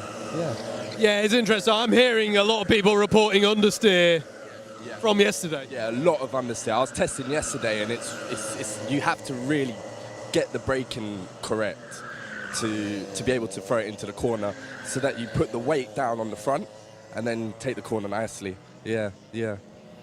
Has this circuit served you well in the past? First time here. That'll be a no then, but that also means, right? Circuit needs to listen up. First impressions are important. Yeah, obviously, yeah. Talk us through then. How do you prepare getting ready for these circuits? Do you have a particular method that you apply to learning a new track? Just have to stay calm. Really stay calm. Make sure when you test, obviously, you have to make sure that you know what you're doing. Just learn the track as quick as possible, and then, yeah, that's how you really do it, really. Good stuff. You have a good day's racing. Cheers for talking to us. What's that, Yusuf? Jacob's in the pit lane. He got a black flag in practice. Jacob did get a black flag in practice. We should have been there to run alongside him and interview him.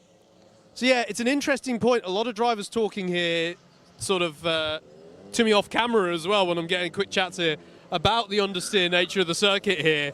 You are leaning quite heavily, corners like this. You mentioned the tyre life. There are a lot of corners here where you lean so heavily on those tyres. I'm thinking turn 2, and also into corners like this one right here.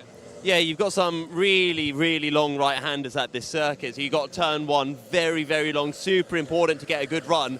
And then straight after that long right, you're back into another right, and it's a double right-hander you carry. Again, so much speed at this circuit. And the corner right behind us as well, this hairpin, another right-hander. So it's just loads of right-handers, and they're all very, very fast. So it absolutely kills the outside tyre. So the front and left tyre goes to absolute smithereens very, very quickly. In our endurance races, you really notice it over the course of the stint, just how differently sometimes you have to drive it. I remember it last year, brand new tyres on the karts at the start of the day. Did about 20 minutes of practice, and then the tyres were gone. It takes not much time for those tyres just to lose their life. In the sprints, though, the tyres are already a little bit dead from yesterday, so there shouldn't be as much of a change in how the karts behave, but it will still be a little bit different to how they handled yesterday. Yeah, absolutely. So yeah, as we've got quite a gaggle of karts here, actually, you want to probably sort themselves. It's always that thing of in a test session, you want to have a mix, I think, of running in clean air, then running relative to somebody else, running behind them, stuff like that. But yeah, nice little vantage point here. And of course, you can possibly just about see in the distance where that start-finish line is that I was talking about, right over the other side of the clubhouse. So this is where spectators stand, and it's like, if you have a parallax error, it's like, how good did that start really go until they come through? So nice high drama at the start. I think we've got a couple more minutes. Let's just head down. Not least because I'm conscious of my commentary colleague talking at the top of stairs. Don't do that, kids. So let's see if we can get... You all right? Let's see if we can get a few more thoughts from the drive. Should we jump in with Mr. Tim Williams? Do you mind just... How are we today, Tim? Yeah, good, thanks, mate. Yeah, looking forward to it. Yeah. Now, you've had a pretty decent season so far, as I recall. It's been all right for you so far, 2024, yeah? Yeah, started well at Buckmore. Missed GYG, but was good here yesterday, so looking forward to it. Should be a good race. You been here much before? Had success here? I think I've been here 2 or 3 times, so yeah, always been pretty quick. So hopefully, top 10 in the A should be good, but anywhere further up will be better. So. Good stuff. You have a good day. Appreciate you. I interrupted your weigh-in, so cheers. Can we shove a Steve? Quick word. Sorry, mate. Are you about to go out? I've got time. You're all right. Okay. Ellough Park. You're an experienced hand in Club 100 machinery. Does this circuit serve you well? I love this circuit. It's one of my favourites that we come to by far. The racing's always good here. I believe the track's a bit different to how it was yesterday morning because of how much rubber's gone down since, but we'll give it a good go. Can't beat coming here. Yeah, and just briefly as well, because you do race on the Saturdays as well, right? How did yesterday go, and how's your endurance? Is it endurance or SB60s you're doing? I'm in SB60. I've ditched the endurance for the moment. Okay, so how's that going? It went okay yesterday. I had a back marker spin out in front of me yesterday that cost me about 4 places in the second race, but first race-wise, I was in the top 7 all the way through it, battling, and then once I lost the toe, I was just like a sitting duck. So the slipstream is massive. Yeah, absolutely. Interesting circuit as well for a fight, I think. There's loads of overtaking opportunities, or of course, if someone's on the defence, it's a bit of a circuit for a dogfight sometimes, this one. I think you can overtake on almost every single corner at this track. It's one of the best ones we go to, I think, for overtaking wise. Yes, you can, as Andy O'Neill did yesterday morning in the SB60, you can sit on the white line and just completely defend, but on the whole, you can overtake at every corner if there's room there to go into. Absolutely, that's what we like to hear. You have a good day out there, Steve. Cheers for talking to us. And I think that's all we've got time for there. So, Yusuf, good to get some thoughts on some of the drivers, wasn't it? Yeah, it's always good to have a little run around the circuit, have a chat, have some fun with them as well, I think, from time to time. Absolutely. So don't go anywhere here on your Alpha Live broadcast. Plenty more racing action to come as we go on with the day.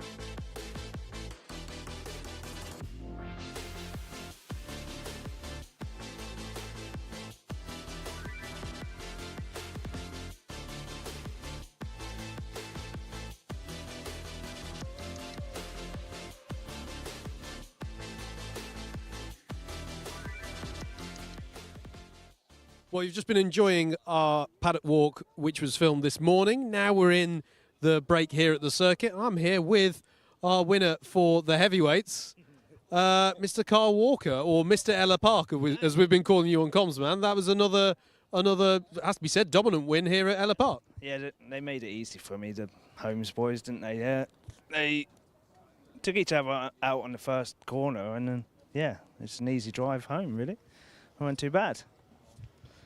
Oh, we've been mentioning as well, this is the local circuit for you, isn't it? So you've got the pace on everybody. To be honest, the smart money was on you, not to take away from it, but the smart money was on you even if they had have given you a bit more of a race, because you took the win here last year as well. Yeah, Joe and Kurt both brought it to me in the heats. It was good.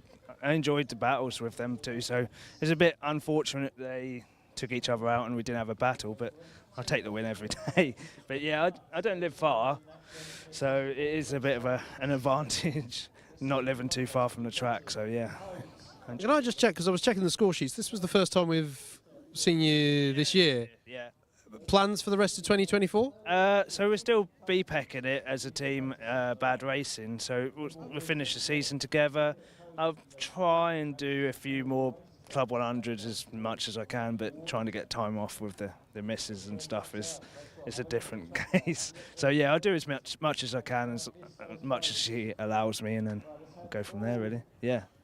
Yeah, well, we'll look forward to seeing you back here again in Club 100, and yeah, congratulations, and well done on the win, man. Cheers, mate. Thank you. Awesome stuff. And it's at this point that I will bring in Club 100 Sprints heavyweight heat winner, Mr. Jacob Harris. Hello, sir. Fresh on the beach, Howard. Actually, I don't know what you're talking about. I have got to say, I am if I've been karting, folks, I do not look like this. Look at this bastion of just elegance and fashion. He's even got the Ray-Bans on. I try my best. You know, you got to look good for the camera. That's what I've always said. Words to live by. Absolutely, albeit I failed miserably at it. Drivers getting ready then for their practice sessions in the pit lane. That's what that thing's called. I know how a racetrack works. So we'll try and get the thoughts of some of our lightweight drivers as they're getting ready to get the hang of this Ellough Park circuit. Sun coming down. I mean, continuity-wise, there's probably quite a difference between now and what you saw earlier on in our paddock walk. Watch out for Adam's helmet. Watch out for Adam's helmet. There is Adam Naffa's helmet. Not the best place to be. We've got Mortaza Hassan getting ready. Won't speak to him quite though, because we spoke to you all. Has anything changed in the last few hours, Mortaza? Not really. Still excitement there. Feel like it's going to be a good day on track. Found some pace, a lot of pace yesterday during SP60 and endurance. So we've already done about 2 hours on the track since yesterday. So yeah, about to do a bit more testing just to see if that matches yesterday's pace, and if it all does go well, should be a good day. Yeah, absolutely. Good result for Mo as well, wasn't it? Yes, indeed. Okay. Oh, Mr. Bryn Alban. I thought, since I've just got my first penalties of the year, who better to speak to than penalty king himself, Bryn Alban. How are you? I'm not penalty king. that's rude. I made that sound as if you get all the penalties when that's actually myself. Penalty totting up king. How are you getting on this weekend? Yeah, I did the endurance yesterday with Steph and Chris Powell, and we got 4th overall yesterday, so we were really happy with that. So hopefully that sets us up nicely for today, really. What would you be really happy with today? Well, the results haven't gone my way so far this year, but a top 10 at least would be good today. Top 5 would be nice, but top 10's the aim, I think. Is that in class or in the A final? In the A final, yeah. Yeah. Good stuff. And in terms of penalties yourself, how are you doing? Well, embarrassingly, I got the first penalty of the year, actually. So I got a +6 at the start of the year, but since then I've been clean. So yeah, it was a bit embarrassing being at the top of the list after round 1. Look at us here. You got the first penalty of the year. I got the most recent penalty of the year. Let's try and clean up our act, shall we? Yeah, exactly. I'll try. Thanks for chatting with us, Bryn. Howard, who are you talking to? Let's go to the front of the chain, because that way... Oh, we'll come back to Isaiah in a second. Christopher Powell-Taylor, How are you doing, sir? I'm doing very well, thank you. Looking forward to today. Had a good run yesterday. How long is the drive out here to Ellough Park for you? Are you how far was it? 2 hours. 2 hours, so not too bad. I've slowly gotten further away, but it's still reasonable. So I'm glad it's me interviewing you, not Jacob Harris. He might throw the mic at you for only 2 hour drive. That's nice and tidy. How's 2024 going for you, man? Reasonably well. Feel like I could have had a bit more luck at the previous rounds. Out of reach of the top 10, but hoping for a good result. Top 10 here today. Absolutely. And Ellough Park, has it served you well in the past? So up until last year, I would have said no. But last year went very well, at least until I crashed in the A final. And then endurance yesterday went very well as well, so 4th overall. So hoping for similar results today. Yeah, good stuff. And yeah, the conditions. Were you racing yesterday at all? So how did you find it? I'm hearing a lot of drivers reporting understeer in the car. What was your experience? Yeah, and there's definitely, it pays to be patient around the corners and not wrestle the kart. But that suits me just fine. So yeah, looking forward to it. Wise words there, I think. Yeah, have a good time out there, Chris. Thanks for talking to us. Let's talk to Azara Gwagu, who I'm going to get the surname right from now on. Cheers for the correction, though. But how are you today, man? Yeah, I'm good. I'm good. Yourself? Yeah, not too bad. Not too bad. Outside, it's nice and cool. It's quite warm in the comms box, though. But mind you, I'm talking to someone in a full suit and helmet, so maybe I shouldn't talk about that. Ellough Park, has it gone well for you before? Yeah, so the first time was in October, actually, and it was my joint best result in the novice class, P9 in the B final. So, yeah, I seem to flow nicely around here. Looking to repeat that feat, hopefully in the A final, because GYG turned into a mess.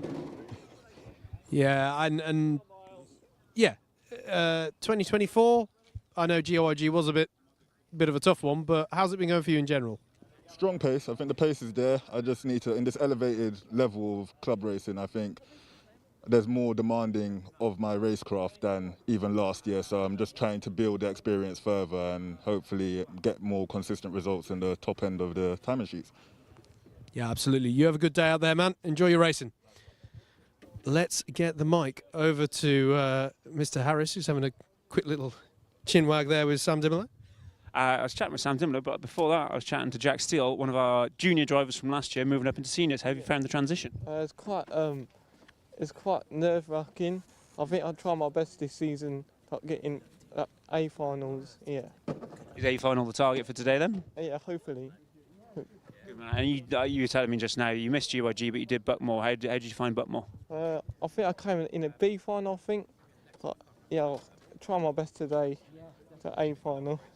A couple of good heat results, and hopefully you'll find yourself up there. Well, all the best, Jack. Good to meet you. Howard is talking to someone just outside of this fence, which is all the best, actually, because they're about to get going. We'll try and grab someone who's not in the test, or at least the first half of the test. Howard? I say, Howard's not talking to anyone. Howard's clearing the grid before they blow the whistle, is what I was doing there. But, yeah, absolutely. Who can we... who shall we talk to as they're going out onto circuit? As we've got a few karts struggling to get going there, but on the whole, all okay.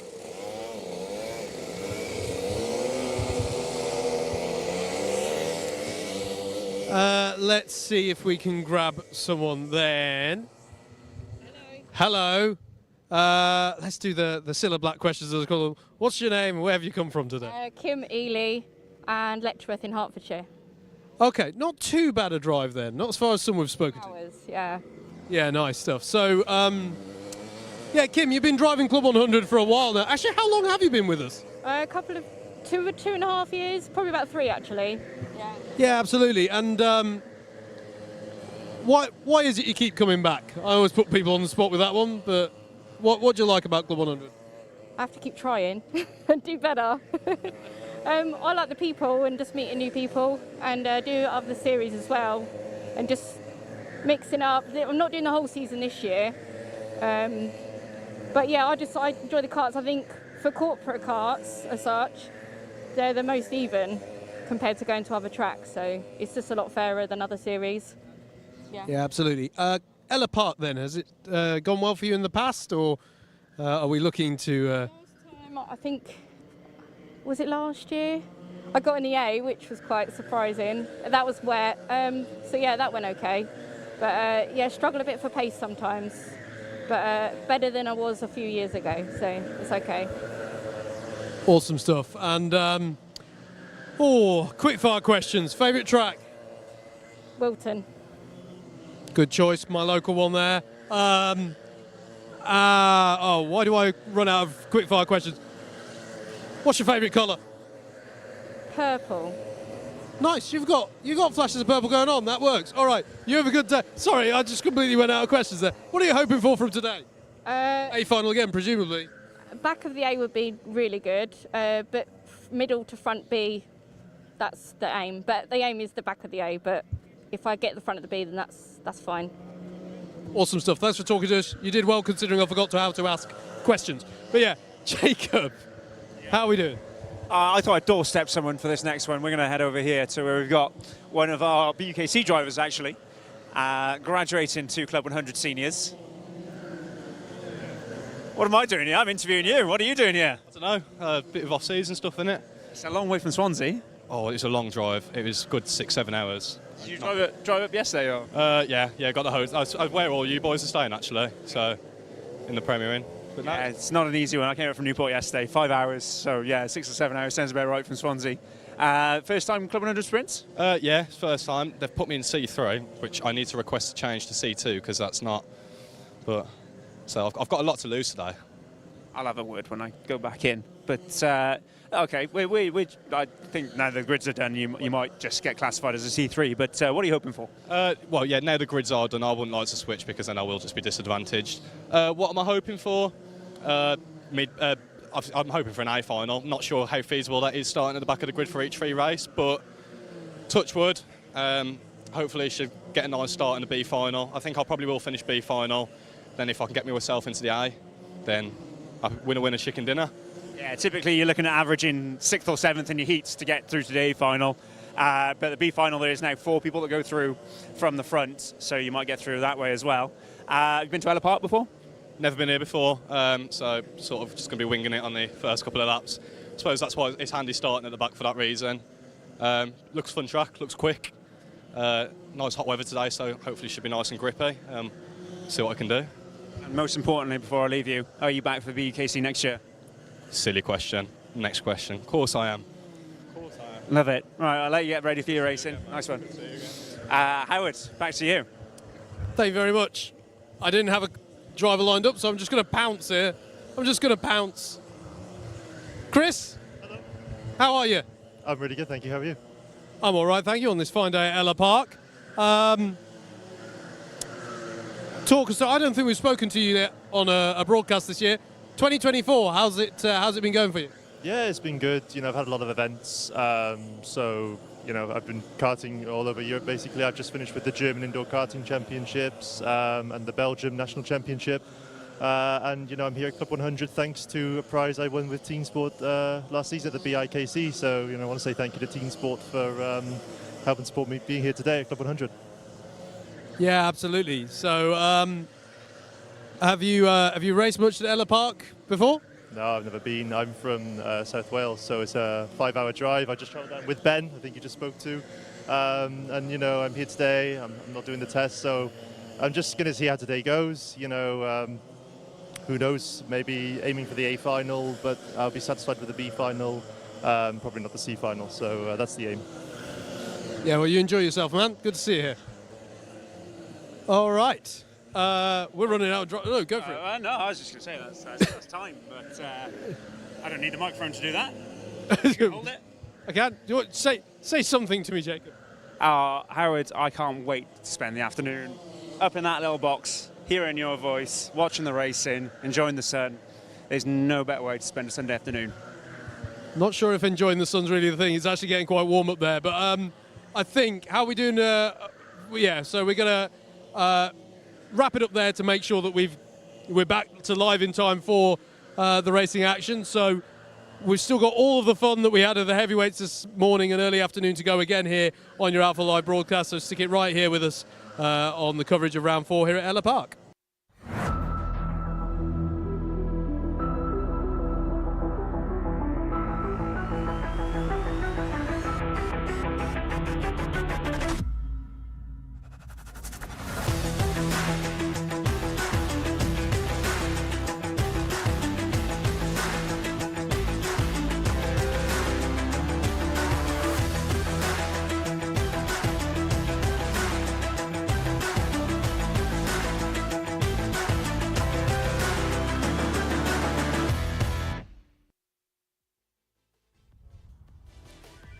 We're back to live pictures here on your Alpha Live broadcast of round 4 of the Club 100 Senior Sprint Championships for 2024. Coming to you live from Ellough Park Race Circuit, a few miles inland from Lowestoft in Norfolk in the east of England. Myself, Howard Mitchell of Double Dash Motorsport Media, still in the comms position for you, but through the magic of broadcasting, or more accurately, the magic of one person leaving the comms box, another person walking in, I have heavyweight sprint heat winner, Mr. Jacob Harris, alongside me in the comms position. Jacob, how are you, sir? I'm good, thank you. Thank you very much for such a wonderful introduction, Howard. Never have I felt so highly esteemed sat in a comms box, or stood in a comms box, rather. I am on my feet at the moment, just stretching my legs after all that sitting down I did this morning. We've got camera crew bowing down to you here outside of the balcony. Fraser does that anyway. Fraser is that normal? Fraser, yeah, is that normal? Okay. He's got quite I can't say I have that effect on him. But yeah, to be fair, absolute champ here, ladies and gentlemen. Immediately finished his racing, got out his race kit, and then immediately did a paddock walk with us. So appreciate that one, mate. Wow. I owe it all to my #1 fan, Amy, who's watching at home, my beautiful girlfriend. Couldn't have done it without her. There you go. That's nice as well to get us going on the afternoon's broadcast for all of the fun you've just had. But again, now with the lightweights, we're looking ahead to another 12 heats of racing action before we go into the all-important trophy finals. This time for our lightweights. And so if you were with us for the morning running, and early afternoon, I should say, it is a rinse and repeat. 12 heats.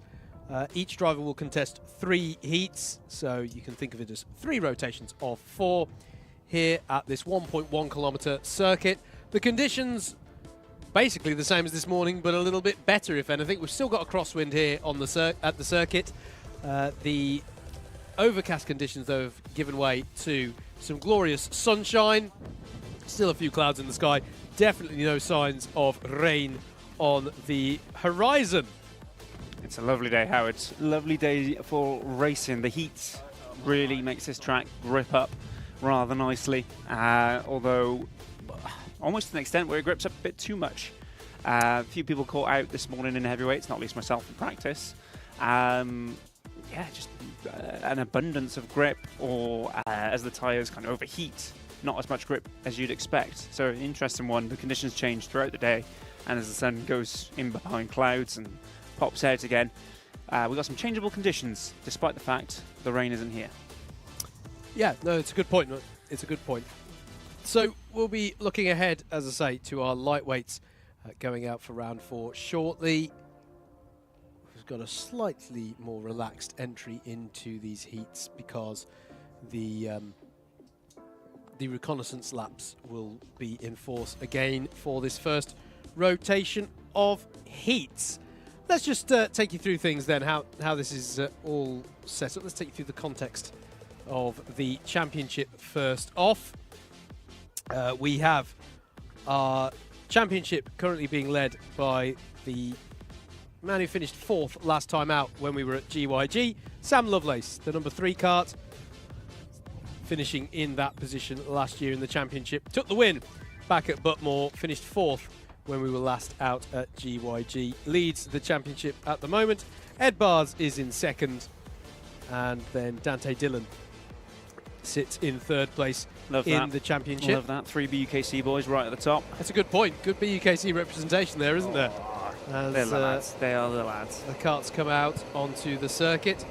So this will be the first of 12 heats. As I say, each driver will contest 3 of them.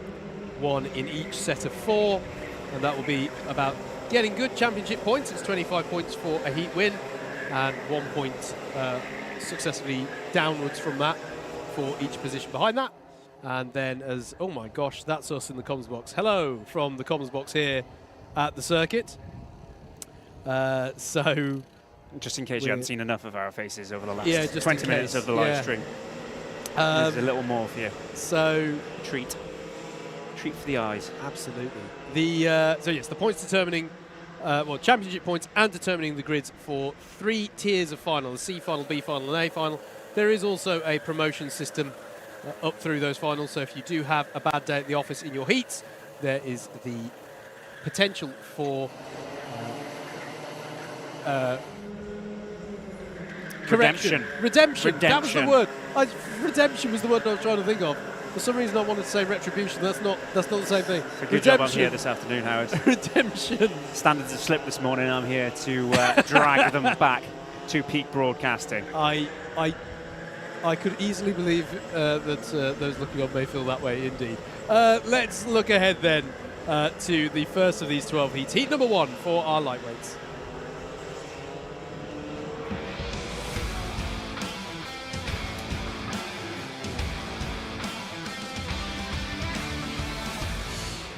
Let's have a look at the grid then for this first heat of the day for our lightweights for round number 4 of 2024. Rana Menon starts this one from pole with Eric Mignon alongside. Dan Seeger and Harrison Kirker make it an all Class 1 second row. Udi Menon and Chris Ball are your third row of the grid. Nick Lacasas and Keaton Ford are row 4 with Jake Hicklin and Ed Bars rounding out the top 10. Philip Babulal and Lewis Marchant are on row number 6.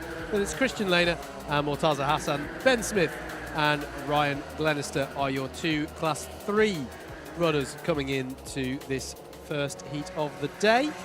Bit of a brotherly battle going on, Rana and Udi Menon. Yeah. Big Club 100 races. They love doing the endurance and Sprint 60 on Saturdays. They've just moved into sprints this year, I think, although they are regulars in BUKC as well for both UCL and Warwick Universities. Yes, good point.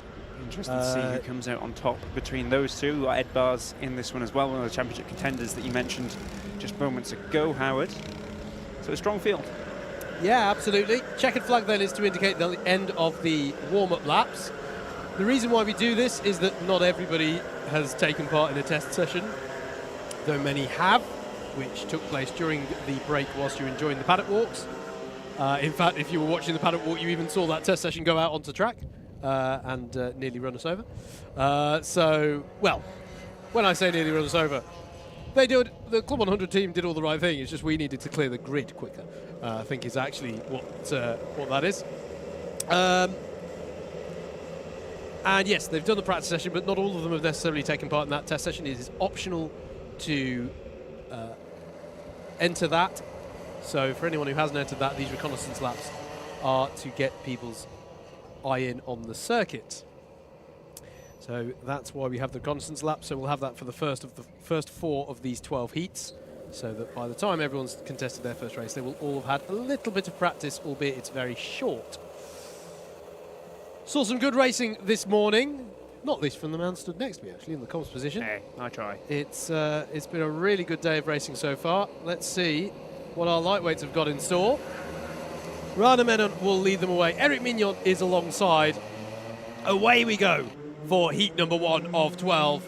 And it's a good start from the pole side of the grid. Dan Seeger looking to push up into second place in that number 6 car, and I think has got the job done. In fact, Mignon's got to be careful here because I think he's been hung out to dry slightly and he might lose further positions through the 2 sweeping right-handers now. And indeed he has. That looks to me like... Seeger and Kirkham to the front. Indeed, thank you. With Menon in third. Yep, 6 leads 5, so Dan Seeger maintains position, but Harrison Kirkham follows him through into second place as they round the hairpin at the bottom for the first time. A little bit of a gap then. You got your pole sitter in third, so you won't be too disappointed by that, although you probably would have hoped to hang on for a lap or 2. Your order then as they come round for the first time. First position is, as we mentioned, Mr. Harrison Kirkham, Dan Seeger in second. But Chris Ball has got the better of Rana Menon in the second half of that lap. Nick Lacasse is in 5th, Yudi Menon in 6th. Ed Barr's championship contender is down in 7th. Here we go then. So Kirkham and Seeger already having a bit of a breakaway at the front. Working together here quite well as Chris Ball absorbs this pressure from behind. Ed Barr's trying to get up through the order as well. It looks like they're having a bit of a battle down there at the hairpin now. And yes, Lewis Marchant is at the head of this battle group, and that looks to me like Philip Babulal getting the better of Christian Lehner and Keaton Ford.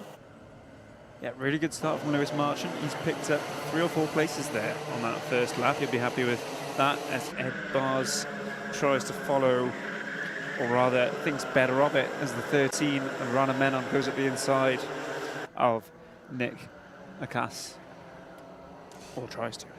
Indeed, Rana Menon side by side with Ed Barrs now, who'll have the inside line through the little kink here at 4 and down the inside at 5, and that's Ed Barrs up into 5th place. Now we'll try and get by on Nick Lacasse, who himself is chasing Chris Ball. And there is a move from Lacasse into the hook at pit entry. Have the inside line for the next hairpin, and Ed Barrs might try and follow through as well. In fact, Ed Barrs, yeah, has indeed followed through. So Lacasse is up to 3rd, but is it for very long? Because Ed Barrs has got great drive there onto the start-finish straight. We'll try and hook back up into the slipstream.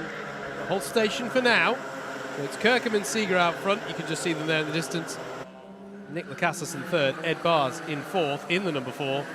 Then it's Chris Ball, Rana Menon, Lewis Marchant and Philip Babulal to round out that particular pack of battling karts. The next train is headed up by Yudi Menon. You can just see there in the 68, who has the close attentions of Mortaza Hassan. And there's the move by Ed Barrs as well, into the hook. Nice and cleanly through on Lacasse. Now the question is, in clean air, what kind of pace has Ed Barrs got? As a Class 1 runner, I don't, everyone's in even machinery, but we would expect on average for this to happen as the battle for the lead seems to be kicking off. Harrison Kirkham going defensive there, it looked to me, against Dan Seeger into turn 1. I think that's the first time we've seen these two. Yeah, well, as you said, they were working together, Howard. They've got a 4-second gap.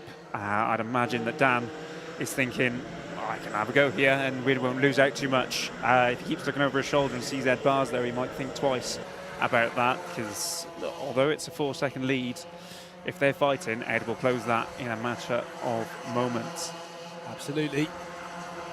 Ed Barrs is going to be pushing hard here. As you say, the gap is already 4 seconds now. On average, one wouldn't expect that to be closed up, but as you say, sprint racing is as much about when you don't fight as how much you do, or when you do, and how you do.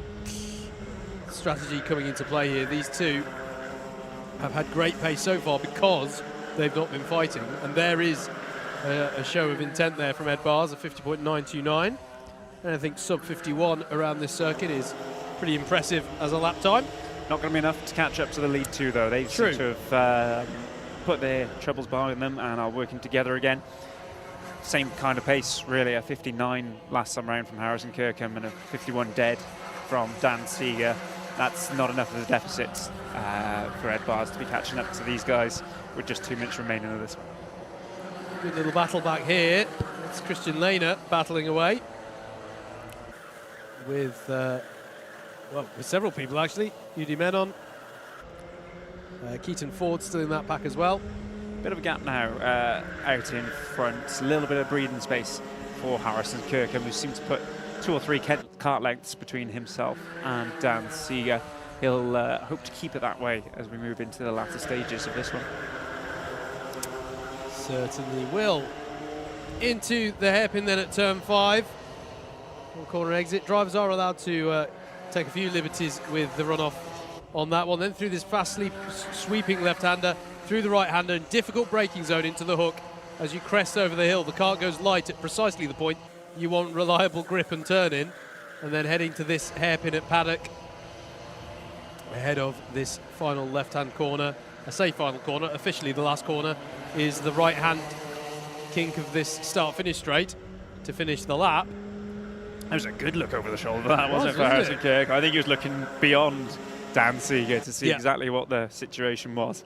And I'm not sure he would have seen head bars, to be honest, because he's still that 4 seconds behind. Yeah, it's really they're swapping hundredths of a second here.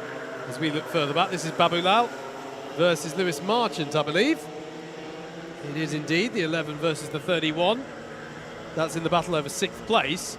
And we've got Murtaza Hassan in the 97 and Yudi Menon as well at the back of this one. So good, excuse me, that's Rana Menon who's at the back of this pack. So that's a few positions lost by Rana in the early phases of this lap. Yeah, starting this one on pole, he'll look to be getting to the front of this battle of 4 here if he can to make up those places. That's his best grid slot he's going to get today. The other 2 will be mid-pack and towards the rear end. Hasn't been caught by his brother, though, just yet. His brother leads the pack behind the one we are watching. As they come through to start another lap now, they should show next to each other in 9th and 10th. Challenge from Murtaza Hassan there on Babu Lal, but it'd be difficult to hold it around the outside. There, as you say, Jacob is the next pack behind, as we are on the last lap at the moment. So Harrison Kirkham, just see out my window that he's got enough gap to Dan Seeger to just hold him at arm's length, coming around the paddock hairpin now. Yep, There good is drive Ed to start Bars. the day for Harrison Kirkham. Dan Seeger should be happy with that as well. Around they come, over the start-finish line, and Harrison Kirkham wins our first heat of the day for lightweights. Brilliant drive from Kirkham, absorbed the pressure from Dan Seeger, and Ed Bars try as he might. He did get the fastest lap in the end on that one, but it wasn't enough to reel them in. Nick Lacasas has the bragging rights of Class 2 there in 4th place. As the rest of them come through, Chris Ball in 5th place, Lewis Marchant in 6th, ahead of Murtaza Hassan, Rana Menon, Philip Babulal, and Eric Mignon rounds out your top 10 there in the first of 12 heats we have here in the lightweights. And we haven't got long to digest that one because the drivers for heat number 2 are already out on circuit here at Ellough Park.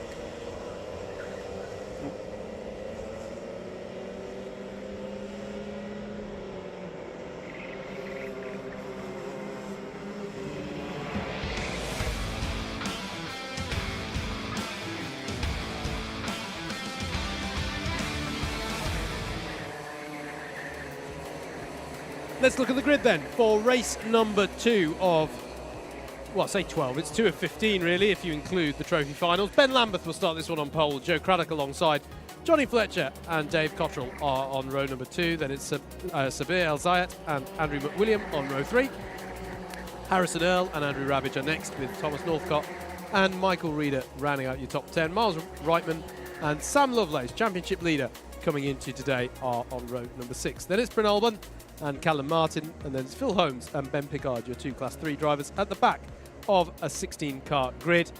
And let's just cover that because I don't think I've done that bit of housekeeping since we returned back to our lightweight action. The drivers given random grid positions across their 3 heats, but in such a way that everyone has the same average starting position across their races.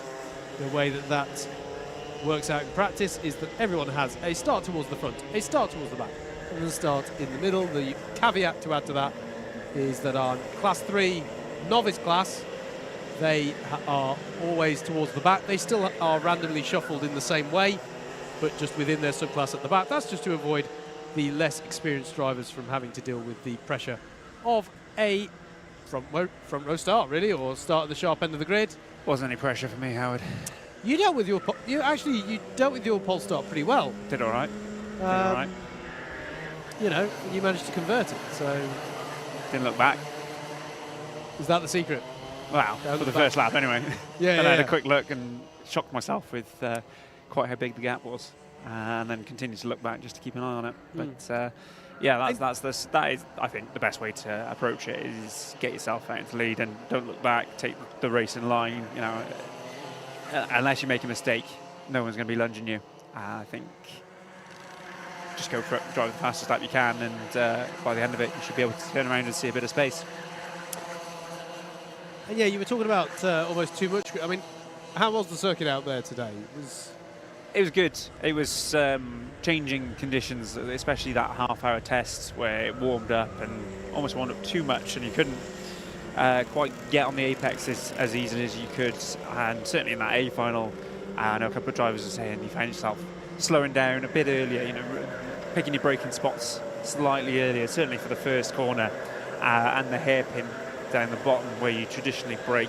There's kind of like a green patch for the first corner that most people use as a braking point. I think it's a couple of yards before there if you wanted to hit the apex, and at the top of the little mound you usually brake for the hairpin. It was certainly the car I had in the A final was brake a little early if you want to hit that apex at the hairpin and give yourself a good drive out the corner. Yeah, sacrifice that braking in order to actually have a good line through the corner. Interesting stuff. As we're up into our rolling formation then.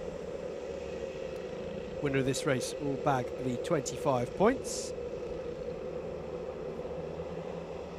As, all look to be in uniform formation, although we've got someone at the back. Is that, not quite sure who that is, Howard, coming round the left-hander there. I think, is that a test? I think it's a tester card. It's possibly Freddie, is it? Yeah. It's Freddie. Shout out as well to Johnny Fletcher, who has switched onto, I'm acknowledging the people who have changed around in the comms box. He's moved off of camera duty for the Alpha crew. He's now about to compete.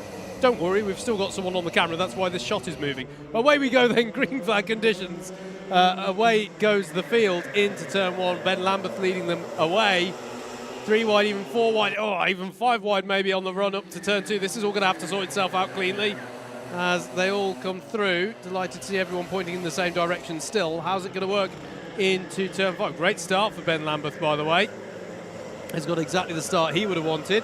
I think Sam Lovelace and Miles Reitman have benefited most from that little melee. They look to be in, what was that, 4th and 5th position, and Reitman lining up a move for 3rd. Sorry, is that Sam Lovelace there? One of our championship leader. He's had a great first lap there, That's Howard. amazing first lap, considering this is his lowliest start position of 12th.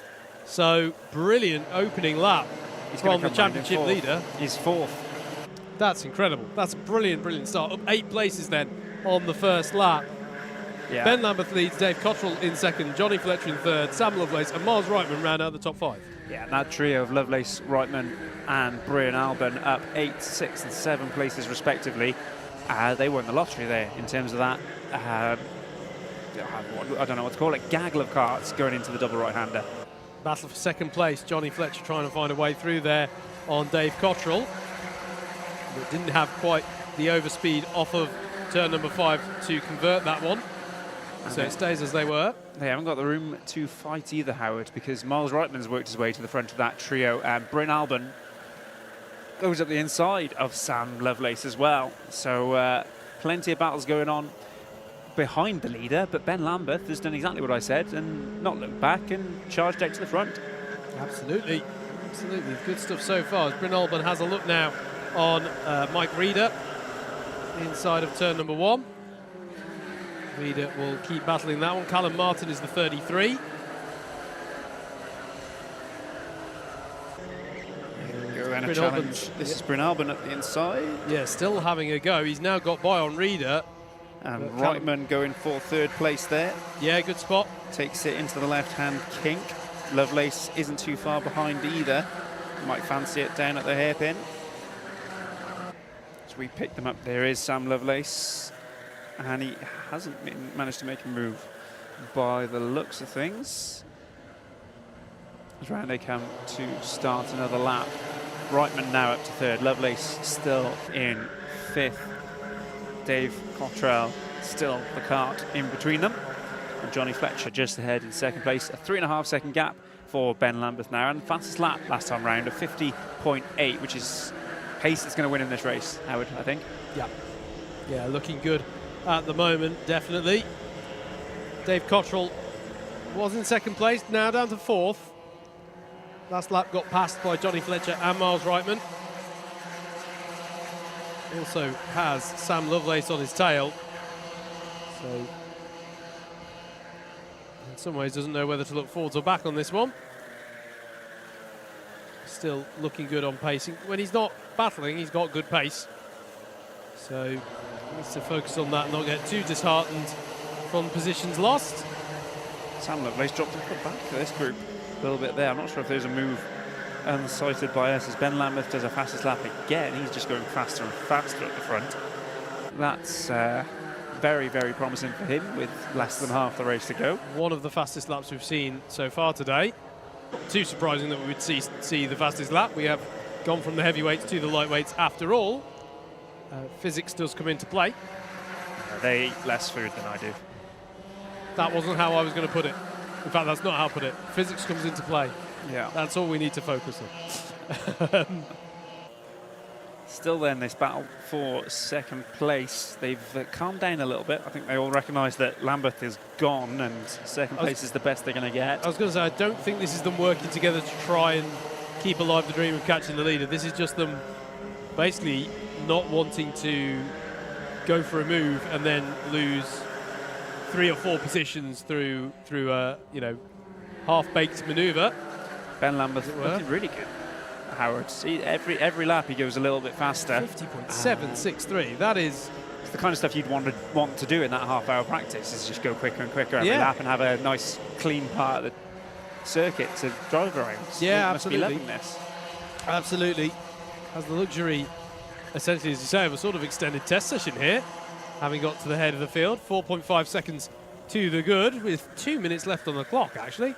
Yeah. Very impressive stuff. 2 minutes left on the clock is the time you start thinking about making moves. I'd imagine Miles Reitman has been eyeing up exactly where Johnny Fletcher is slower than him, although, to be honest, it looks like Dave Cottrell is closer to the back of Miles Reitman than Miles is to Johnny at the moment, as they come out of turn 1 down towards us. Yeah, Cottrell applying the pressure, isn't he, to Reitman.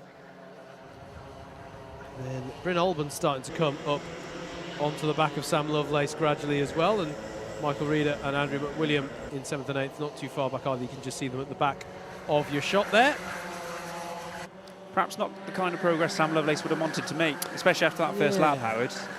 I imagine climbing 8 places like that, you'd be thinking, I could be on for at least 1st or 2nd here, but his charger stalled a bit down in 5th. Yeah, absolutely. Absolutely. But it's also what we saw in our heavyweights this morning, some of the Class 1 runners having a difficult first heat. I want to say it was Alex Pritchard and maybe Alexander Lamin who struggled to make progress up the order. And I think it's a reflection of how competitive the Class 2 field is. That it's not a done deal. It's not a guarantee that you're going to make your way up the field here. Penultimate lap is what we're currently on. Reitman closer than he has been the last few laps to Johnny Fletcher. Starting to turn the screws and ramp up that pressure. I have to say, by the way, there's a good old battle going on towards the back of the field. As looking to the inside now, Bryn Olban down the inside of Johnny Fletcher. That's Reitman, he's got up to 2nd place. Final lap board is shown as they come over the start-finish line. Reitman, yes, indeed. Reitman, Fletcher, Cottrell, Lovelace, Albon. All 5 karts you can see on your screen there. Yeah, sorry, it was Reitman, not Bryn Olban. That'll teach me to put my sunglasses on in the comms box, won't it? Like I said, dragging the standards up. Dragging the standards up. Into the hairpin for the last time then. After they powered out of there, down to another hairpin. Reitman looks to go defensive on entry. Bryn Olban seriously challenging Sam Lovelace here as well. I wouldn't be too surprised if he goes for the move. In fact, look at this down the back straight. He'll be on the outside for the hairpin, but he is forcing Lovelace to go defensive. We've got to keep an eye, though, on the start-finish line. Ben Lambeth takes the win in heat number 2 in dominant fashion, it has to be said. Who's going to finish 2nd? It's a drag race to the line. Reitman takes it by 49 thousandths of a second from Johnny Fletcher. Dave Cottrell in 4th. And Sam Lovelace managed to hold off Bryn Olban just by 700ths of a second. Close as you like amongst those. Michael Reeder in 7th, 8th for Andrew McWilliam, 9th for Callum Martin, and Andrew Rabbage rounds out the top 10 for that 2nd heat. 10 more heats to go on this one then. Still plenty of racing action to come your way here at Ellough Park. Next, of course, will be heat number 3.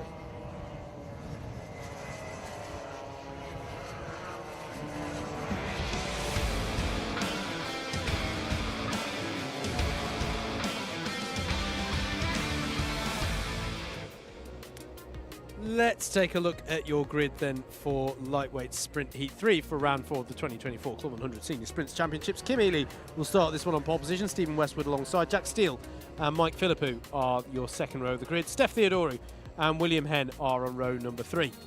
Jack O'Neill is next with Sam Morris alongside him. Matthew Clark and Alfie Hale make up row number 5. Greg Smith and Owen Genman are your 6th row. Then it's Isaiah Guagu and Alan Beckley. Clifton Malcolm rounds out a 15-car grid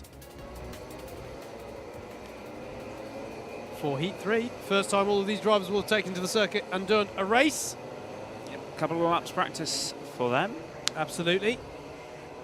Do hope you're enjoying this coverage of round 4 of the 2024 Club 100 Sprints Championships on lightweight class. If you missed the heavyweights who were out earlier, where were you? Look who it is. Oh, Mr. there. Will Chew, the man in charge today. Yes, he is. In JV's absence.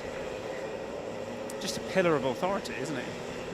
I've always thought that about Will, to be fair, but today especially looks like a man on a mission, and that mission is to run a good Club 100 Sprints event. Indeed. I reckon he's done a good job as well.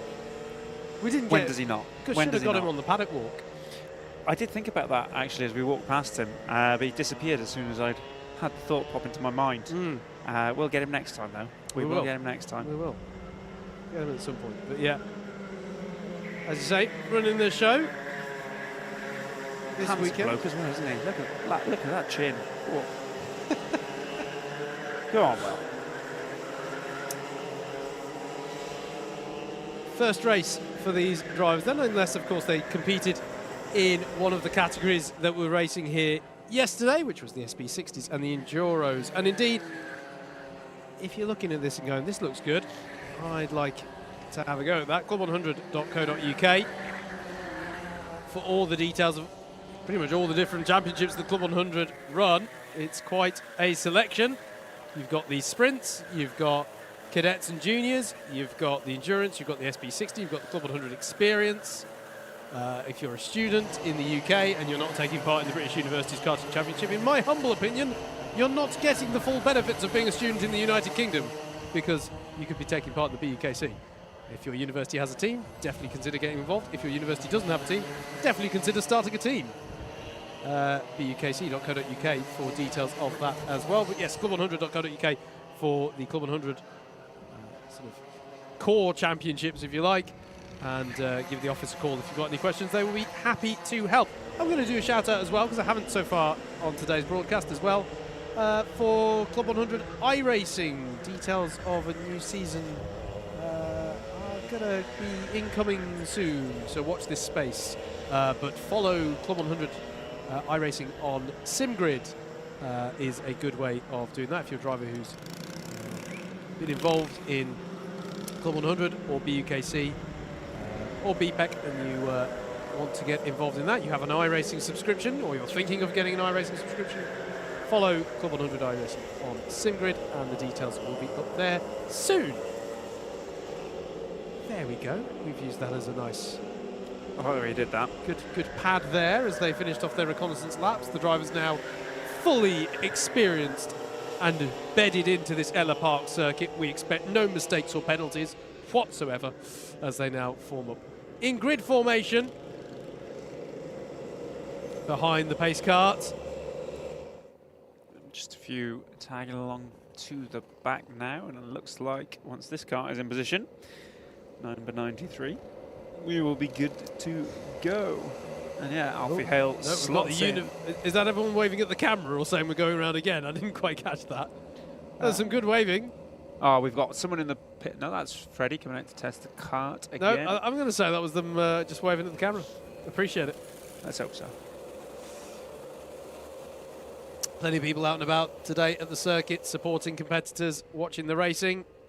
And well, they might. We're being treated to some good battles here at Ellough Park, a circuit that lends itself to overtaking. I was talking to Steve Lindley earlier on the paddock walk, as you'll have heard in the lunch break, pretty much overtaking opportunities on every corner. Kim Ellough is on pole position and leads them away then for heat number 3 here at Ellough Park. It's a great start from second on the grid though for Stephen Westwood, who's going to pull alongside in the 17 and take the lead early on here. And I think that was Mike Philippou getting by on Kim Ellough as well. for Ellough, the pole sitter, down to third place as they stream through turns 2 and 3. Great start from our two Class 1 drivers, Westwood and Philippou, to the front. Kim Ellough's hold on for third, though, and then we've got Jack Steele, who we spoke to in the paddock walk as well. He's maintained fourth. Definitely someone to watch in this one is our winner from last time out, Owen Genman. He's well down the order in the championship, but that's only by dint of the fact that he wasn't with us for round 1. So definitely want to watch to see how he can get up the order today, as Jack Steele has the close attentions of Jack O'Neill and Steph Theodorou as they come on to lap number 2. Alfie Hale, the big mover and shaker there, 3 positions on the first lap. Last man to take his grid slot, but probably the first man to get out of it by the looks. Absolutely. Westwood and Philippou then, with 26 of Jack. There's a lot of Titan representation in this grid, I've just realised. A couple of them knocking about. Yeah, absolutely. Yeah, you got Jack O'Neill there in shot. He's currently 5th overall. There's a move there going into that right-hander. Who is that, Howard? Kim Ellough there, as I said, holding 3rd place. Jack O'Neill for company. And we've got the number 9 of Steph Theodorou, who's made up a couple of places on that lap. He did get a cone warning, though. William Jacob. William Henn having a look there at Jack Steele as well, the 57 versus the 64. So interesting to see if those two have swapped around. Right now, though, it's a similar position to what we saw in heat number 1. Top 2 Class 1 runners working together to try and pull away. We'll see how well they can control the race from here on in. Actually, I say that, working together, that's not working together. That's Mike Philippou using the hook at pit entry to pull on by on the 17 of Stephen Westwood. And that, therefore, is a change for the lead that will be confirmed on timing next time through. Yeah, you'd hope that Westwood wouldn't fight it too much, because Kim Ellough, there you can see, has closed right in, thank you to that move. Jack O'Neill, Steph Theodorou not too far behind either. Greg Smith is up to 6th place. Will Henn in 7th, and then Owen Genman, who you just mentioned, won last time out. He's down in 8th. Yeah, absolutely. Jack O'Neill starting to apply some pressure here to Kim Ellough, but Kim's absorbing it well, to be fair, so far. Can be difficult when you have a pole sitter who's in Class 2 and there's quite a few Class 1s towards the front, as is the case here. There is the move on Kim Ellough by Jack O'Neill.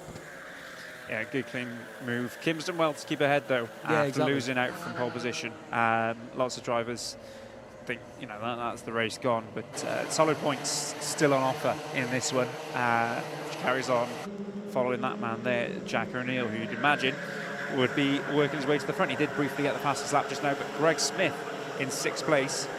He'll be attacking onto the back of this lead battle in moments' time if he carries on with pace like that. He's just on a 51-2. Yeah, it's going to be an interesting story to watch in Class 2. Sorry, Jacob. I'm just saying, there he is, Greg Smith, rounding the hairpin, number 69, prime number.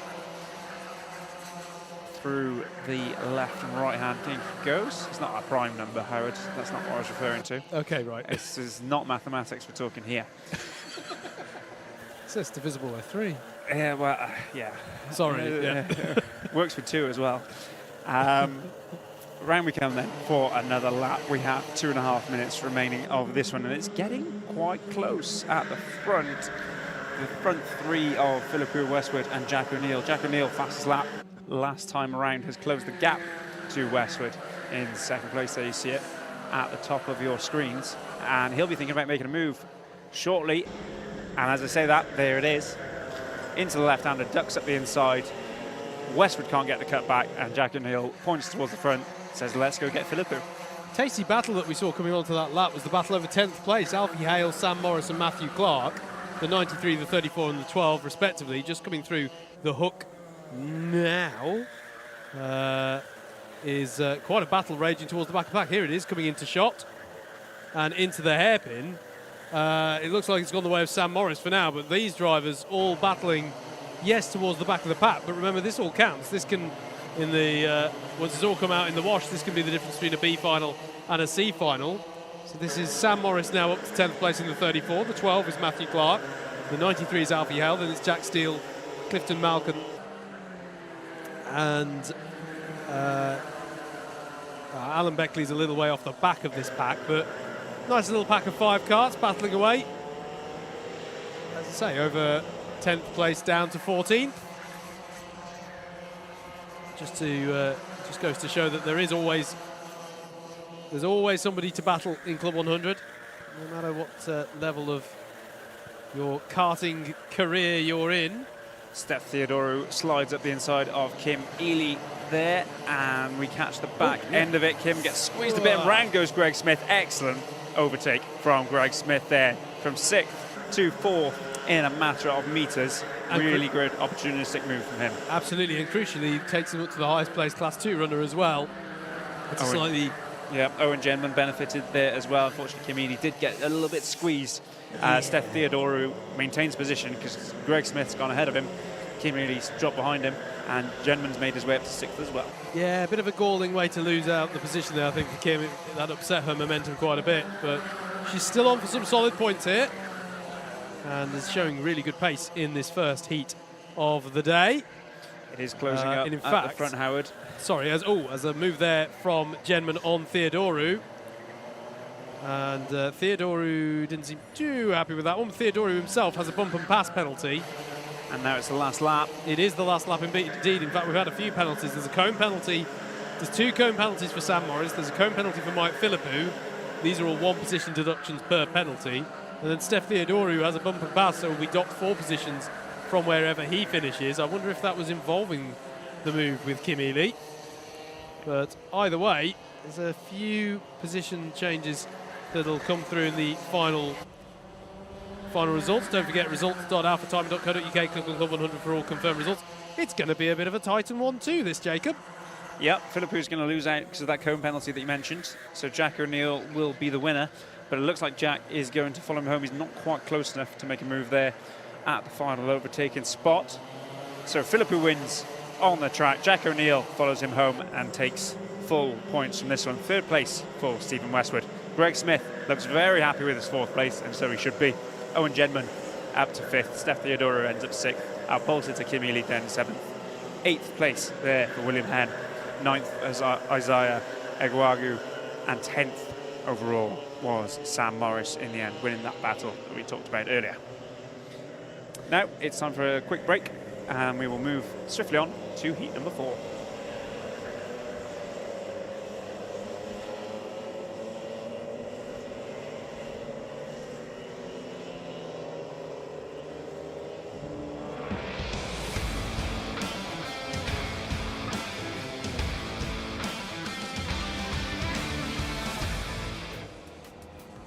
Let's look at your grid then for heat number 4. After this, all of our lightweight drivers will have driven for their first race. Andy Orford starts this one on pole position. Jeremy Deeks alongside.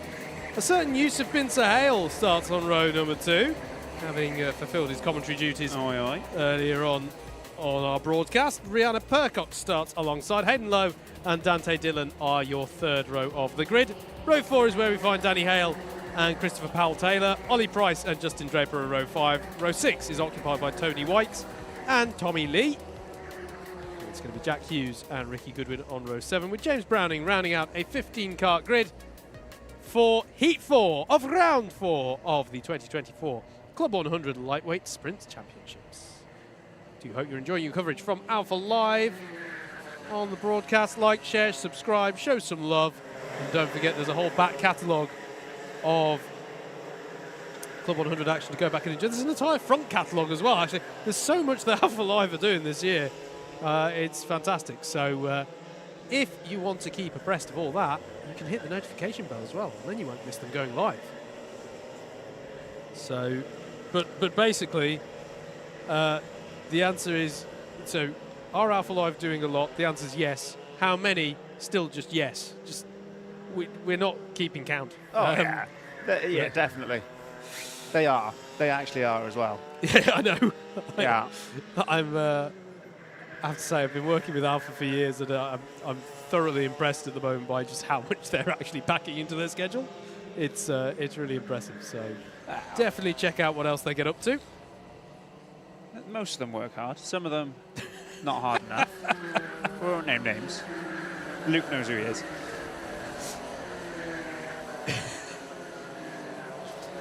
I kind of have to respect your bravery right now. Luke's not watching, I hope. No, I know, but the producer's within arm's reach in this box. Nothing wrong with a bit of good old-fashioned honesty. No, I love Luke. He's great. He's fantastic. Luke is my favourite member of Alpha Live. Oh, that's not going to help you either. Only matched by James Fitzhugh. The two. My comms colleague may have just been muted. Censorship. Censorship. Modern media. That's what's wrong with modern media, Howard, isn't that? Just can't state your opinions anymore. For various reasons, I'm going to pull it back to the action on track. Drivers just finishing their reconnaissance laps. So we'll start to form up a grid formation. That's it. That's it for reconnaissance laps until we get to the A final. Not because the drivers have been naughty, that's just how it works. They've all now raced in one race. So they are deemed to have had that chance to get their eye in on the circuit. They've worked out where the rights are and where the lefts are. And will now form up ready for their first race. 25 points on offer for whoever wins this heat. And it's looking like a competitive one as well, Howard. Yeah, it is actually. Wouldn't want to call this myself. No, it's we've got quite a few. Well, actually, hang on. I've been bigging up team commentator all day here on the broadcast. So I'm gonna back Yusuf for the win. There you go. I won, by the way. I won the challenge on guessing how far you would lead. Did you say all lead the way? The heat. Did you say all the way? I did. Wow. There you go. Teamwork, I'm not going to nice. tell you what all the other bets were. Doesn't matter. But yeah, it doesn't matter because what was important is that we both won. You know, you won the race, I won a bet. If you had fun, then you won, and also if you finished first, like I did, you won as well. Right then, coming round to start this one, heat number 4 for our lightweights. Lights are red, but away go the karts. You see the happy face there, and it's a good start from pole position by the looks of things. Andy Orford to the inside of this one. Bit of squabbling further back. Yusuf's made his way to the front though. Howard, he's leading going into turn 2. Yeah, brilliant start there from the driver of the number 8 kart. Through as well, Dante Dillon into second place. I thought Andy Orford had it covered, but these two straight to the front. Dante challenges. Great speed out of the hairpin. Dante takes the lead through the left-hand kink. Round to the right-hand side now. Yusuf's not coming back at him. So Dante will be our leader after lap 1. Well, that was the biggest challenge, really, to my prediction that Yusuf was going to win it. But this has been a great start for Yusuf bin Sahel. With Dante Dillon coming to the 4, having started 6th on the grid. So decent rise up through the field on this first lap. Has definitely played that one well. At the end of lap number 1 then, Dante Dillon leads, Yusuf bin Sahel in second, with Andy Orford in third. The only one taking the sort of standard racing line, or trying to get a switchback, actually trying to get a late apex. He's making it work. I think, was he saying to Yusuf, you can stay ahead because he felt he may have made contact? Potentially. There was a lot of finger wagging. There was. I had some great races with Andy's brother this morning. You did, yeah. And I'd be happy to see him do well as well. Number 36 of Christopher Powell. Taylor, though, is joining that front pack. The more they fight, the more Chris will benefit. Yep, some good racing from Glenn Orford this morning. Yeah, mad pace in the race that I won, did Glenn Orford. Yeah. Caught right up to me at the end as I eased off a little bit with a view of not making any mistakes. But yeah, I would have cracked on if I knew exactly what kind of lap times he was putting in. Speaking of lap times, fastest lap goes to Tommy Lee, who's now in 5th place in this one. He's putting a 51.1. Dante eked out half a second on Yusuf there that last lap, so a little bit of breathing space for him as he comes round into the hairpin there. We pick up the lead pack. Andy Orford has lost out. I think that's Chris Taylor. Yep. Chris Powell-Taylor has taken 3rd position as Andy Orford comes under pressure from that fastest lap driver that we just mentioned, Tommy Lee, as well. Going down into the hairpin, Tommy Lee hasn't quite made a move. But yeah, 3 Class 1s to the front 3 positions now in this one. Dante, Yusuf and Chris Powell-Taylor. Say, once again, another great battle developing towards the back of the pack. Danny Hale in 10th place. For the second time that a Hale has led a good battle over 10th place. As tucking underneath there, that is Tommy Lee challenging Andy Orford and going through. Can he make the move stick though? Because Orford gets a good drive off of turn number 1. There you can see the battle I was talking about further back. Here's the battle. That was the 94 you just saw of Danny Hale leading Ricky Goodwin, Hayden Lowe, Jack Hughes as well, part of that battle. Dante get into the groove at the front of this one, Howards. Just set the fastest lap of 51 dead as Andy Orford gets his elbows out. Tommy Lee and Justin Draper applying the pressure to him. We pick up Dante there. A little bit of a gap back to Yusuf, but not much. As up the inside goes the 32 of Justin Draper. He gets the better of Andy Orford there and makes it stick as well. Tommy Lee is gone through, has gone through as well. Draper's got both of them. Draper's got both of them. Excellent work from him. Tommy Lee maintains position. Andy Orford now down to 6th. Yeah, absolutely. Really well read there from the driver. The number 32 takes himself up into 4th overall and the highest place of the Class 2 drivers at the moment. Tell you what, though, it's heated up at the front as down the inside of the hairpin, out the window, I can see Chris Powell-Taylor has taken 2nd place from Yusuf Bin Sail, although Yusuf is fighting him back. This isn't going to do them any good. Catching Dante is very wide there for Chris Powell-Taylor. Fastest lap last time around. He's certainly not going to fastest this time with a line like that. Yusuf looks behind, surely gives the little finger to point at Dante. They were within a second of him last time out. Dante's going to have a much bigger gap as we cross the start-finish line with half this race gone. Absolutely. You say it's heating up in the race. I have to say it's heating up here at the circuit as well, as once again Yusuf Bin Sahel goes defensive against Christopher Powell-Taylor.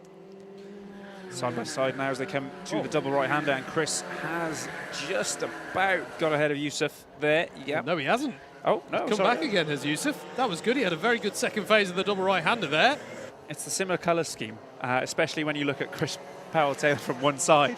That way, that we've just seen them with the red showing, you can tell them apart. But it's there, that opposite angle, when it's both blue, that I've been struggling with. Yeah, I totally get you. It's also that the sun's starting to go lower here at the circuit as well, I think. I think Dante's checking out of this one, Howard, as Yusuf and Chris fight. Justin Draper and Tommy Lee are right on the back of them now. You can see coming through, and they're going to be looking for second, potentially third sold the places. dummy. That's gorgeous. Oh, that was Mansell-esque there from Christopher Powell-Taylor. Can he make it stick? It's going to go 3 wide because Justin Draper, is he going to get both of them? He is going to get both of them, and Tommy Lee through as well. Oh, that was a beautiful exchange. 2 Class 2s just managed to properly take the fight to some Class 1 drivers who, to be fair, were caught battling in amongst themselves. And that was a beautiful move from Justin Draper and Tommy Lee, and they're up into 2nd and 3rd respectively. Yeah, excellent moves, and that drops Yusuf and Chris down to 4th and 5th. Andy Orford still not out of this one. He's tagged onto the back of this for you. See him coming through shot now. But yeah, big gap for Dante out in front. He's now down into the 50s, as was Chris Taylor. But Dante is going to be at least a second and a half ahead, I think, this lap round. In fact, it's nearly 3-second gap now with what this will be the penultimate lap. So 2 more tours of the circuit to go. Yeah, and in some ways, it's because Dante's out so far. It has a bearing on these drivers because by being out that far, he didn't get the last lap board this time. Yes. So it will run for 9 laps, which most of the heats earlier today did. Getting his money's worth. And yeah, a bit of a gap now as well for Justin Draper and Tommy Lee. Yusuf and Chris Powell-Taylor still scrapping, must be. Yusuf defending there through that section. As we come round, the final lap board will be shown to Dante Dillon. Through he comes now, another 50.3 that time round. Looks like he's eased off just a little bit. Draper and Lee are storming ahead, taking 2nd and 3rd, side by side now behind Yusuf and Chris Powell-Taylor. Chris to the outside, Yusuf hangs it to the inner circuit and keeps position. There'll be a couple of chances left as Tommy Lee now looks to take second place, and I think he's got better drive off the corner and has done it. It looked quite simple all told, didn't it, in the end? But is there a counter-attack? And has Christopher Powell-Taylor got anything left in the tank here to attack Yusuf bin Sahel? Andy Orford sat in 6th place. We do need to keep one eye, though, on the start-finish straight, because once again, our leader has controlled it in dominant fashion. Dante Dillon has been stretching his legs at the front of this field, will take the win. Up the dance. For Heat 4, indeed. And takes the win. Tommy Lee in 2nd, Justin Draper in 3rd, Yusuf bin Sahel in 4th, and 5th, and fastest lap of the race for Christopher Powell-Taylor. That's how they finish for Heat number 4. All the drivers then have now contested one race. We'll go into the second rotation, I always like to think of it, of 3 of these heats. And that means that Heat number 5 is next up here at Ellough Park.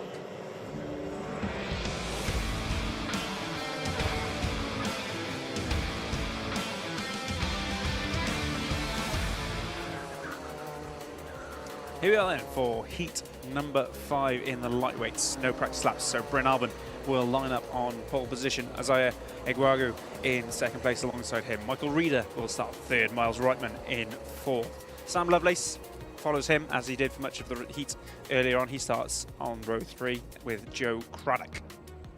Harrison Kirkham won a race earlier, starts this one 7th position. 8th for Mike Philippou. Dan Seeger is in 9th. Matthew Clark 10th. Nick Lacasas is in 11th with Keaton Ford in 12th. And last but not least, Chris Ball, Ben Pickard and Phil Holmes are 13th, 14th and 15th respectively. Absolutely. The sun really is streaming down on the circuit now. Lovely day. It is a lovely day. I think in the comms box we'd like some of the cross breeze that the circuit is having. But other than that, we're having a lovely time of it here in the comms position. Myself, Howard Mitchell, Double Dash Motorsport Media, alongside Jacob Harris, as we look ahead for the start of this one. And away we go. Bryn Albin leads them towards turn number 1. It's a good even start from both sides of the grid. Lots of contact there into the first one. Miles Reitman drops right to the back of the field from 4th place. He will not be happy with that. That was a scrappy first corner. But at the front, Bryn Albin holds the lead, and that's that's Lovelace and Reitman. Lovelace goes really wide on the exit of turns 2 and 3 and collects Reitman as he rejoins the circuit down in last place. Whoa, you never like to see that. That will have been felt. So Sam Lovelace will have felt that in the back. It's never good to see a kart catching some air. Disaster of a first lap for Reitman and Lovelace after the last race, where they made up about 15 places between them on the first lap. Yeah. This is the thing, such is the competitive nature. Having one bad heat can be costly. Pendulum swings, Howard. The Pendulum worst swings. Bryn Albin. Yeah, absolutely. Still leads then. Harrison Kirkham, another impressive performance, is up into 2nd place.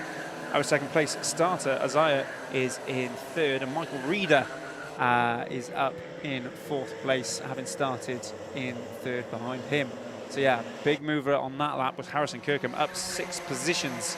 Dan Seeger and Nick Lacasas as well making moves, benefiting from some of that contact in the first lap. But look at this train of karts, Howard. This is going to be a tasty one. Yeah, absolutely. And this is the thing, your worst, in the overall championship standings, your worst 2 rounds worth of results get cancelled, as that was a difficult left-hand turn there for Egwagu. And I think that'll mean he's under pressure Penalty here. for Sam Lovelace as well. Oh, I think that'll be for rejoining the circuit. Unsafe release is what shows on the live timing. So rejoining and collecting Miles Reitman means that Sam Lovelace has picked up a penalty in this one. Egwagu under pressure from Philippou. Philippou gets by, was also under pressure from Dan Seeger in the 6th. But actually, fair play to Egwagu, holding off the attack there. That's decent elbows out driving from the driver of the 27, and it leaves the 2 Class 1 drivers behind him to have a scrap of their own. Dan Seeger getting back past on Mike Philippou.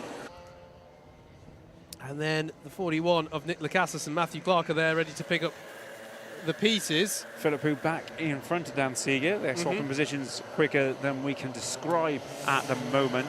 Front 2 are a bit calmer than that as Bryn Albin leads us round for another lap with the fastest lap of the race, a 51.9. 1. Harrison Kirkham follows him through, and Michael Reeder now up into 3rd place. Ben Pickard, we just saw a move beginning there in Class 3. Ben Pickard having a look at Phil Holmes for 11th place. Those are our 2 Class 3 drivers in the 22 and the 135. So keep an eye on that one. In fact, they're still battling. There is the 22 of Phil Holmes pulling into turn 5. There, further up the road, is Mike Philippou, now passed on Isaiah Iguagu in that number 27 car, so change for 4th place. To finish the thought, even though at the end of the championship your worst 2 rounds worth of results, so your worst 6 heats and your worst 2 finals get dropped, it's still the case that those finals count, because it's how it determines where you start on your finals, as Dan Seeger there is up the inside of Iguagu, somewhat prized that door open, and behind them it leaves for a scrap between Lacasas and Iguagu. Matthew Clark getting involved as well. On the inside now, heading towards turn 2, is Clark. Miles Reitman on the back of this as well. It's a great recovery from him, currently in 11th. Sam Lovelace is recovering quite well as well. He's had excellent pace at the back. There's the look from Reitman, and that set, I think that was Chris Ball with whom he made contact there. So we'll have to see what's called about that one, but that one was a big look up the inside from Miles Reitman there at turn number 5. Got to say, fair play to Isaiah Iguagu, absorbing this pressure. Close at the front now. Howard, we picked them up coming in to another lap. 2.5 minutes left of this one. Penalties coming in. Miles Reitman did indeed get an ABC back there, as has Ben Pickard towards the back of the field. But yeah, Harrison Kirkham 2.5 tenths behind Bryn Alban. Follow him here through the double right-hander. Michael Reeder, fastest lap of the race. He's going to make this a 3-way battle momentarily. Absolutely. Definitely not the case that the leader is getting on up the road in dominant fashion at this point in time. Alban being kept very honest here by Kirkham. And as you say, Michael Reeder with some good pace here. Mike Philippou in 4th, Dan Seeger.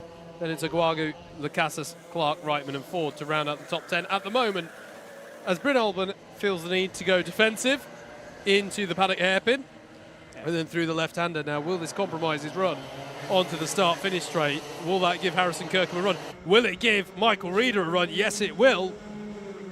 The 96 down the inside at turn number 1. Does Kirkham fight back towards 2? No, he hasn't got the overspeed to do so. I quite Lovely fancy move. Michael Reeder for this one, Howard. Yeah, really he's good. Looking like he's got the car underneath him for this one and the talent to steer it to 1st place. He's got Bryn Alban up next. There's a 1.5 minutes left of this one. It'll be maximum 2 laps. This could be the penultimate lap. We'll keep an eye on that as we come round. But these 3 nose to bumper as they come through the right-hander. There's another right-hander coming up now. Look who goes to the inside. Very defensive from Bryn Alban, as round the outside Michael Reeder has a little look. I think this would be Michael Reeder's first win in a little while. I want to say his last win was at Clay Pigeon last year. Apologies if I'm not right on that one, but it's been a little while since we've seen it. No final lap board this time out, so there will be 2 more. This now is the penultimate lap, and it could be any of them. Kirkham gives Reeder the point forward, saying go for him. I think Kirkham's just biding his time, waiting to see if he can capitalise on something. No moves here at the hairpins. Bryn Alban goes very defensive. I think Michael Reeder just about missed the apex on that one. It looked like Harrison Kirkham turned in, but as I say, he missed the apex. He got a good drive out of the corners. Whatever he's done, it's worked. To the front, Michael Reeder takes Bryn Alban for 1st place in heat number 5. He's got 1 more lap to hold on to it, and currently holds the fastest lap himself, so you can replicate some of that pace. Michael Reeder is on for a heat win. Brilliant stuff from Michael Reeder. 1 more lap to go then. Philippou's joined as well. Yeah, sorry. absolutely, yeah. Philippou on the scene. I was indeed, that was where I was about to go with this, because and there's a battle as well behind them. Dan Seeger and Nick Lacasas doing battle. Sam Lovelace has recovered to that one as well. He's got ahead of Miles Reitman. Miles with that penalty just to mention, as down into the left-hand hairpin they come for the last time. Kirkham defensive. And Philippou won't have good enough drive off of the corner that time to challenge. What about down into the hook? Through the right-hander, over the bump, and under braking. He does go for it. That's a late move from Philippou, and I'm not sure if he's got enough speed to make it stick, but he will have the inside line at the hairpin, and he has made it stick. That was a beautiful move from Mike Philippou. But these Class 1 drivers can battle as much as they like. They're not going to overhaul that Class 2 driver who's about to take the win. Michael Reeder takes the win in heat number 5. Bryn Alban in second. It's Harrison Kirkham in third. It's Mike Philippou in third. It's Harrison Kirkham in fourth. Dan Seeger in fifth in the number 6. I was thrown then by the 5 finishing fourth and the 6 finishing fifth. Nicholas Casas in 6th place. Sam Lovelace, a bit of a recovery drive, and I'm sure perhaps a bit of a sore back when he wakes up tomorrow morning in 7th there. Miles Reitman in 8th, but with a penalty. And already they are out for heat number 6.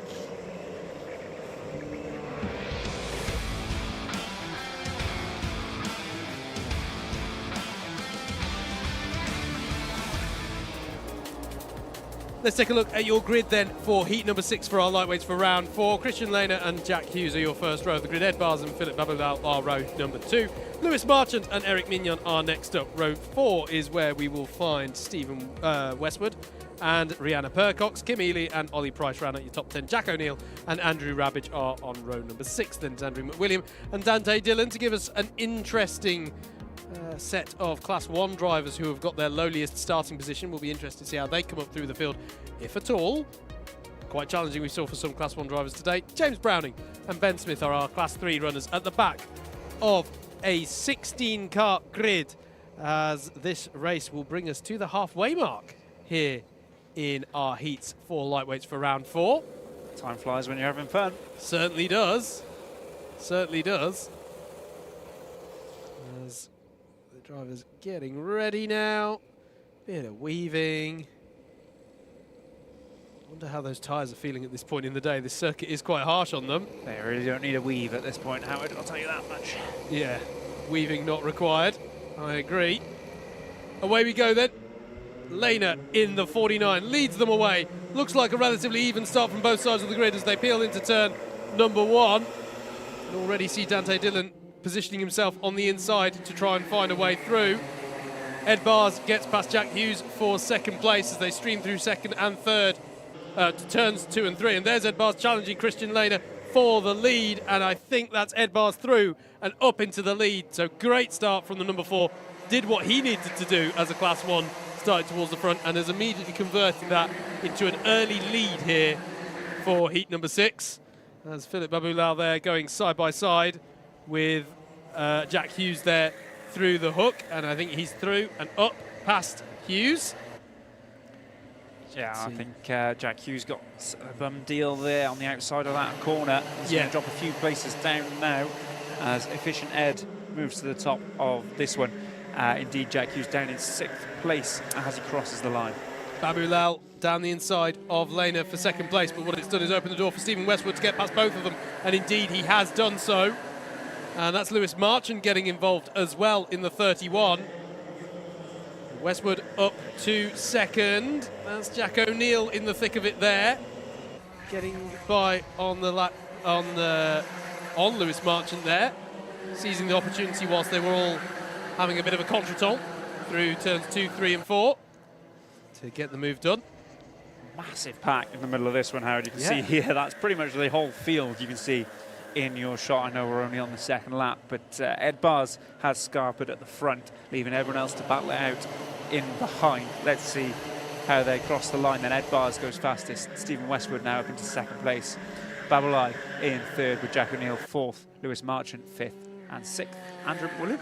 Yeah, it's a competitive field, this one. They're all separated by a whopping 6 seconds. It's nice and close, just 2 laps in.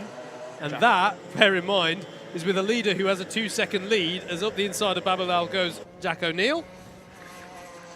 Up into third place. Actually, yeah, the whole field covered by 6 seconds, but with a 2-second gap. Just shows how close this is. It's like an old game of Snake on my phone, this one. Does that age me? Does that show my age? Probably does. It shows that you're around when mobile phones were first starting out, Howard, so it puts a date on it, at least. Ben Smith at the back of this one, we spoke to in the paddock walk as well. Found it tricky, the move up from BUKC by the looks of things.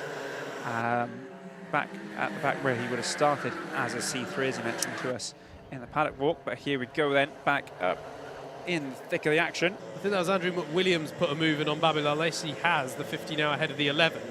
And what we caught up with there was Lewis Marchant in the 31, seeing if he could follow through as well, which he couldn't quite. And it leaves Philip Babylal as the highest placed Class 2 runner in this field. Fastest lap of the race is with Andrew McWilliam. That wasn't a great line from Babylal through the hook, and you've got to think that that'll give the opportunity, as indeed it does, for Lewis Marchant in the 31 to slip up the inside of the hairpin. Oh, and someone, I think, tagged the tyres on the inside of that corner, so keep eyes peeled for possible cone warnings there.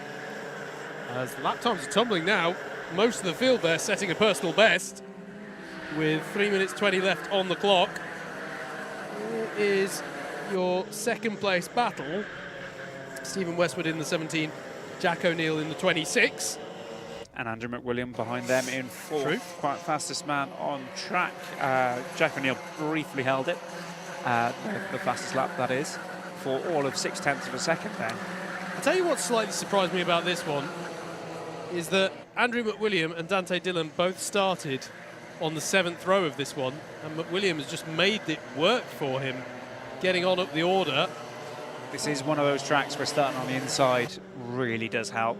You've got the double right-hander, well, you've got a right-hander for turn one and then a double right-hander again after that. So it's really a triple right-hander to start this one, starting on the right-hand side, of massive benefit sometimes, Howard. Yeah, it's a good point. It's a really good point. As the battle closes up for second place. Now, this morning, or earlier on today, I should say, in the heavyweights, we were treated to some fantastic battles for second place. Just seemed to be a pattern throughout the heats. There is a move from Jack O'Neill through the sweeping left-hander in the middle of the circuit on Stephen Westwood. Beautiful move. Westwood goes to the inside into the hook, but I wonder if that was a costly move for him because he's opened the door, has he not, for McWilliam? It forces McWilliam to go to the outside of the hairpin. And still he's defending, but they're losing a lot of time now to O'Neill. It's certainly releasing him to get on up the road.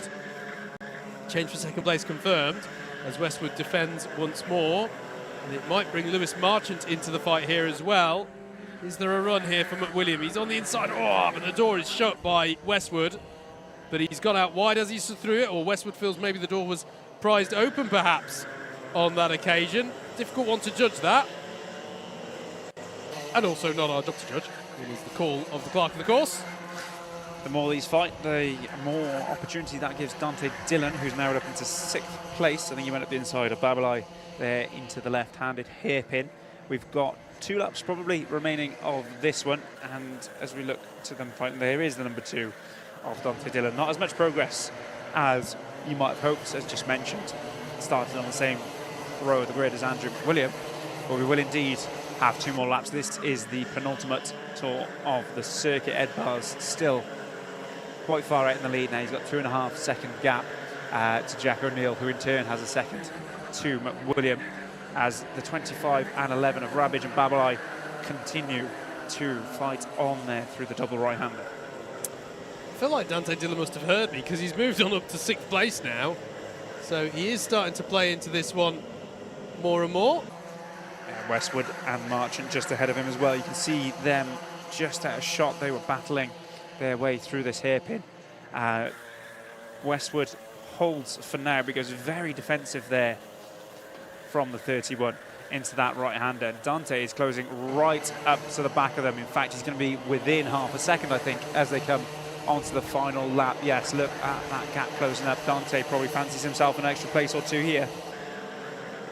Yeah, don't forget, all of the subclasses, although they are subclasses, they're scored together, so every position counts, whether he gets by on Class 2 or Class 1 runners. Just too far back, I think, for this hairpin, as defensive again goes Westwood, but he'll look to the next hairpin, will Dante. Williams still applying pressure to O'Neill ahead of them as well. Yep, Dante to the inside. He's going to get what place is he? Well held around the outside by Marchant.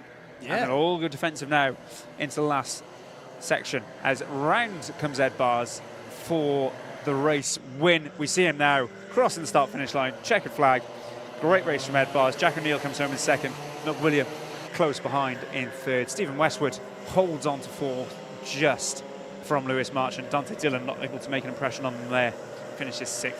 Andrew Rabbage is 7th. Philip Babalai in 8th. Christian Lehner finishes this one in 9th. And rounding out your top 10, the number 21 of Rihanna Percox. No penalties looking too pertinent in that one, so I can't imagine there'll be too much change to the order you see on your screens right now. That was heat number 6. We are halfway through our lightweight sprints. Coming up next, heat number 7.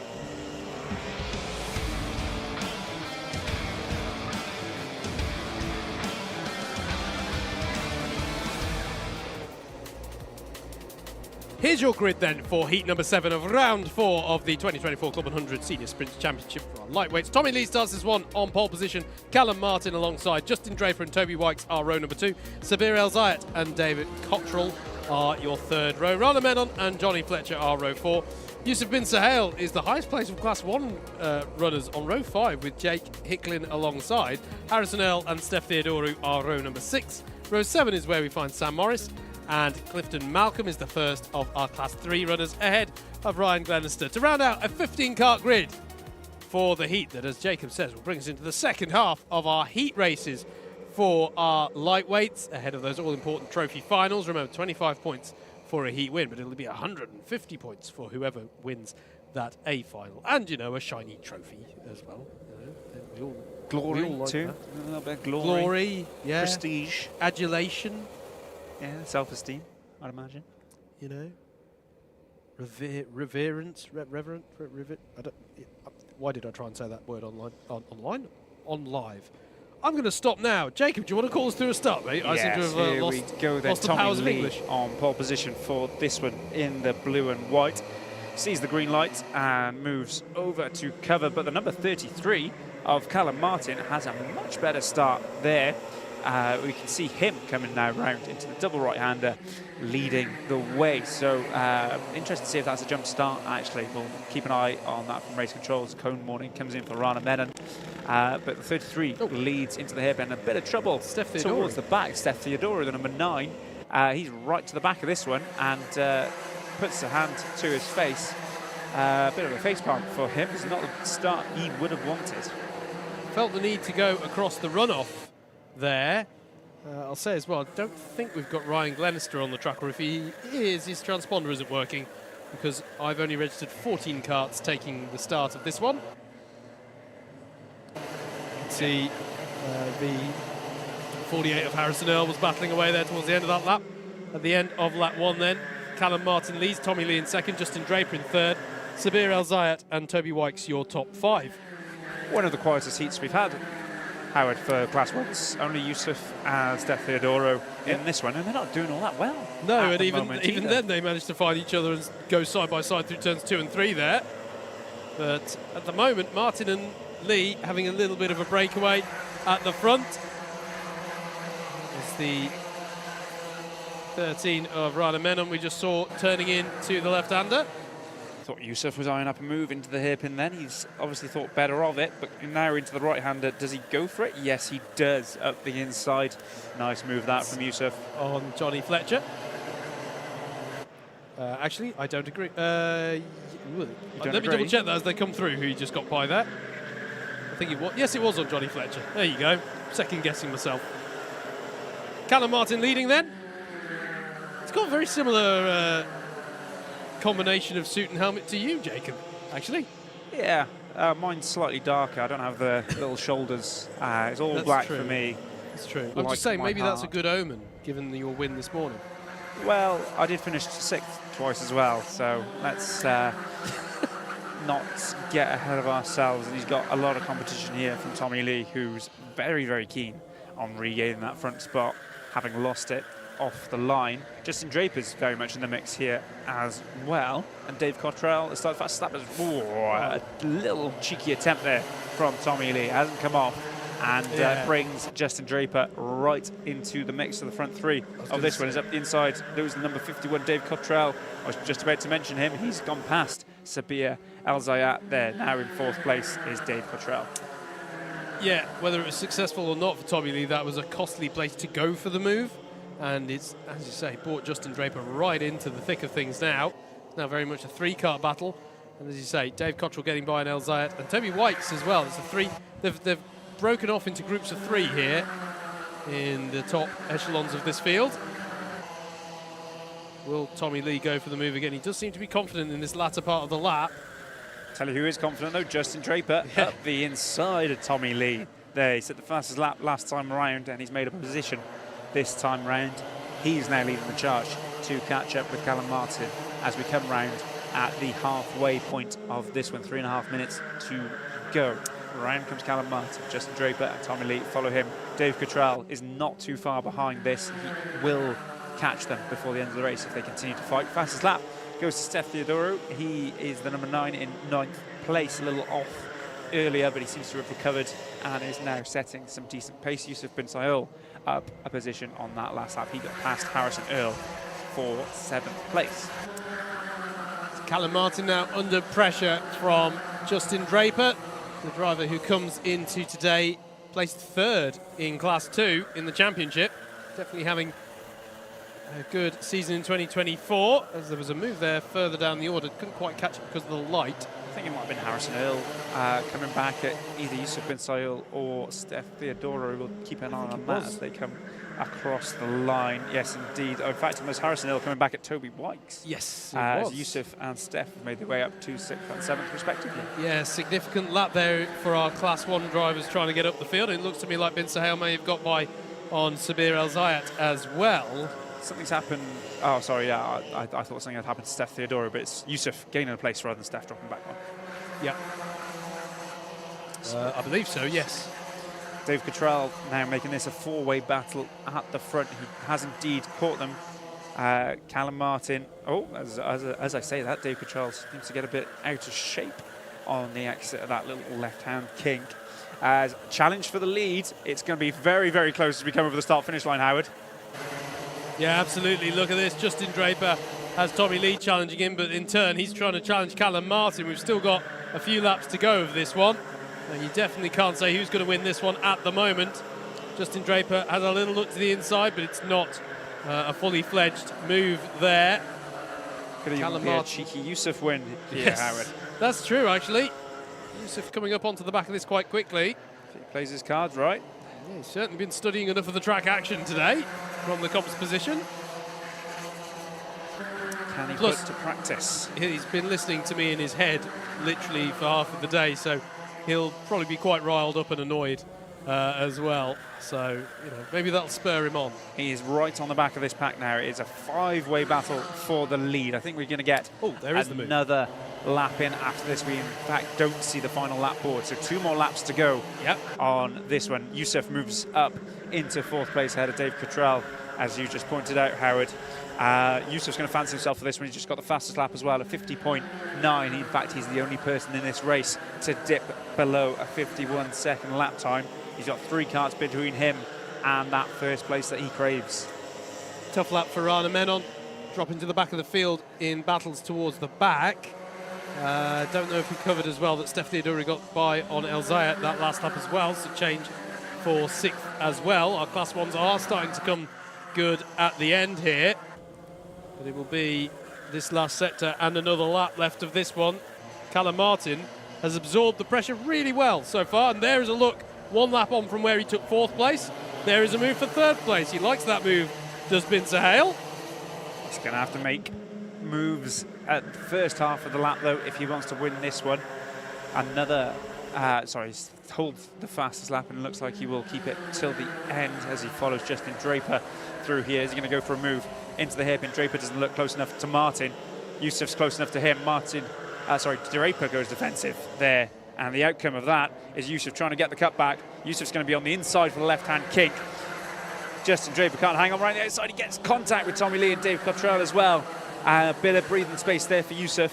Callum Martin looks like he's got enough of a gap to last him this last lap, as Steph Theodorou now gets involved as well. Oh, Bin Sahel, I could see him out the window pushing so hard into the braking zone, but he's not going to be close enough to challenge Callum Martin here. You can see him realising the opportunity is going away. It's going away because Callum Martin will take the win.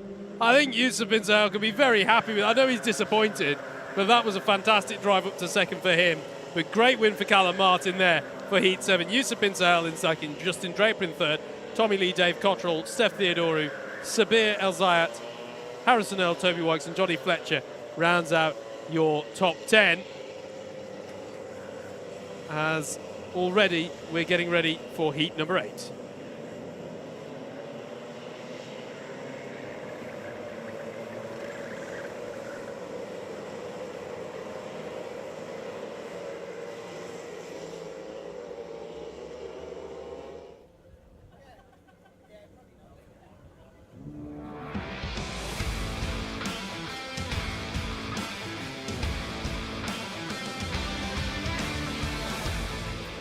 On we go then to heat number 8. This is your starting grid. Owen Genman starts on pole position with Mortaza Hassan in second. Alfie Hale starts this one in third with Greg Smith in fourth place. Yudi Menon starts in fifth with Jeremy Deeks for company.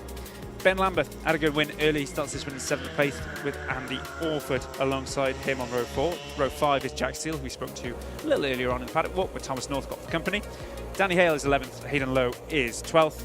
Your last 4 starters are Christopher Powell Taylor, William Henn, Alan Beckley and Ricky Goodwin, the 2 C2s at the back. Thank you, Jacob, and well timed as well, because we're all ready to go here for heat number 8. Second race for all these drivers. By the end of this, all drivers will contested 2 heats. Away we go, even start from the grid. Good start from Mortaza Hassan. I say that with some trepidation. Was it too good? We'll have to wait and see how that one's called, but he's taken the lead there early on here against Owen Genman. Yeah, good start from that side of the grid. Greg Smith was up to third place briefly as well, but found himself on the outside of that double right-hander, so loses out. Penalty for a jump start for Mortaza Hassan. Yeah. So yeah, confirmed, Howard. That was too good a start. He will not be winning this one. Owen Genman will be looking to reclaim that lead as there's contact there going down into the hip, and that's the number 81 of Ben Lambeth. I praised him in the grid, but bit robust there as we got a spinner. Oh, and contact as well at the apex. You could just see it to the left of shot. We'll see on timing who it is that's involved, but I think it might be Hayden Lowe, unfortunately. Yeah, and I think Alfie Hale as well. Sorry, it's Alfie Hale and Nudi Menon. Yes. It was coming together there. As Genman now has regained the lead. Hayden Lowe was held up by it though, lost out a lot of time there. Big beneficiary there was Ricky Goodwin, Class 3 runner up into 9th place. Go on, Ricky. And now ahead of Christopher Powell Taylor. But yeah, costly man. I mean, both drivers seem to be fine and have carried straight on immediately. Have Alfie Hale and Nudi Menon, but not what we'd like to see. Owen Genman then leads ahead of Mortaza Hassan. Hassan will be docked 2 positions at the end of the race, by the way. Jump start penalties are 2 positions. Oh, and that's Andy Orford being caught napping somewhat by Ben Lambeth there. That was a cheeky little move from Lambeth. Yeah, good move there for 4th place. Jeremy Deeks just ahead of them in 3rd. Fastest lap for our leader, Owen Genman, who's putting out a bit of a gap. As to the inside goes Ben Lambeth. Yeah, Lambeth on is on Jeremy Deeks. I did say he was the next one up the road, and Andy Orford follows through as well. Good stuff from Andy. They're now going to be battling with Greg Smith and Will Henn, who've caught up to the back of them. Yeah, really good racing so far from Ben Lambeth. Obviously had a very good first heat earlier on. And yeah, definitely taking the fight here to the field. The next target will be Mortaza Hassan. Yeah, can't remember if I finished the thought. 2 positions docked for each row of the grid jumped. So being as Mortaza Hassan was on the first row and he was deemed to have jumped the pole sitter, that'll be 2 positions because he will have jumped from the first row to the 0th row, effectively, is how that's counted. Bad news for Udi Menon, number 68. There's a mechanical defect flag out for him. That crash earlier has obviously caused a little bit of damage. He's going to have to come in and retire that kart. As Greg Smith to the inside. Oh, it's tight, but it's a good move. Can he hold on to it? I think he might be actually giving it back, or he's to the inside of the kink. Just a better drive off the corner for, is that Jeremy Deeks he's fighting with? Greg Smith to the inside again at this hairpin, and this time makes it stick as Deeks collects another driver. I think that's Tom Northcott, Will Henn, but he's made contact there as he rejoins after Greg Smith has slotted up the inside of him. Good overtaking from Greg Smith, does it twice in one lap and gets himself just the one position. And yeah, confirmation there, Will Henn really did lose out there. He's back down to 11th. He's dropped 4 places, so unfortunate there to be collateral damage in that one. Genman's still leading though. He's quite far out to the front. So the fastest laps, as you can see in the top left corner of your screens, Mortaza Hassan is holding on to second place. That's Andy Orford with a cone lodged in his cart. And having to do some maintenance to extract that from his Club 100 Rotax cart. You can't take the cones with you, Howard. You just can't. You can't. Yeah. We know that they're nice. We all like them, but you can't just take them for a drive. It's the weight, not least. And Freddie puts it out the way very yeah. kindly. But yeah, the extra weight, Howard, really weighs you down. Those cones are quite heavy. Ben Lambeth now fastest lap as he looks to make an impression on Mortaza Hassan.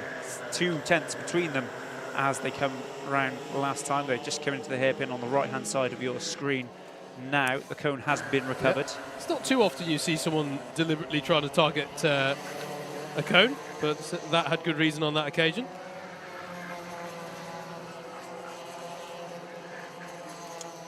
Crisps for the commentators. Yep. Thank you, Tom. We'll go on mute, tweet those. That'd be our way a through noise. some ready salted McCoys. Fastest lap of the race is with Ben Lambeth as he continues to apply pressure. Here he is applying pressure to Mortaza Hassan.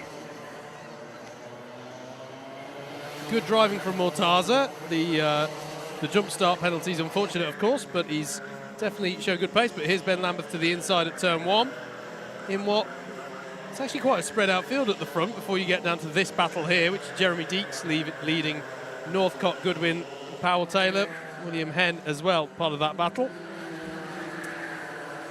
So good little battle going on there through turns 2 and 3. Pass for second place there. The 81 ahead of the 97. Lambeth past Hassan. Yep, looks like that first corner move has paid off, although they're still very close. It looks as if Mortaza Hassan fought back a little bit, but Lambeth has the place now. He's not got long to catch up that 3-second gap at the front, and I think that will be a bit more than 3.2 seconds as we come round. Awkward line there for Thomas Northcott, the number 52, right off the apex of that corner. We are not on the last lap, we're on the penultimate lap. So 2 laps for Ben Lambeth to try and reduce a 3.5 second deficit. I don't think that's going to be enough time for him. But Mortaza Hassan with that penalty is in 3rd. Andy Orford will be the main beneficiary of that in 4th. And Greg Smith, if he can hold on to 5th, which he's got a bit of a gap back to 6th, 3.5 seconds, he probably will. So we're likely to see Orford 3rd, Smith 4th, and Hassan 5th at the end of this one. We pick up that battle that we were mentioning earlier. They come through the right-hand kink. No dives at the inside for this one. So Deeks stays at the front of this. So we got Northcott, Goodwin, Powell Taylor, and Henn. Yeah, Deeks feels the need to go very defensive there. It might open the door for Northcott in the green helmet to get a switchback move as behind them. That's Ricky Goodwin and Christopher Powell Taylor. Ricky Goodwin's doing really well here, but that is Powell Taylor through and past him. And then there's William Henn trying to go through, and ahead of them, that's Northcott getting by on Deeks. Deeks tries to fight back. Going to have to be careful that they give room, and that's going to allow Powell Taylor to swoop round the outside. That was beautifully read by Christopher Powell Taylor. Yeah, excellent. We saw Greg Smith do it earlier, and he's just done exactly the same. 2 drivers, 1 corner, excellent move, and just what Chris Powell Taylor needed. Yeah, just about racing room given there to Ricky Goodwin in the 78. Nonetheless, although he's getting involved in plenty of battles here, Ricky's had a great race. We need to be looking to the start-finish straight, though. Owen Genman has controlled this one brilliantly, and by some 4 seconds, he's going to cross the line to take the win. Ben Lambeth, what impressive pace he's showing in that 81 kart. Finishes 2nd, Mortaza Hassan in 3rd, Andy Orford in 4th. Greg Smith in 5th, Christopher Powell Taylor with a cheeky few moves on that last lap in 6th place, 7th for Tom Northcott, Jeremy Deeks in 8th, 9th for William Henn and Ricky Goodwin. Class 3 novice runner there, rounds out your top 10. Heat number 9 is up next here at Ellough Park.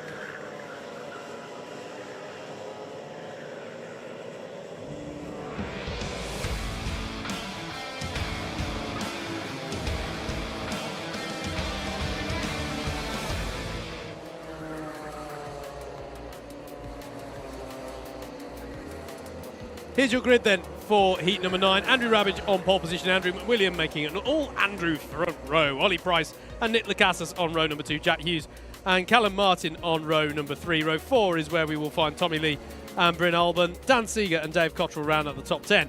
Rana Menon and Eric Mignon on row number 6. Row 7 is where we find Stephen Westwood and Ryan Glenister.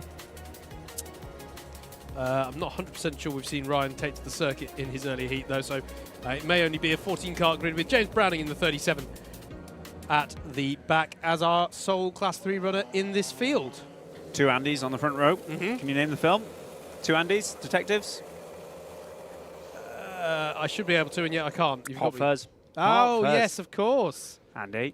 Andy. Here Do they you are know, then. I'd completely forgotten that film reference. I need to watch that film again. I'm on it today. I am on it. Here they are then. The 2 Andys make their way around to the start finish line.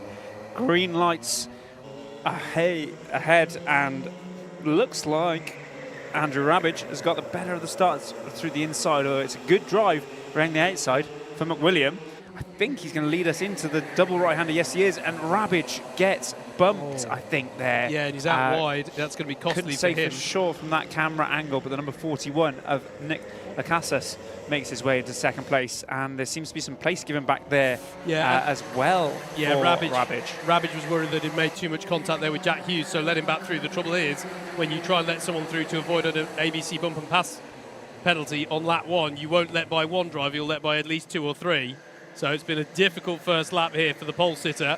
He's not lost out. He's still in it. He's not, well off the back of the pack, but it's been a difficult one for Andrew Rabbage. Got to try and gather himself up for the momentum. Meanwhile, McWilliam, the other Andrew, leads the race at the end of lap number 1. Nick Lacasas in second, Callum Martin in third, Ollie Price and Jack Hughes rounds out your top 5 as more battling with Rabbage, and someone's very far out wide there. Is that Rana Menon? I was going to say it looks a lot like Rana Menon. Rabbage days going from bad to worse here on Howard. Yeah, it's trying to get that momentum back. Once you've lost it, it's hard to keep it going. Once you've lost it, it's hard to regain it. It's a bit like me in that sentence just then, really. So hopefully Andrew Rabbage can fight this one back. Meta humour. Yes, all tussling at the back. Meanwhile, at the front, it's relatively quiet. Andrew McWilliam makes his way over the start-finish line here. Has a good look back because it's a long way to Nick Lacasas in second. Callum Martin there in third, and then comes the train. Jack Hughes in fourth. Ollie Price, the number 100, in fifth, with Dan Seeger, the number 6, in sixth place. Dave Cottrell seriously challenging Dan Seeger there, but it's a costly manoeuvre. I think they've both got by on Ollie Price actually there. Could be, yes indeed they have. So the 6 and the 51 ahead of the 100 of Ollie Price. Stephen Westwood and Eric Mignon not too far behind either there. Westwood in the green helmet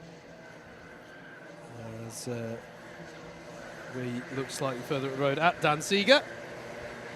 I feel like we saw David Cottrell very recently. If it wasn't the last heat, it was the heat before. It's straight back out for him. And but Callum Martin as well has had a quick turnaround there too. They haven't. We're on the... Oh, yeah, no, sorry, we're only on heat 9. Yep, conceivably so. Fastest lap of the race from Andrew McWilliam. As that was Eric Mignon having a little look at Stephen Westwood there, but slotted back into position. We're looking at Seeger versus Cottrell. And then there is Ollie Price, the 17, the green helmet there is Stephen Westwood, and the Belgian flag colours adorn the helmet of Eric Mignon in the 28 kart. Rana Menon just behind these after that. A little bit of contact earlier with Andrew Rabbage, as we saw. As number 17 looks like he's getting out of shape and has to go defensive. There does Stephen Westwood coming through the right-hander. Looks like he's just about managed to hold position. Another look over the shoulder for McWilliam. Nick Lacasas still behind you. 2 seconds now, the gap, and looking reasonably comfortable.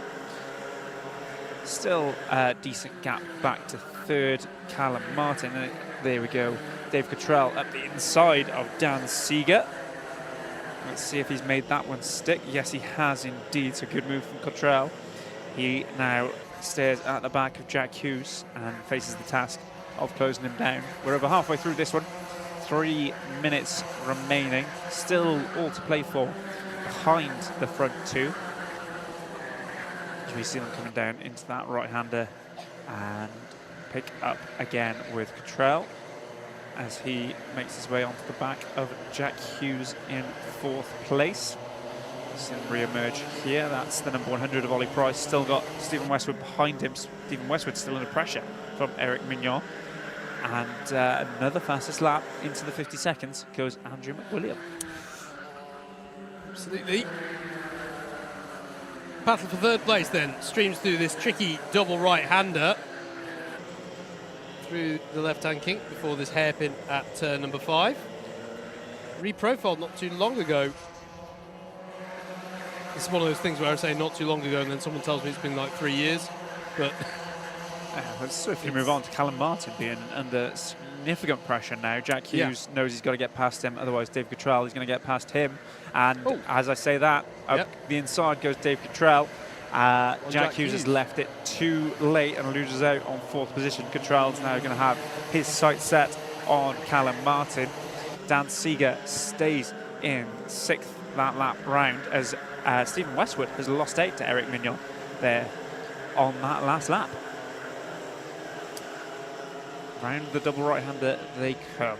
Hairpin left-hander is next. Cottrell not close enough to make a dive this time, although if he gets a good drive out of this corner, which he does, just need a little bit better than that through the left-hand kink.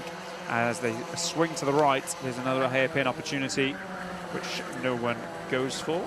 Driving out of here, this is his position, this is his favourite corner to get the overtake done. And like clockwork, just as he did on the last lap, Dave Cottrell gains another place. Changes further down the order. There's our leader, Andrew McWilliam, who we haven't seen for a while, testament to how well he's controlling this one. Eric Mignon got by on Stephen Westwood last lap, and Bryn Alban as well, up to 10th place. So a few drivers finding some good pace here in the latter stages. Problem there for number 28, Eric Mignon. No, he's maintained position. A hand in the air for some reason, but he's doing all right. There he is coming to shot there. He's gone past Ollie Price, actually. That was what the hand in the air was. It was a let's go get them. Penultimate lap here, which I'm not sure that hand signal tends to work on. No. But he has got himself a little bit of a gap already back to Ollie Price. Another couple of laps, and I fancy Eric Mignon would make his way into this battle, which is raging, and Dan Seeger throws it up the inside there of that right-hander. I think he was going for 2 in 1. And let's see how they come out. They're going to be side by side as they cross the start-finish line. Yeah, they were 3 wide as they just passed our comms window. They've sorted themselves out now, and it's gone the way of Seeger into 4th place. Callum Martin, though, is going to try and tuck underneath. And yeah, this is great late showing from Eric Mignon. He's got by on Stephen Westwood, which, let's just remind people, is a Class 2 driver putting a pass in on a Class 1 driver. He's passed Ollie Price, and now he's moved up onto the back of this. This is great late show of pace from Eric Mignon. Dan Seeger's out wide on the exit. Does that give an opportunity to Callum Martin? No, it doesn't, as they're streaming through. We do need to keep one eye on start-finish as this battle rages on, because coming around the out of the last left-hander now is Andrew McWilliam. He's controlled this one brilliantly. Here he is, will take the win for heat number 9, and then it's a wait of, well, it's a wait of 5 seconds until Nick Lacassis takes second, and then comes the battle, which does see Dave Cottrell hold on to 3rd, Dan Seeger to 4th, Callum Martin in 5th, Jack Hughes in 6th, 7th for Eric Mignon, 8th for Ollie Price, 9th for Stephen Westwood, and Bryn Alban rounds out your top 10. That's how they line up for heat number 9. It's heat number 10 here at Ellough Park next.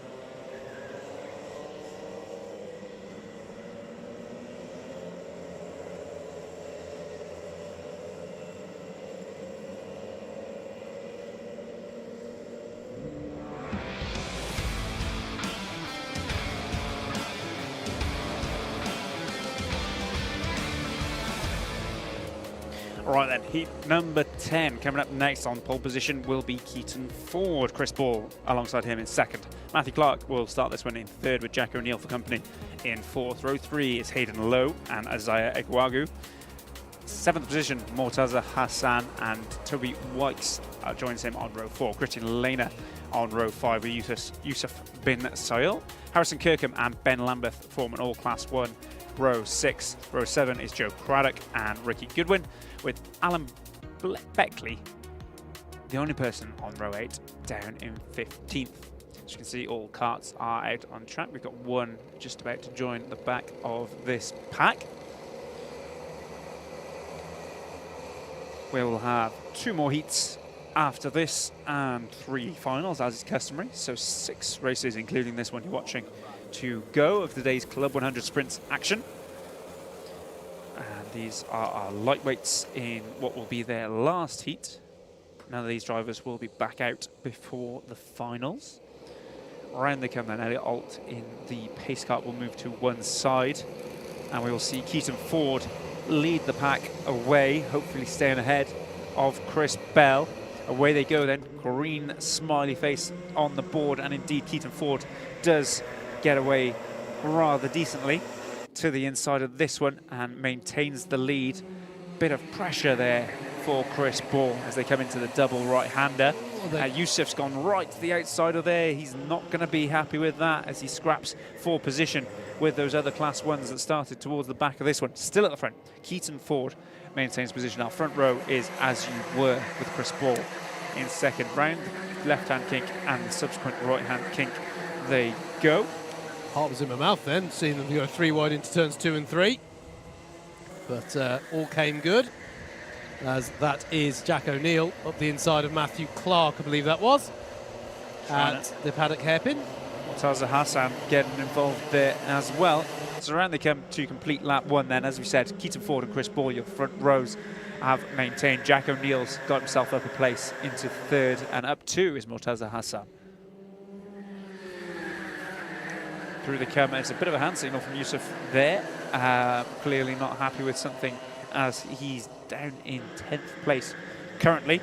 It's tightly packed group as Yusuf makes a move. Oh, and out the way go the tyres. That's Joe Craddock who's been put into those. Remains to be seen if there'll be any penalties as Yusuf goes for another move at a hairpin. I think we just cut away from there. Back to the front though, we have got number 97 and Mortaza Hassan sticking with him, and to the front comes Chris Ball. Good move from Chris Ball. Nice. Gets himself on the inside and takes the lead from Keaton Ford, who's now in 2nd place, although under extreme pressure from Jack O'Neill and Mortaza Hassan. Number 12 of Matthew Clark is involved in this as well. Harrison Kirkham's making a bit of progress up the field as well. Jack O'Neill up to 2nd place to the inside of that one, and can he go for 1st down into the hairpin? There's a wave there. I'm not sure if that was a yellow flag. Yeah, it would have been for the repairing of the tyre barrier. As we got a spinner. Oh, and it's Harrison big Kirkham. Name. It's Harrison Kirkham. Yeah. Not quite sure what happened there. It's hit into the barriers, I'm told, by a helper here in the studio. So not a great heat for Harrison Kirkham. He wasn't pushed into the barriers by a helper in the studio. To the front goes Jack O'Neill. No, apologies for my turn of phrase there, but yes, Jack O'Neill to the front of this one. Harrison Kirkham pushed into the barriers by one of the karts out on circuit. Mortaza Hassan up into 3rd as well there. Keaton Ford drops down into 4th. Yeah, we'll keep an eye on any penalties that might come in relation to that, if that observation is correct, on what happened to Harrison Kirkham. But as you say, Jacob, great move from Jack O'Neill to get to the head of the field, as there's a look from Yusuf bin Sahel, I think, on Hayden Lowe as they came into the hairpin at turn number 5. Jack O'Neill has a penalty, unseen by us initially, but he's got a forcing the driver wide, which means he did not leave the driver racing room as he overtook them. Not quite sure which overtake manoeuvre that would be called for, as Yusuf goes to the inside there of the 36. Is that, or is that was Keaton Ford, is that? Good move from Yusuf up the inside of the right-hander. Yusuf now into 4th place. He started that lap in 7th, so a real mover and shaker there. He's after Jack O'Neill, who with that penalty will not be able to win this one. Forcing driver wide penalty is a couple of laps old, so I wonder, Jacob, if it... did you say it was Joe Craddock made contact with the tyres? I wonder if the call there was... Yes. Did that involve... Oh, up the Jack inside O'Neill? goes Yusuf for another one. Up the inside of Mortaza Hassan. He'll have Chris Ball in his sights next. Yusuf, a man on a mission here. Jack O'Neill out in front with that penalty. It means this battle now that we see on our screens is the battle for the lead of this one. Yusuf's got a great drive off that corner and just slides up the inside. He really does have the car underneath him, gives the point forward to catch up with Jack O'Neill. I don't think Yusuf knows he doesn't need to catch up with Jack O'Neill. He's currently in the net lead of this one as we come to 2.5 minutes remaining. Yeah, absolutely. Forcing the driver wide penalty for Jack O'Neill means he cannot win this one. Off the top of my head, I think it's 2 positions he'll be docked for that one, if I remember my penalties correctly. Ben Lambeth not having the greatest of times as well in this one. He's down in 12th, just a couple of places ahead of Harrison Kirkham, who we saw have that issue. Yusuf is flying here. He's a 0.3 quicker than Jack O'Neill on that last lap, and I think he's going to fancy beating him on circuit here, Howard, as he did yesterday in the Sprint 60. I'm going to correct myself. It's 4 positions, sorry, for a forcing driver wide, so that's a costly one there for Jack O'Neill. Chris Ball and Mortaza Hassan then in screen are net 2nd and 3rd. Oh my goodness, it's just dawned on me that I don't know if this has ever happened on a broadcasted CLUB100. To the inside goes, that's Hassan on Chris Ball. Are we about to see 2 commentators win a race in a day? Potentially. Because Bin Sahel, as you say, is in the net lead of this race once the penalty's been applied to Jack O'Neill. As long as he doesn't get a penalty himself, he's already got a contact warning. That's true. If he gets a contact warning passing Jack O'Neill, that's going to put the win beyond both of them. That would be the definition of racing irony, I think, that one. But yeah, at the moment, this is looking great. And to be fair, he's got great pace, hasn't he, Bin Sahel, at the moment? It's the drive off that corner. Jack O'Neill goes defensive, as would be well advised, actually, because Yusuf has been flying down towards that final right-hander. They come across now, and it's going to be the penultimate lap this tour. Yusuf sells the dummy. Oh, has a look. That was bold, but in the end had to pull out of that one. Did Bin Sahel. Jack O'Neill has a look over the shoulder to look for the position. He's trying to signal to Yusuf that he got a penalty there. I think he's pointing at him and saying, "You're the number one. Don't mess it up." Really. Yeah. I think was the message, and Yusuf, he's saying you're the number one. Yeah, and I think Yusuf's understood that now, which is very sporting of Jack O'Neill, to be fair, to make that clear. Anyway, Yusuf, go on. Here he goes. He's saying, he's giving the thumbs up, and yeah, Yusuf's tucking in behind him. His message received and understood as. It's a good point, actually. You've just been made with the producer in my ear. Of course, Jack wants to tell him that, because of course this negates 1 position of the penalty. I'm going to do that next time I'm in the lead, Howard. Yeah. Well, I won't have a penalty. No, don't have a penalty. I won't have a penalty. That's fine. I see. Oh, that's clever. I like that. Oh, Yusuf Bin Sahel looks to the inside of turn 2. Maybe he didn't get the message. I don't know. But through he goes, up into the lead, wants to win this one on the road, and defends into turn 5. Don't forget, O'Neill still has an incentive. As you say, every position gain negates the penalty just that little bit. On the last lap here then, Yusuf Bin Sahel goes for the lead on the road. Jack O'Neill comes back at him, and Yusuf isn't going to fight it too hard. He knows what the situation is, I think. Into the paddock hairpin they come. It's been a good old battle, though, even with the communication between them. And out of the final corner, it is actually going to be a drag to the line. Jack O'Neill will win on the road, but Yusuf Bin Sahel takes the win in heat number 10 with Mortaza Hassan in 3rd. Chris Ball hangs on for 4th there in battle with Keaton Ford and Matthew Clark, ahead of Joe Craddock in 7th. Harrison Kirkham in 8th. Not a bad recovery given the issues that he had earlier on. Aguagu in 9th, and then 10th for Hayden Lowe. And folks, I'm going to celebrate it if no one else has cause to. 2 commentators on your CLUB100 broadcast have won a race in a day. Up the lads. Which obviously means next time I'll be out there and winning, obviously. Coming up next then is heat number 11.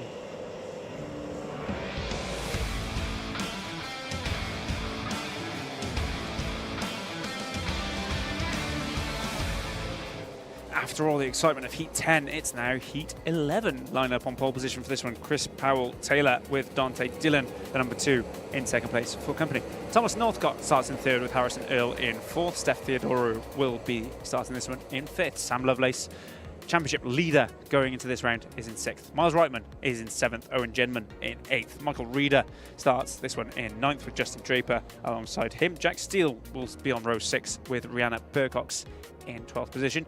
Yudi Menon, Kim Ely, Clifton Malcolm and Phil Holmes round out this grid of 16 karts. And they are now, as you can see, coming around into the last section. Very stacked grid, this one, Howard. I will say that much. There are 1, 2, 3, 4, 5, 6 Class 1s and some pretty handy Class 2s in this one as well. Through that final left-hand kink, they come in. Dante and Chris Powell-Taylor in the lead. Chris on your left, Dante there in shot on the right-hand side. Lights are red, lights are green. Let's go racing. Good start from the front row. Dante looks to have the better of the two, though, as to the lead goes number 2, Dante Dillon. Chris Powell-Taylor holds on, I think. No, he doesn't. He's been passed again, and I think that's going to be Harrison Earl following through. Indeed, it is the number 48. There's a bit of argy-bargy going on back there. Dante signals to Harrison Earl, let's get going, as some good progress there through the field. I think that's Sam Lovelace up into 4th. He'll fancy himself for making an impression on those front 2 momentarily. Chris Powell-Taylor not out of this one, though. He's dropped 2 positions on this opening lap from pole back to 3rd as the outside of the grid. No penalties come through. It's just a good start for Dante Dillon and Harrison Earl as we come round to start the 2nd lap. Some major movers and shakers there in the middle of the pack with looks like Genman, Draper and Percox making up a few positions. Well done to them for such achievements. As to the inside goes Sam Lovelace on Chris Powell-Taylor. Nicely done. And Sam Lovelace finds himself in 3rd position now. Miles Reitman looking for a move on Chris Powell-Taylor as well after that disaster of a middle heat. Miles has got to get a good couple of points here if he wants to find himself at the front of that C2 pack in the A final. A couple of contact warnings coming in for Jack Steele and Michael Reeder.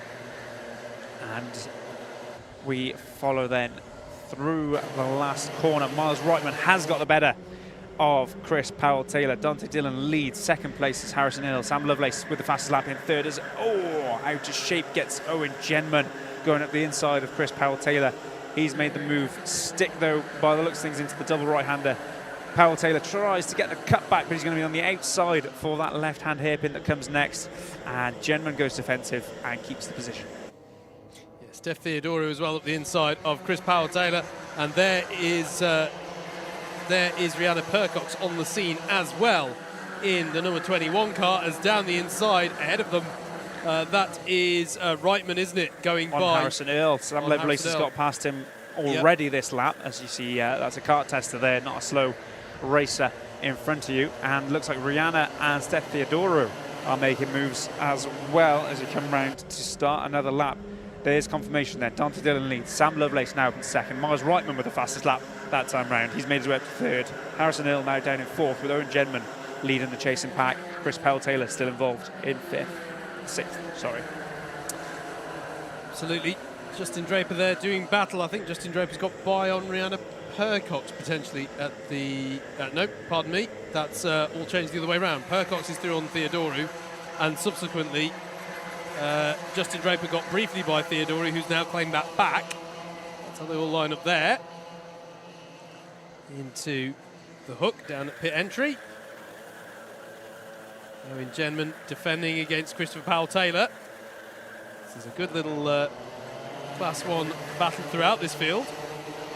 Dante under pressure now from Sam Lovelace. The 2 and the 3 battling out at the front halfway through this race. We've got half the race to go, and Sam Lovelace fancies it. He's going to the inside of the double right-hander and makes that move happen. Up into the lead, our championship leader, Sam Lovelace, overtakes Dante Dillon for 1st place in heat number 11. Yeah, brilliant move there by Lovelace.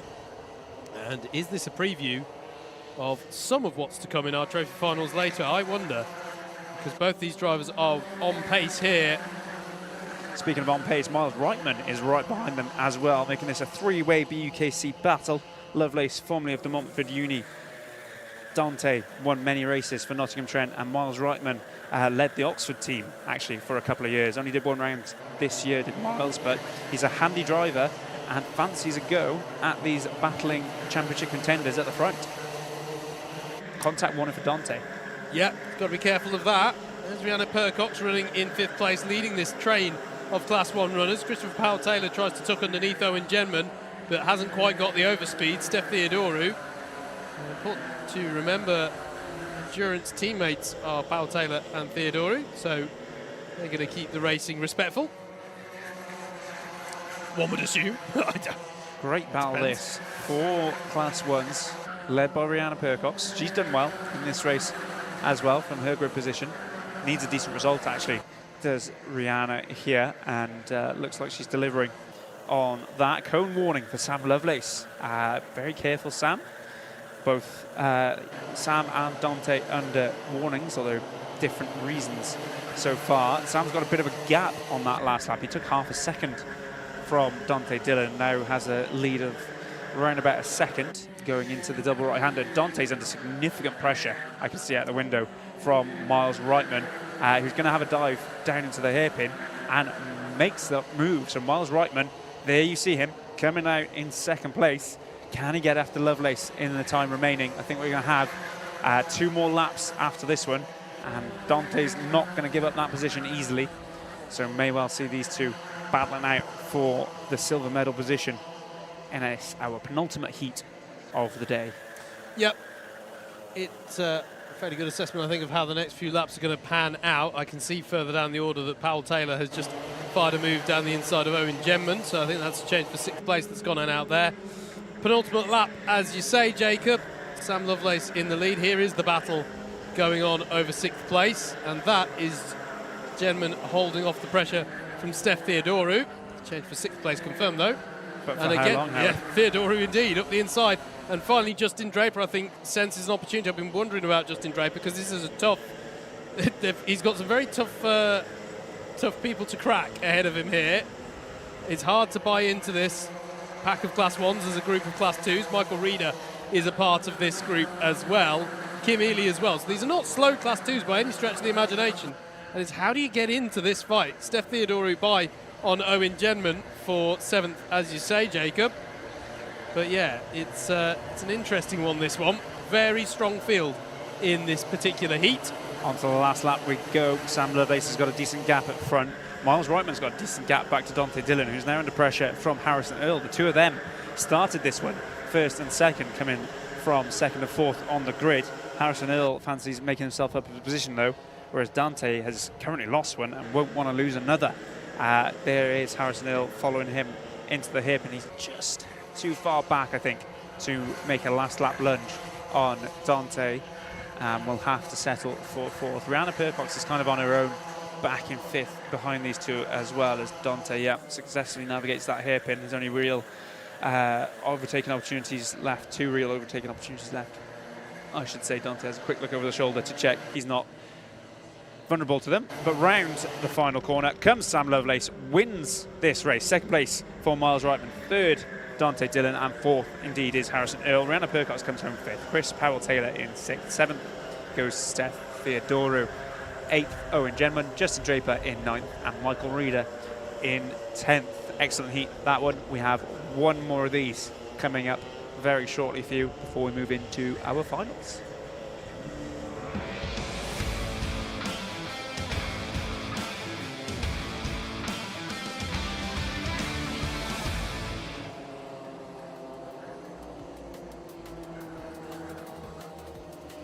Let's take a look at your grid then for the last heat race of the weekend. Sam Morris will start this one from pole position. William Henn alongside Jake Hicklin and Danny Hale are next. Lewis Marchant and Philip Babilal on row number 3. Row 4 is where we'll find Greg Smith and Ed Bars. Alfie Hale and Johnny Fletcher round out the top 10. Mike Philippou and Sabir El Zayat round out the 6th row of the grid. It's row 7 where we'll find Andy Orford and Jeremy Deeks, Ben Pickard and Ben Smith, make it an all-Ben Class 3 at the back of the grid. They're all Bens in Class 3. Ben class for this final heat race. That's not the final race, mind you. We're going to go into the all-important trophy finals. And we're missing some, aren't we, from that roll-up group?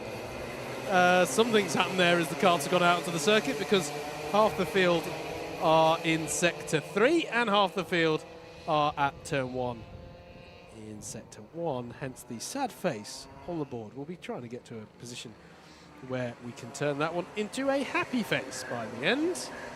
Haven't got a reference for Benz. Sorry. No, I can't think of two Bens being detectives or anything, really. No. Apologies, viewers. But yeah, I'm not quite sure what's happened with this formation lap. I say formation lap. We're going to have a formation parade a couple of tours of the circuit for this one.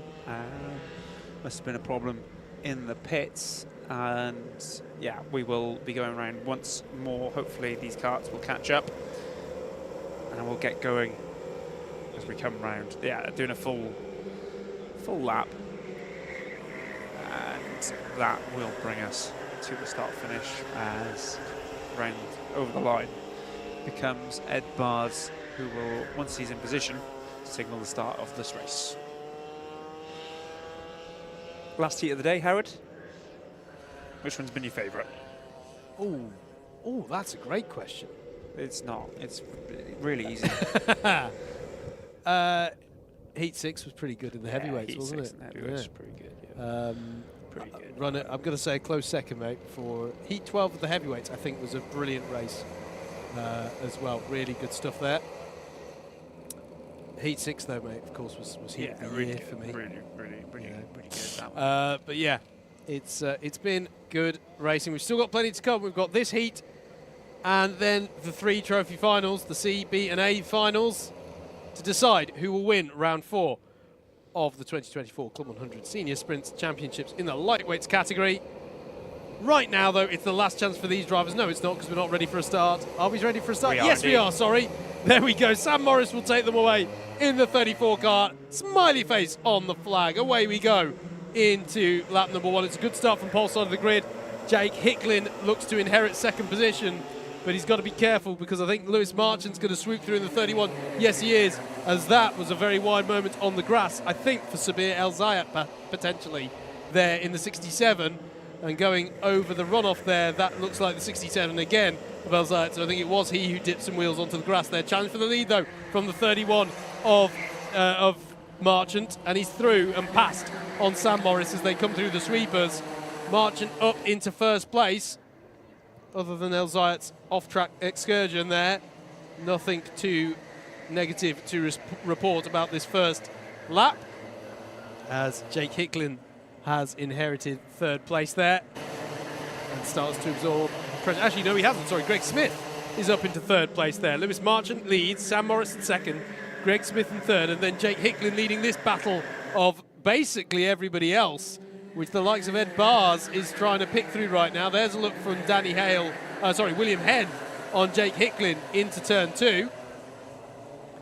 Yeah, elbows out in the middle of this one, Howard. Last heat of the day. Everyone's trying to make up those key positions to get themselves the best possible start in that A final. Ed Bars and Mike Philippou in the mixer there. Philippou very wide there, might have lost out to Johnny Fletcher, as into the last corner. There's an overtake there for Sabir El-Zayat on Jeremy Deeks. Great exchange between William Henn and Philip Babilal as well through the central sweepers of the lap, and I think Henn has been able to hold on to that one in the 64. There's a penalty for Sabir El-Zayat, ABC BAP. Looked like he was going for a move into that last right-hand hairpin, so maybe that wasn't as clean as it looked from behind on the live stream. Round the double right-hander then. Ed Bars eyeing up the 2 carts in front of him, that's Babilai and Hicklin. They come into the hairpin, though, as they started. Number 93 there, it was that Alfie Hale going up the inside into the left-hander. Side by side there between Danny Hale and Sabir El-Zayat, I believe it was. As Ed Bars there working his way through. Mike Philippou trying to follow through as well as a Class 1 driver trying to get up the field. There's Babilal versus Orford. That was our leader briefly that we saw, the number 31. Yeah, a couple of warnings coming through. Greg Smith's got a contact warning. Track limits for Sabir Al-Zayat as there's a change there. Greg Smith up into second place. He's overtaken Sam Morris there the first part of the lap, gives the point forward. Greg Smith wants to win this one. He wants to get after Lewis Marchant. Lewis Marchant's pace is very good though, so he'll do well to close that 2.5 second gap that he currently has. Ed Barr's all over the back of the 64 as well. That's Will Henn. And then a 4-car battle behind them as well, getting them dicey down into the right-hand hairpin. Yep, absolutely. A little bit difficult for us to make out some of the plates as the shadows lengthen here. As that was a move for... inside, yeah. Yeah, Ed Barr's going through up into 4th place past William Henn. And this is Babu Lal still trying to find a way past Jake Hicklin. Will there be an opportunity this time around? Babu Lal goes to the inside, Hicklin covers it off. But still, Babu Lal's going to have some speed and I think try and tuck underneath. Andy Orford will try and find a way through, but if he's going to make the move, he has to be decisive. And the gap just was not there for the driver of the number 254. And actually, Orford doing well here has got past Mike Philippou in all of that. Philippou himself now putting a move on Babu Lal as Orford looks to the inside of Hicklin, and that got a little bit hot in the mouth there. I don't think he was alongside enough there to really go for the move there. Penalties coming in, Howard. Mike Philippou's got an ABC BAP, as does Andy Orford. Yeah. Those are 4 position deductions at the end of the race. Yeah, absolutely. Orford versus Hicklin again. And Hicklin's going to fight back into the last of the major corners here, side by side. Lets him through. Yeah, it does let him through. I think that's savvy driving there. As that's Johnny Fletcher trying to get the switch back now on El Zayat. And who else is involved in this? That's Ben Smith getting involved in the 98. So one of our Class 3 drivers getting stuck into the battling here. As Johnny Fletcher now goes back up the inside of Ben Smith. Just keeping an eye on that 3rd place. Ed Barr's closing in on Sam Morris with Will Henn following him through. Ed Barr's is very, very close now, coming into the last section of the lap. We'll be thinking about making a move momentarily if he hasn't already sighted it. We've got a couple of laps left of this one. Through comes Greg Smith in 2nd place. There's Ed Barr's, I told you, applying the pressure to Sam Morris. Still battle rages behind them though. Still the battle rage. Oh, a little bit of contact there from Mike Philippou. Philippou versus Babu Lal that was. As behind there, that's Johnny Fletcher getting out wide there. In battling with Ben Smith, I think that was again there. Ben Pickard now getting involved in this fight. And some drivers do need to be a little bit careful out there. The contact warnings are mounting up. Yeah, it's warning after warning. This one is one of the scrappier heats that we've seen up the inside. Ed Barr's has just made the move for 3rd place in the right-hand hairpin. He's displaced Sam Morris now. We continue to see this battle as Jake Hicklin comes under a bit of pressure. And yep, to the inside, I think that's Johnny Fletcher, who's just dived into the lead of this one. It's not, actually, excuse me, it's Ben Pickard now, ahead of him. Babalai up to 7th then, Philippou 8th, Pickard 9th, Jake Hicklin is in 10th. It's hard to keep track of so many karts. We're on the penultimate lap here, so we won't have to do it for so much longer. And Lewis Marchant's lead is unassailable at this point, pretty much. It's 4 seconds to the good against Greg Smith, who's pretty comfortable himself in 2nd place. And I want to mark that because I think that would be his first heat win if he can hold on to that lead. Don't think we've seen Lewis Marchant with a heat win in the past, so could, if he can hang on, Jacob, become not the only driver today who's taken their first heat win. It's a day for it, isn't it, Howard? It is the day for it as we enter the final lap. There he is, Marchant, round the first corner. A little bit raggedy on entry, but he won't mind that with the 4 second gap that he's got back to this man here, Greg Smith, who's had a sterling race. He'll be finishing 2nd as long as he can bring this home. Ed Barr's behind him in 3rd, is quite a way back, so won't be able to make too much of an impression on him on this lap. Lewis Marchant then, controlling this one, or has controlled this one brilliantly, down into the hook corner for the last time of these heat races. How good a spot will he have bagged on these trophy final grids? Which is what's coming up next for you here on your Alpha Live broadcast. Rounding the last of the corners though now, and coming forward to take the win.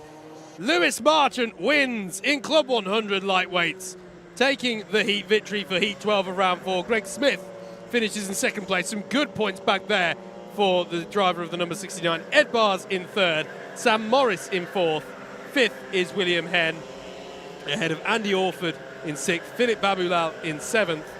Eighth for Mike Philippou. Ben Pickard, great drive from him, up to ninth place there for one of our Class 3 drivers. Sabir El Zayat rounds out your top 10 ahead of Jake Hicklin, Ben Smith, Johnny Fletcher in 13th place, Jeremy Deeks in 14th ahead of Alfie Hale and Danny Hale to round out the 16 karts who contested that one. Well, that brings to an end our 7-minute heat races for the weekend.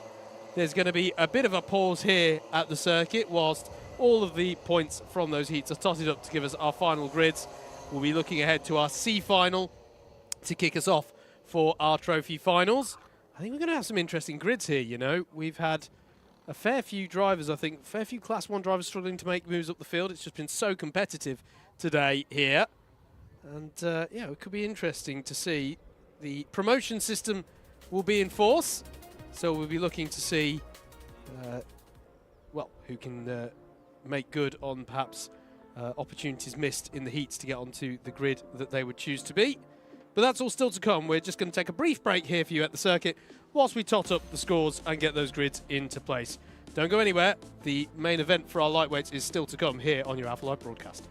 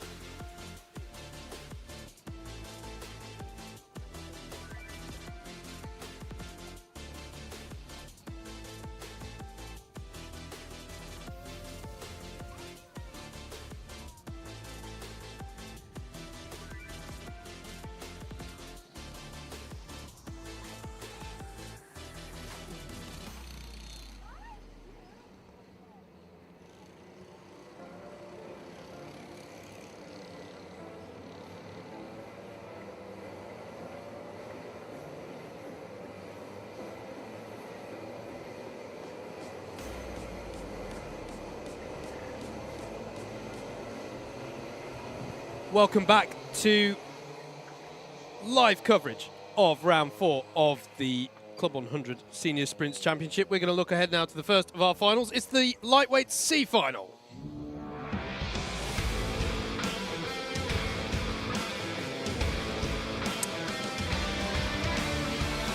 Let's take a look at your grid then for the C final for round 4. Ricky Goodwin has had a good day's racing. He starts this one from pole position. Ben Pickard alongside him. Christian Lehner and Ollie Price are your second row of the grid ahead of Hayden Lowe and Alfie Hale.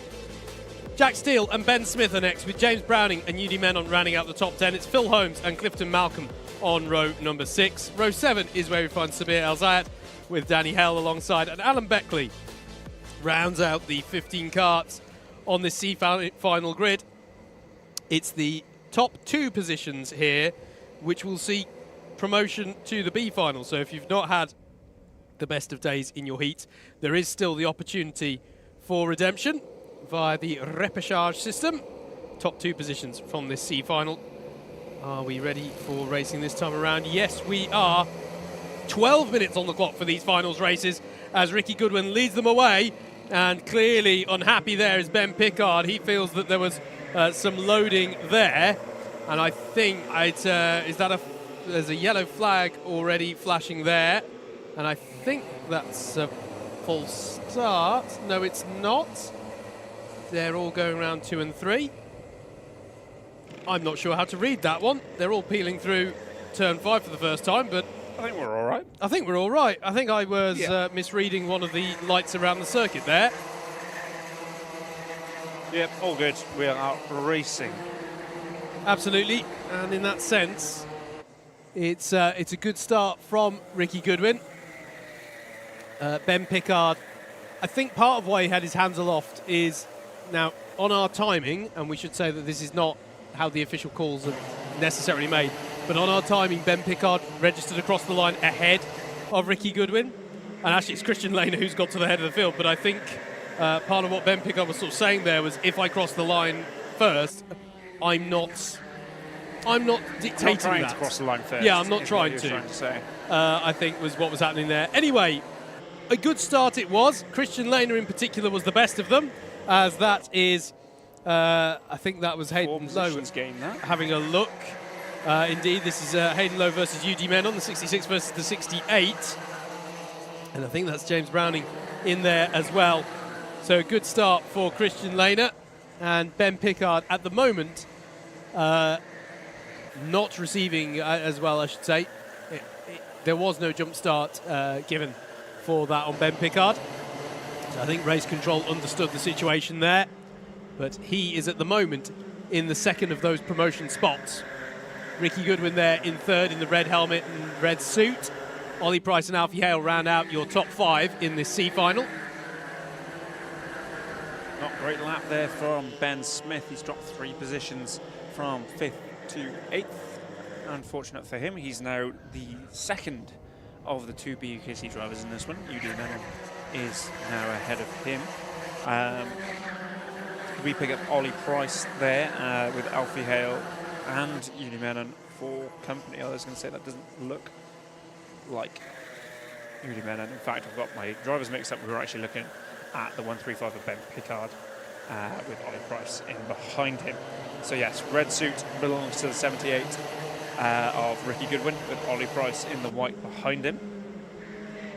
Then we've got the 93 of Alfie Hale. Udi Menon, fastest lap last time round, as displayed at the top of your screens.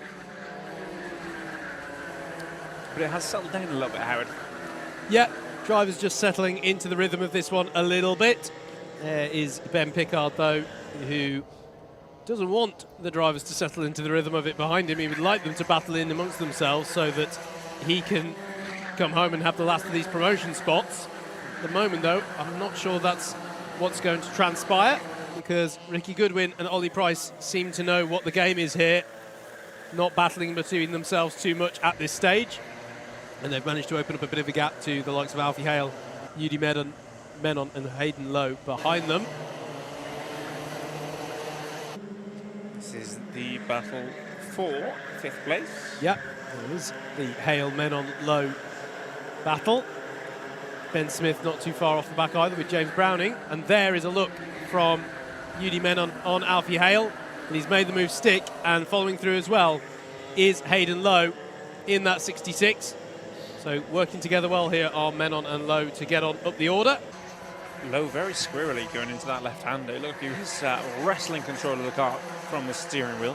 Fastest lap last time round for our race leader, Christian Lehner. He is building up a bit of a gap at the front of this one from Ben Pickard. Another Ben there just in the back of the shot is Ben Smith, looking to get on the back of this, the number 98, with 37 James Browning for company. A little wide there for Ben Smith, actually, on the exit of that corner. And on the exit of that corner as well, which means Browning takes the place going over the line. So that's 8th position swapping around. Lane is still building a bit of a gap at front. It's now just over a second back to Ben Pickard as we approach the 7-minute mark. These finals 5 minutes longer than each of the heats, where we had 7 minutes heats. We have got 12-minute finals through our C, B and A. And round comes the 78 of Ricky Goodwin. He's got Ollie Price all over the back of him, and he has been, I think, for the last 2 or 3 laps ever since that initial storm at the start calmed down. Ollie Price has been eyeing up the back of Ricky Goodwin's car. In behind them, Udi Menon is in 5th with Hayden Lowe and Alfie Hale behind them. James Browning, we saw overtake Ben Smith on the last lap, has closed up to the back of them as well. You see him there with the blue lid. Down towards the left-hander, they'll come again. Hayden Lowe, if you can keep an eye on Hayden Lowe in the yellow helmet, as he comes into that left-hand hairpin, really gives the steering wheel a good shake. I'd like to see that again next time round. Not sure if it's just happened there twice, or whether it's just something that he's doing on entry every single time. We'll keep an eye out for that little shake at the steering. Here is Udi Menon, isn't it? Who's built up a little bit of a gap now. Slowly catching the 2 or 3 drivers in front. We are following Christian Lehner. The gap at the front has gone. I thought Lehner was a bit further ahead of this, but there's 3 tenths now between him and Ben Pickard. Ben Pickard's had a decent lap, but rather Christian Lehner didn't have a very good one last time out. He's half a second, I should say, off his best, and now has Pickard for company at the front of this one. A little bit of pressure coming into the final 5 minutes of this one. Ricky Goodwin and Ollie Price still poised in 3rd and 4th, should they start fighting at the front. But Pickard happy to follow for now. Gap this time round remains broadly the same, less than a tenth between them. You can see Pickard there following him, him being Lehner, into the double right-hander. Still about a kart lengths between them as they close up under braking for that one. Relatively steady behind them. No major movers or shakers of the contact warnings are coming in for a couple of drivers. Further back, it's cone warnings, I should say. Yes, indeed. Drivers do need to be a little bit careful in the latter stages, the latter half of this final. The latter third, almost. The latter third, indeed. Sorry, yes, at the 12 minutes. Indeed, it is. The top 4 then, separated by just a couple of seconds here. The top 2 of them will go through. Hayden Lowe is Hayden Lowe is definitely having a really hard time under braking. Yeah. You can see him in the yellow helmet every corner he goes into. We'll pick him up here now, coming into the hairpin, or rather we'll follow round the battles for 1st and 3rd. But yes, here, number 66 in the braking zones is squirrely, to say the least. Okay. I mean, this is the braking zone where you'll feel that pain the most. Oh, yes, he is, isn't he? Yeah. I mean, some drivers have got some pretty unique driving styles. You get drivers who are quite smooth on their inputs, almost looks like they're not turning the wheel. And then you get drivers who are a bit more aggressive sort of almost getting a flick of the kart into the corner. But that is quite pronounced, isn't it? Absolutely. It's it's good to watch. He looks like he's on the absolute limit of where the kart is. Yeah, he's up in 6th place. He's on the pace. A decent place to be. So here we are. It's all closing up just a little bit towards the end here. Lehner in first place. Half a second he has over Ben Pickard. And Ricky Goodwin and Ollie Price are going to push as hard as they can to try and bring this in. Because if these top two start battling at all, they're going to be the beneficiaries of that. And if they can get up into, if either of them can get up into the top spot, it's going to be trophy time. More benefit than just necessarily a win or a second place. It's going to be the promotion spot. I said it was working for Hayden Lowe. It's not working completely well because there's a cone penalty now for Hayden Lowe. Does Ollie Price break ranks? Just sort of having a little look to the inside. This is the other question. If Ollie makes the judgment that they're not going to catch Lehner and Pickard, or maybe just the judgment that if they're going to catch them, he wants to be the one who stands to benefit first. It's an interesting one, this one, because you could break ranks and go for a move, but if you burn through time for both of you, then you'll never make it anyway. Time is quite short at the minute, Howard. There's only 2 minutes left of this one. Absolutely. It's an interesting dynamic here between 3rd and 4th place. Fastest lap of the race is with Phil Holmes, which, by the way, is a sub-51 second lap, just to show how competitive things are in the C final. It's not that these drivers, I often say when people are asking about the difference between these classes, it's generally, I mean, obviously for the drivers who are completely new to the series, then, yeah, okay, there'll be an element of getting used to the car. But after a certain point, it's not so much the outright pace on a lap, it's the ability to recreate that lap after lap after lap, which is what really separates your Class 1 drivers from your Class 2s and 3s. Yeah, your consistencies. Yeah, exactly. You'll have many a Class 2 who can put in as fast a lap as Class 1. It's doing it, as you said, lap after lap, and maintaining that across the course of a season as well. Yeah, absolutely. Different tracks, different weather conditions, all of that stuff is what makes a competitive Club 100 driver. Cone penalty for our leader. Now that's a concern. What that means is if Ben Pickard gets by on Christian Lehner, Lehner won't get the promotion. It's a 1-position deduction for cones. As will they see the last lap board? They do. He hasn't seen the cone penalty though. He doesn't know that he's got a cone penalty. That's I think good he's got point. about enough of a gap, half a second and 3 or 4 kart lengths, so he should be okay for the B final. It's a very good point. It's a very good point. Now, whilst penalties are shown, you're right. Under these circumstances, well, the driver has, violated the rules in some way. Yeah. So, and just to be clear, he hasn't seen that because on the DigiFlag board that they see over the start-finish line, it says final lap. Yes, it has so to. no one who gets a penalty, penultimate lap and beyond will see that until after the race. Yeah, absolutely. Absolutely, it's a very good point, mate. But I don't believe Christian's going to have to worry about it because he's had good pace throughout this last lap, as we've been cogitating on that matter. And what it means is that Christian Lehner is going to come round the final corner now, and he's going to take the win for the C final. And even though, well, he's going to take the win on the road, excuse me, but Ben Pickard will take the win once all has come out in the wash. But it means that both of them will bag themselves the spot on the B final grid. So Ben Pickard with the win net, once the results are taken into consideration, with Christian Lehner joining him. Ricky Goodwin with 3rd place there. Ollie Price in 4th. Yudi Menon in 5th, ahead of Hayden Lowe, James Browning, Alfie Hale, Phil Holmes. Phil Holmes hangs on to that fastest lap of the race by the way. Sabir El-Zayat in 10th. Then it was Ben Smith in 11th. Jack Steele in 12th. 13th for Danny Hale. Clifton Malcolm in 14th. And Alan Beckley in 15th. Well done then to Ben Pickard. He will be joining our B finalists who will be out on circuit in just a moment's time.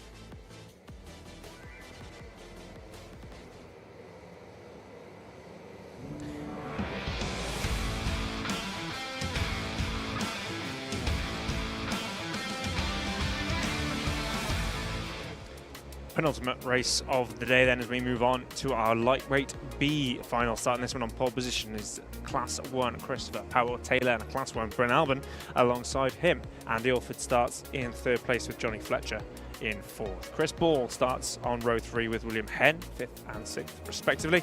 Rihanna Percox is in 7th. Matthew Clark starts in 8th with Steph Theodoro, the number 9, in 9th position. Keaton Ford starts in 10th with Philip Babual in 11th. Joe Craddock is 12th overall.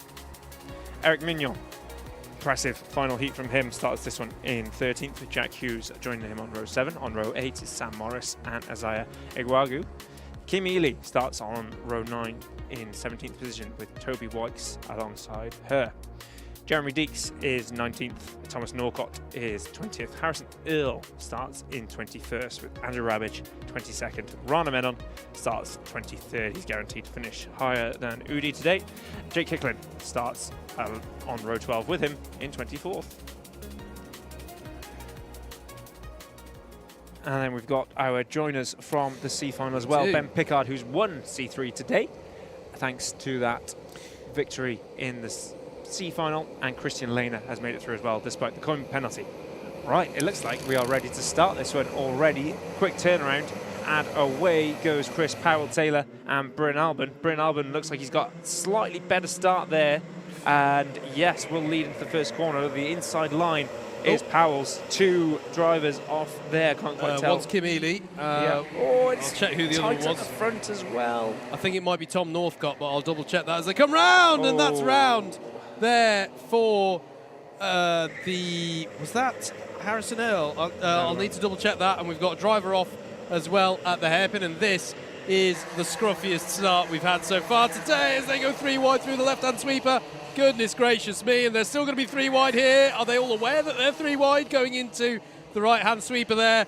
4 positions gain. I have to say, by the way, the start has been called good, so no full start.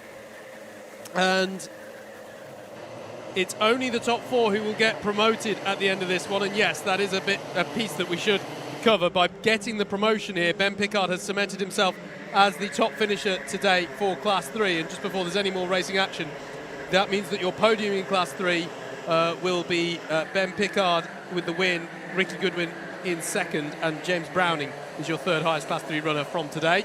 So well done to all of them.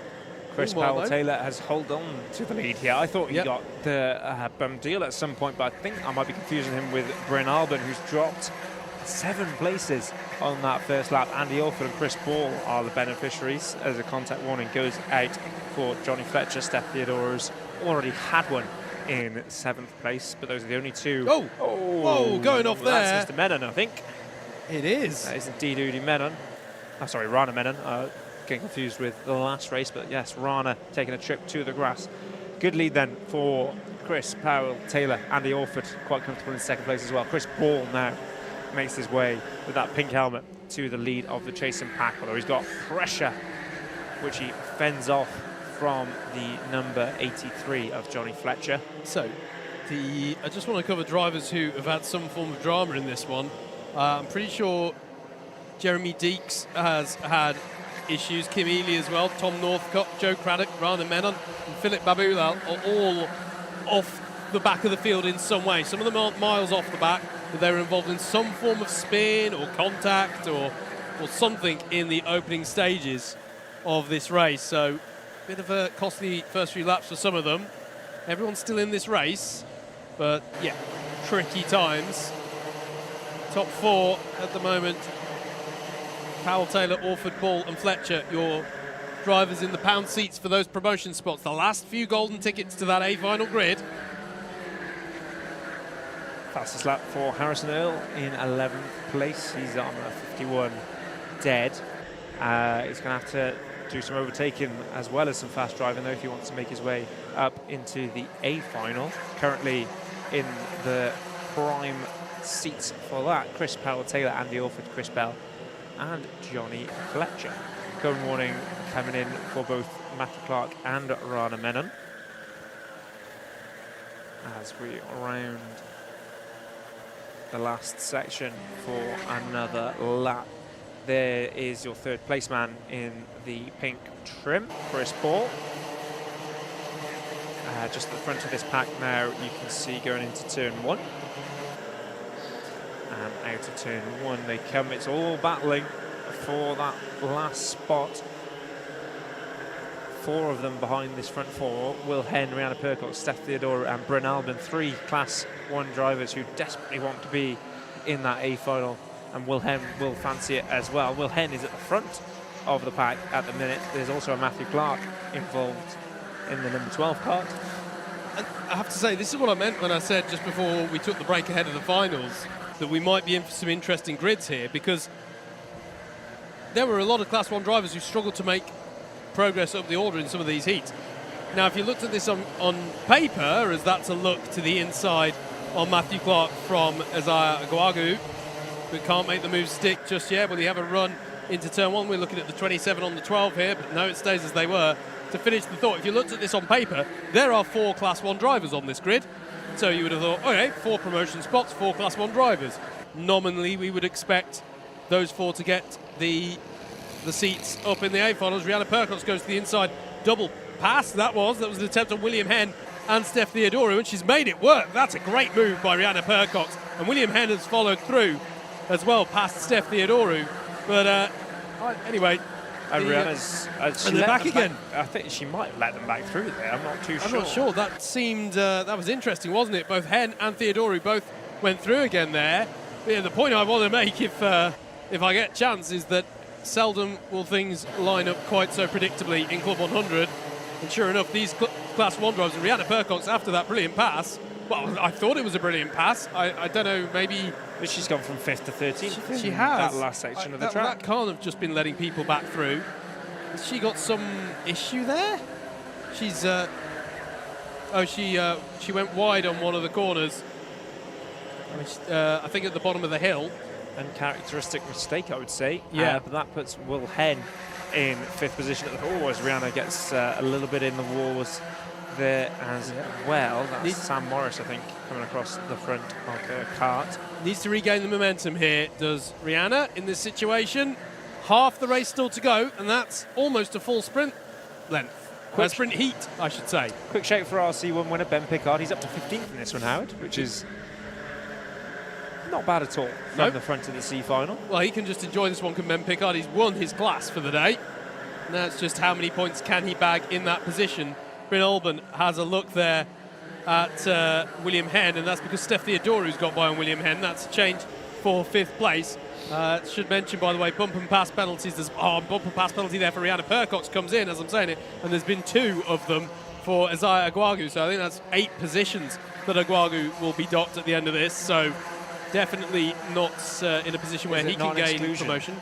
I think it might be an exclusion. Oh, it is now, isn't it? Multiple, yes, that's a good point. Contact penalties in one race, so Isaiah Aguagu will be excluded from the result of this. Rihanna, I'm wondering if that was the move that we saw into the hairpin, which turned into a double move. I'm wondering if she got the bump and pass for the contact with, I think it was Theodora at the time in the lead of that one, and then subsequently we saw Theodora drop back behind Henn. Look at all this. This is Matthew Clark, Harrison Earl, Rihanna Percox is in there as well as Aguagu, and the 28 is Eric Mignon. So frenetic battling in the mid-pack here. The mid-pack it is, though, because the top 7 have broken away slightly here. I say that they're separated themselves by some 6 seconds, so they're a bit spread out. But my point is that there is a gap falling between 7th place Bryn Albin and this battle here. Yeah, not much doing in the promotion spots. At the minute, there's a steady gap between Chris Powell-Taylor, Andy Alford, Chris Ball and Johnny Fletcher. It's going to be interesting to see if Steph Theodora can make an impression on those guys at the front. As I say that, he's not lapping particularly quick enough to catch up with Johnny Fletcher. The gap remains between the 2 of them at around 3.5 seconds. We're 2/3 of the way through this race as a contact warning comes in from Bryn Albin. 1/3 to go, Howard. Yeah, absolutely. It is, as you say, the top 4's to lose, really, in terms of promotion now. Comfortable gap that there is, as you say, between 4th and 5th. This is the 86 and the 49. That's Toby White going alongside Christian Lehner. the other promotion. In fact, both of our promotees doing well, aren't they? When we mentioned it, Ben Pickard was ahead, but Christian Lehner seems to have got the better of him, and now someone else as well. Yeah, absolutely. Percox trying to find a way through here on Harrison Earl. Now carrying, unfortunately, those 4 positions that should be docked at the end. There's Andrew Rabbage as well in the 25. I feel like he's had a little bit of a tough day in some ways. But it's just so competitive and intense in this mid-pack that if you have your eye off the ball, or if you're a little bit off pace, or you have a wide moment, at the moment you really will feel some punishment for that. It's a tough old competitive field here in the midst of Club 100 lightweights, which is fantastic for us from a neutral perspective as viewers and fans. But yeah, it can definitely lead to quite some fluctuations. You know, we'll have some days that are really good at the races and other days where it just doesn't feel like it can come together. That's part of why we have dropped scores, of course, as well. It's tightening up a bit at the front. It's not between Chris Powell-Taylor and Andy Orford, but between Andy Orford and Chris Ball. William Henn defending hard here against Bryn Olban. Just need to be a little bit careful about... well, he needs to pick a single line, ideally, in defence, is what I mean. Yeah, I mentioned just 2 minutes ago about Steph Theodoro potentially catching up to that front 4. They might be about to start battling. Andy Orford, Chris Ball and Johnny Fletcher are quite close on track now, closer than they have been for a while. They're coming around the final bend now, and at the minute aren't scrapping. Steph Theodoro isn't making significant inroads on their lead. In fact, it's been at 3.5 seconds and it's now out to 4.2. So he really does need to start cracking. Sorry, Jacob. Harrison Earl challenging Matthew Clark here, and ahead of them, Bryn Olban pulling alongside William Henn and finally getting through. That one's been building for Bryn Olban for quite a while now. And Harrison Earl past Matthew Clark as well. The 48 now ahead of the 12, so that's a change for 8th. And as I say, change for 6th place. There's the 16 ahead of the 64 as well. Out front, still Christopher Powell-Taylor. 2.3 seconds to the good over Andy Orford. Chris Ball is in 3rd place. That gap for 2nd and 3rd actually is quite close. So that might be one for us to watch towards the end there. And actually, to be fair, Johnny Fletcher's catching up as well. So 2nd, 3rd and 4th, here they are on your screen, getting a little closer now. There is Steph Theodoro, who, he's close but not quite close enough. We're on the penultimate lap now, and it's hard to see unless penalties are forthcoming amongst the top 4, as Rihanna Percox is battling away with Iguagu, that was through turn 1. But Eric Mignon has got by up into 10th place on the previous lap. I think you'd hope for Andy Orford, Chris Ball and Johnny Fletcher. They'll have the knowledge that they're going up to the A final. They'll be able to see Chris Powell-Taylor too far ahead to claim the trophy for the win. They'll see they might not even be able to see Steph Theodoro so far behind. If I was in their situation, which I was back at GYG, I'd just hold station. I think take it to the A final and make your overtakes there, really. That's what they should be doing. Yeah, absolutely. Fastest lap of the race from Bryn Olban in his pursuit of Steph Theodoro. 0.7 of a second, the gap between them as they come into the last lap. If you can catch him, they may as well have the battle, because they're not going to be able to catch up to these 3 here who occupy positions 2nd through 4th. And Christopher Powell-Taylor is, well, there he is, 2.8 seconds up the road. Don't think, as you say, Jacob, anyone out 2nd, 3rd and 4th is going to do anything too dramatic here, because they know what's on the line. And someone who does know what's on the line and will take the win is Christopher Powell-Taylor, who's coming across the line now. There he is, the driver of the 36, takes the win in the B final, bags himself a spot on the A final grid, as indeed does Andy Orford, Chris Ball and Johnny Fletcher. Steph Theodoro might be frustrated to have not made the A final there in 5th place. Bryn Olban as well, I'm sure, would have fancied being on that grid. William Henn in 7th place, Harrison Earl in 8th, Matthew Clark in 9th. Rihanna Percox got back past Eric Mignon towards the end there, up into 10th place.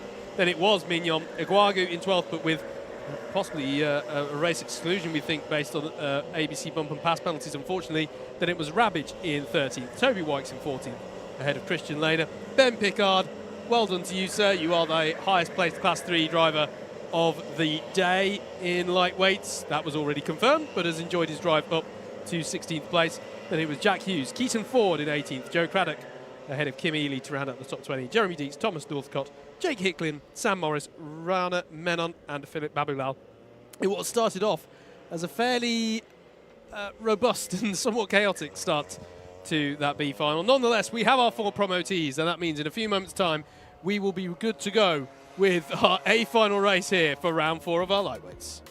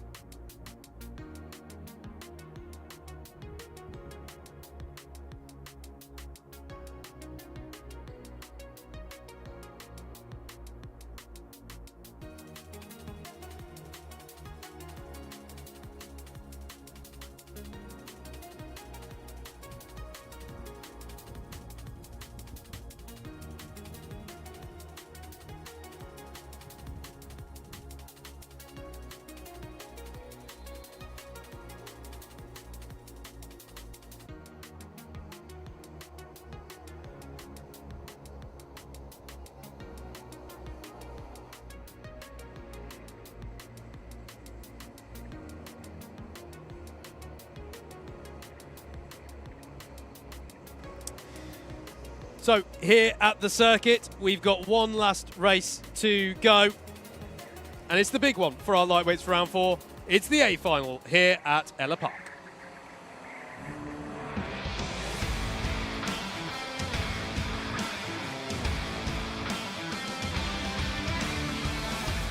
Here we go then, let's take you through the 24 karts who will be contesting for the outright win for round 4. Yusuf bin Sahel finds himself on pole position in the number 8 kart. Ed Barr's alongside him with Jack O'Neill and Dante Dillon on row 2.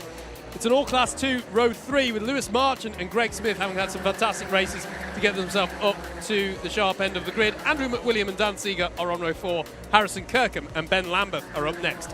Murtaza Hassan and Dave Cottrell are next, with row 7 occupied by Owen Genman and Callum Martin. Tommy Lee and Miles Reitman are on row 8, with Nick Lacassis and Michael Reeder rounding out the 9th row. Justin Draper and Stephen Westwood occupy the 10th row, with Mike Philippou and Sam Lovelace on row 11. Sam Lovelace starting 22nd here. He leads the championship coming into today. He's got his work cut out for him in this A final. Christopher Powell-Taylor and Andy Orford as your promotees from, or then we get into our promotees, I should say, from the B final in the form of Christopher Powell-Taylor and Andy Orford. Then it's Chris Ball and Johnny Fletcher on row 13 to round out a 26-car grid, even though I said it was 24. It's been a long day. It's been a great day's racing, but there you go. Jacob, you've got an excuse. You were driving the car, but there we go. You lied to us, Howard. I'm sorry. Myself and the viewers will hopefully, never forgive you. Hopefully in time people can come to forgive me. But it is 26 karts. It is 26 karts, which still in my head is the right number of cars to have in a Formula 1 season, but that's just me. Okay. So, 26 karts out there for this trophy final. Do hope you've been enjoying the coverage from Alpha Live. I'm going to remind you, I was going to say it last time, but I'll probably do a bit of an outro about it as well. Show some love, like, share and subscribe. Hit the notification bell. And don't forget, there is a back catalogue of Club 100 action. Quite a lot already accrued over 2024, actually. You've got all the BUKC stuff. You've got all of the action from GYG, both for the cadets and juniors weekend and for the seniors sprints, the round before this one in this series. So really, there is plenty of content for you to enjoy. So please do so. I'll give a shout out now as well for Club 100 iRacing. If you're a Club 100 BUKC or BPEC driver, look for details coming out soon around the next Club 100 iRacing season. Best place to look for on that, for that is the relevant page on SimGrid. Go over there and we'll have details coming soon. Watch this space, essentially, is the message on that. People getting ready here to enjoy this A final. And it looks like our pole sitter, Yusuf, has been in for a change of card. It does, yeah. Not on the grid as we come round into formation. In fact, yep, I can see him at the back there. He has changed carts and is racing his way around to the front now. We'll go around one more time to allow Yusuf. And is that Harrison Kirkham who's also changed carts? They are just coming around the last couple of corners now. So we'll have one more running up lap. It will be a rather swift one, especially with Yusuf making his way through to pole position. Elliot Alt there in the Club 100 pace car leads them around for one last time. Elliot finishing, I think, 5th in the heavyweight B final today. Didn't seem to have the car underneath him in that one, but did a very sterling defensive job, if I remember correctly, Howard. Indeed. So let's just talk about our pole sitter. I'm just double checking. I don't think he's had heat wins, has Yusuf, but I don't believe he's ever had a finals win. And he lines up now on pole position. And, well, obviously there's a long 12-minute race to go yet, and plenty of people would like to deprive him of it, but he's in exactly the best position for this. Producer asking if I'm commentator cursing him, and I'm doing the opposite, right? I'm going to cast some doubt, and that way we'll cancel everything out. So there's 25 other carts behind him who would like to deprive him of this, and there's 12 minutes on the clock, but we will see. We will see how this one goes. Your other round winner, or your round winners so far this year, was Sam Lovelace back at round 1 and Owen Genman back at GYG. We're ready, though, for 12 minutes of racing to decide our round winner, Yusuf Bin Sahel leads them away. Even start from both sides of the grid. Ed Bars is going to keep his foot in it round turn number 1 as Yusuf Bin Sahel cuts to the inside in defence. But Jack O'Neill has got through on Ed Bars up into second place as they stream through turns 2 and 3 for the first time. Oh, and that's a big hit onto the tyres, or into the tails. It was indeed Ben Lambeth in the 81 as Greg Smith goes off in avoidance on the exit of the hairpin, but rejoins safely enough, it seemed to me, streaming through the left-hand and right-hand sweepers in the mid-track here, mid-sector I should say, but it's a good start at the moment for Bin Sahel. It's Bin Sahel, O'Neill, and up into third place there. as Ed Bars is having to do battle. It's definitely not Ed Bars because he's battling away over 4th place there. It is Lewis Marchant who has got up into 3rd place in that 31 car. Bin Sahel, O'Neill, Marchant, then it's Ed Bars, Harrison Kirkham and Dante Dillon in this second pack of karts, as we've got a yellow flag there, I imagine, for the tyres being replaced after the contact from the 81. And I'm just looking for anyone else who's had a few dramas on that first lap. Chris Paul's had a tough time of it, and Nick Lacasas dropped well down the order as well in the 41. Indeed. I'm just wondering. I'm now just trying to see Ben Lambeth on time. Yes, he is. He's in 18th place after that contact with the tyres. Yeah, there he is, wedged in between Lovelace and Reitman. Coming around then to start lap number 3. Not a massive lead for Yusuf. He's got Jack O'Neill in close company. Lewis Marchant continues his absolutely stellar day in 3rd place, but he's soon going to be looking over his shoulder at the likes of Ed Bars, Harrison Kirkham, Dante Dillon and Dan Seeger, who will be with him momentarily. Then there's a bit of a gap back to Greg Smith and Andrew William in 8th and 9th. But a tight spread so far at the front. I think they've all settled down and understand that it's a 12-minute race. No massive lunges going into the hairpin, despite how close they all are. I've just realised as well we're a few minutes into the A final now, but I would like to say, by the way, not all starts were wholly clean, but no false starts today in Club 100 Senior Sprints. Impressive. So not too bad. Not We've got too a bad. track limit warning for Greg Smith, and our B final winner, Chris Powell-Taylor, had a spinning under yellows penalty, which is less than ideal. Ed Bars there in 4th place with the fastest lap. I did say he'd be putting Lewis Marchant under pressure at some point. Looks like that will be sooner rather than later, lapping at 50.7. Very impressive lap time from Ed. He's got the pace for this one. It just needs the race management. Yeah, Ed Bars trying to get back involved in this fight at the front, and well, he basically has. He's caught up onto the back. He's brought some friends along as well. Harrison Kirkham and Dante Dillon really not too far off the back of this pack at the moment, though. You've got to say Yusuf is controlling this one very well. He's built up a little bit of a lead. Yeah. 2 kart lengths. Keeping Jack O'Neill at arm's length here. They seem to be quicker in different parts of the track, Howard. Yes, that's a good observation, I think Yusuf, through the middle part of the circuit that we're coming into now, breaks away a little bit. I think his speed is on this straight here, and certainly down the start-finish straight, whereas Jack O'Neill seems to have the kart for the corners. Be interesting to see how that one develops as we go through. Ed Barr's now very close to eyeing up 3rd place. It'll be interesting to see how long he holds station and whether or not he thinks that that lead 2 are worth keeping firmly in his sights with no karts in between. Yes, you see them coming across the start finish there. A little look over the shoulder for Lewis Marchant, who in terms of Class 2, Howard, is quite comfortable. Greg Smith is his next challenger back in 8th, but he can afford to lose a position or 2 here. Yeah, absolutely. Some kind of drama for Michael Reeder out there. He's dropped down quite a few positions there to 23rd, and he's gained a contact warning. So too has Ben Lambeth, who appears to be having quite a dramatic A final, it has to be said, as Ed Barr's now really challenging Lewis Marchant.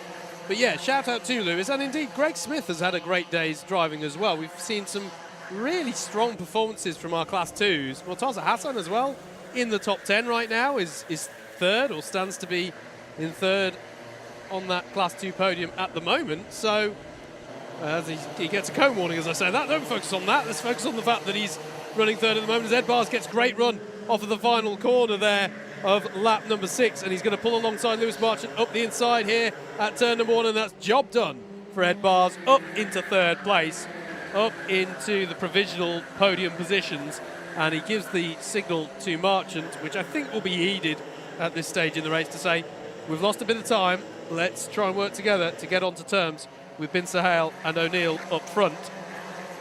Marchant can look around and see only red plates. He is firmly the lead Class 2 in this one, and Ed Bars is the fastest man on track in this race, so taking his toe back up to the front would be well advised at this point. Jack O'Neill's still keeping Yusuf very honest. The gap 3/10 at the front. It's cart length or two at all times.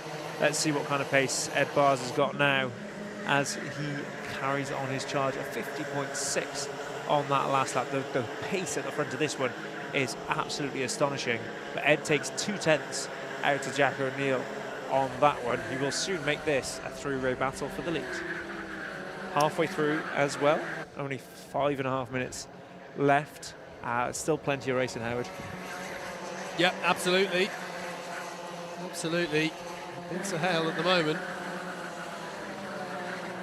He's had a good first half, en route to what might be his first finals win here, and that's a hit from Marchand on the tyres on the exit of the hook. And that's going to be interesting to see how that one's interpreted. I can't remember if he already had a cone warning. What it has done, nonetheless, is deter his momentum, and that's going to allow Dante Dillon in the number 2 car to pull alongside here and go for the move up into 5th place. It's already allowed Harrison Kirkham through in the number 5. So in 3rd is the number 4, in 4th is the number 5. Dan Seeger in that number 6 car now, eyeing up the move on Lewis Marchand, and that would start to bring Marchand into the clutches of a fellow classmate in the form of Greg Smith. Yeah, Greg Smith's done well to get onto the back end of this one, hasn't he? I did say a minute or two ago that he was towards the back end. I think someone clipped the tyres there as well. They may well have changed position after that Lewis Marchand incident. But yes, Greg Smith eyeing up that top step of the C2 podium as well at this point. Not quite sure if he'll know. Yeah, he can probably see the front and see that there's all Class 1s in front of him. So we may have a bit of a dogfight in C2 towards the end of this race. 2/3 of the way through, 4 minutes to go. Yusuf still fairly comfortable out the front. They are trading really quick lap times at the front. Ed Bars is slightly quicker than the 2 in front of him over the last 4 or 5 laps since he gained 3rd place. Catching is one thing, overtaking is another, and he's got to overtake 2 of them here in order to get the win. Dante Dillon there, currently running in 5th place overall. Would love to join the back of that as well. Harrison Kirkham in 4th place is leading the charge to join the back of the leading trio. Let's see what the lap times are like as they come round again. Another decent lap time from Ed Bars. He's still catching that lead too, but there's half a second's gap now between each of the front 3. Quite well spaced out at the lead of this one. Harrison Kirkham, not on that lap, certainly has the pace to catch up. He was half a second back from that scintillating pace we've seen from the front 3. We'll get a handful more laps in here, so it's not all said and done just yet. Keep your eyes on it. There is 3 karts who fancy themselves a win at the front of C1, and C2 is still in the balance as well, with just the 1 kart of Dan Seeger separating Lewis Marchand and Greg Smith, who's going well down in 8th. There's a bit of a battle on for the top 10. Andrew William and Owen Genman battling into the first corner as we speak. We pick up our top 3 now. Once again on that last lap, Ed Bars just slightly quicker than the other 2 by a 10th or so. It's very marginal. Sorry, there was a look on Genman there from Sam Lovelace as they came through 2 and 3. I thought Lovelace was going to be very bold there, and to be fair, as he opened the door there for himself, it's maybe not been, as there's a cone penalty for Harrison Kirkham. There he is in the number 5, so it's 1 position to be docked from wherever he finishes with it, which at the moment would be 4th place. Ed Bars is right on the back of Jack O'Neill. Howard coming over the start-finish line. You'll see that gap reduce to next to nothing as the timing updates. Indeed, yeah, less than a 10th. Ed Bars has got to make that move sooner rather than later, though. There's a minute and a half left of this. I think we're going to get 2 more laps after the one we're currently on. And Jack O'Neill is not an easy man to pass. He's not, and obviously if Ed Bars, there's, again, difficult moment. Do these 2 work together to try and get onto the back of Bin Sahel? I was going to say, it's too late, and I think if you're Ed Bars, you've got to look at the evidence of, well, O'Neill hasn't done that so far. So I've got a strike here if I'm going to have any hope, I think, of getting onto the back. But we shall see. I should say as well, by the way, in terms of third place within Class 2, Mortaza Hassan has a little bit of comfort, as that's a good exit for Ed Bars. Good spot there, Jacob. Will he be down the inside here on the penultimate lap of our A final for round 4? Yes, he will. And he's up into second place. The gap then is 0.7 of a second. What can Ed Bars do? He's got the fastest lap of the race, but Yusuf Bin Sahel, and there is Jack O'Neill coming back at him, and that is definitely not going to allow Ed Bars to push up onto our leader. That is going to give some more breathing room to Yusuf Bin Sahel, who has been talking so much, both on and off air, of how much he likes this circuit. And it's about to become his favourite even more so at this rate, because he is at the moment looking good as they squabble over second place. And they've gone, the gloves have come off. They are not planning to try and push up onto the back of Yusuf Bin Sahel here. The last lap board is out for the driver of the number 8 as they battle intensely for second place behind him. Jack O'Neill versus Ed Bars into turn 1. How does that come out? It's Jack O'Neill for now. Lewis Marchant and Greg Smith no longer have a cart between them either. It's just a few tenths of a second for the lead in Class 2 as well. As Mortaza Hassan, I think, has a bit of a buffer to anyone challenging him for the third position in Class 2. Battle for second place overall, though, and in Class 1 goes through the sweepers as O'Neill goes defensive here into the hook. There's fewer opportunities all the time here for Ed Bars. He's going to try here through Paddock. He'll try and hold around the outside and have the inside for the last corner. But this man here, Yusuf Bin Sahel, is a winner in Club 100 Senior Sprints Lightweights. Yusuf Bin Sahel is your winner for round 4 of the 2024 Club 100 Sprint Championship. Jack O'Neill holds on for second place ahead of Ed Bars. Harrison Kirkham finishes 4th, albeit he does have a cone penalty. Dante Dillon in 5th. Lewis Marchant in 6th place is your winner in Class 2 today, with Greg Smith in 7th place. Your second in Class 2. Dan Seeger in 8th. Andrew McWilliam in 9th. Sam Lovelace got up to 10th in the end. It's a decent drive, make no mistake, from the driver who was well down the grid. Where did he start, actually? He started in 22nd. So a good drive, make no mistake. But his lowest score, as it were, for the A final so far this season. Owen Gemman in 11th. Mortaza Hassan in 12th is your third place Class 2 finisher for today. He rounds out the Class 2 podium. Ben Lambeth is in 13th. Justin Draper in 14th. Callum Martin is 15th. Then 16th was Dave Cottrell. Mars Reitman in 17th. Tommy Lee in 18th. 19th was Andy Orford. Rounding out the top 20 was Christopher Powell-Taylor, although he has a penalty for spinning onto yellow, which was obtained quite early on. As you can see, the celebration coming in now for Yusuf Bin Sahel. Mike Philippou in 23rd. Nick Lacassis was 24th, and it was 25th for Chris Bell and 26th for Johnny Fletcher. Well, that brings to an end today's racing. Jacob Harris, you've played a major story in today's racing. That was our lightweights as well, though, mate. It's been an absolute pleasure to have you in the comms box.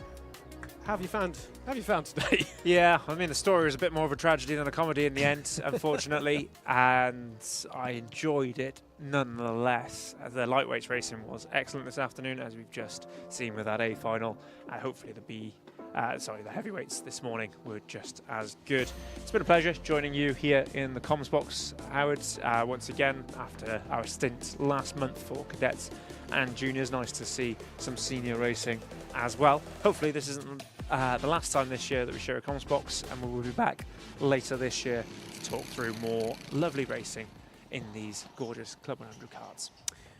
Absolutely, mate. Thoroughly second that. So, many thanks, Jacob, and also thanks to Yusuf Bin Sahel, who's just won the round, but also helped out with the comms for the heavyweights. So that was great. Just to do a bit of housekeeping then at the end of this one, a few thank yous. Firstly, thank you to the marshals and the medical team, without whom we cannot go racing at any of these circuits. So thank you to them. Thank you to the circuit staff here at Ellough Park who've made us feel welcome here this weekend in Club 100. And I'm going to use that to segue onto Club 100. Thank you to well, it was Molly Viger and Willie Chu who ran the show this weekend, but shout out to JV as well, all the team at Club 100 who put on this fantastic championship, get it all organised and keep these karts all racing fit and on parity such that we get treated to such fantastic racing. In terms of the next action for Club 100, the next cadets and juniors action for Club 100 is on the weekend of the 6th and 7th of July. That, I believe, is the next action there. And I'm just double checking when round 5 is. I did have it up. The next streamed action, anyway, I'll tell you, is the cadets and juniors at round 6. That's going to be at Wilton Mill, so that's on the weekend of the 20th and 21st of July. So that's when you can next tune in to watch an Alpha Live broadcast of the action. There we go, I found the note. So yeah, sorry, June the 22nd and 23rd are the cadets and juniors next out in action, and then seniors are next in action at Clay Pigeon on the 7th of July. Those ones aren't broadcast by Alpha Live, but the next broadcast action will be the 20th and 21st of July for Wilton Mill. So put those dates in your diary or follow Club 100 on social media, and then you will always be aware of when that's coming next. And speaking of Alpha Live broadcasting these, I'd just like to give a shout out to James Fitchew of Alpha Live, who's been on the production desk for us here this weekend, and also a shout out to our camera crew, to Fraser, to Richard, to Charles and to Johnny, who brought you the camera pictures and brought the action to life. So thank you for all of them. And one last time, Alpha Live, show them some love, like, share, subscribe, follow them on the various forms of social media. Club 100 iRacing Championship as well. If you're a Club 100 driver or a BUKC driver or a BPEC driver, or have driven in any of those series at any point and you have an iRacing subscription, head over to SimGrid, dig out the details for Club 100 iRacing there. Details will be coming soon on that one. So I think that's all of the housekeeping there. Thank you as well, viewers, for your support. But unfortunately, or sadly I should say, we do end today's broadcast on a sad note. All of us here at Club 100, Alpha Live and DDMM are saddened by the news of the passing of a dear friend of the paddock, Jo Healy, from cancer. We would like to dedicate today's broadcast to her memory as someone whose wonderful smile and character always made the Club 100 paddock a brighter place to be. Her love for motorsport and enthusiasm for our sport, including, of course, her support of son Dan, our lightweight sprints champion back in 2015, will never be forgotten. We want to pass our thoughts and support to Jo's family and friends, both in and out of the paddock here today. Thank you for joining us for today's sprints here at Ellough Park. We will see you again soon for the next broadcast Club 100 event. Until then, though, everybody, take care and goodbye.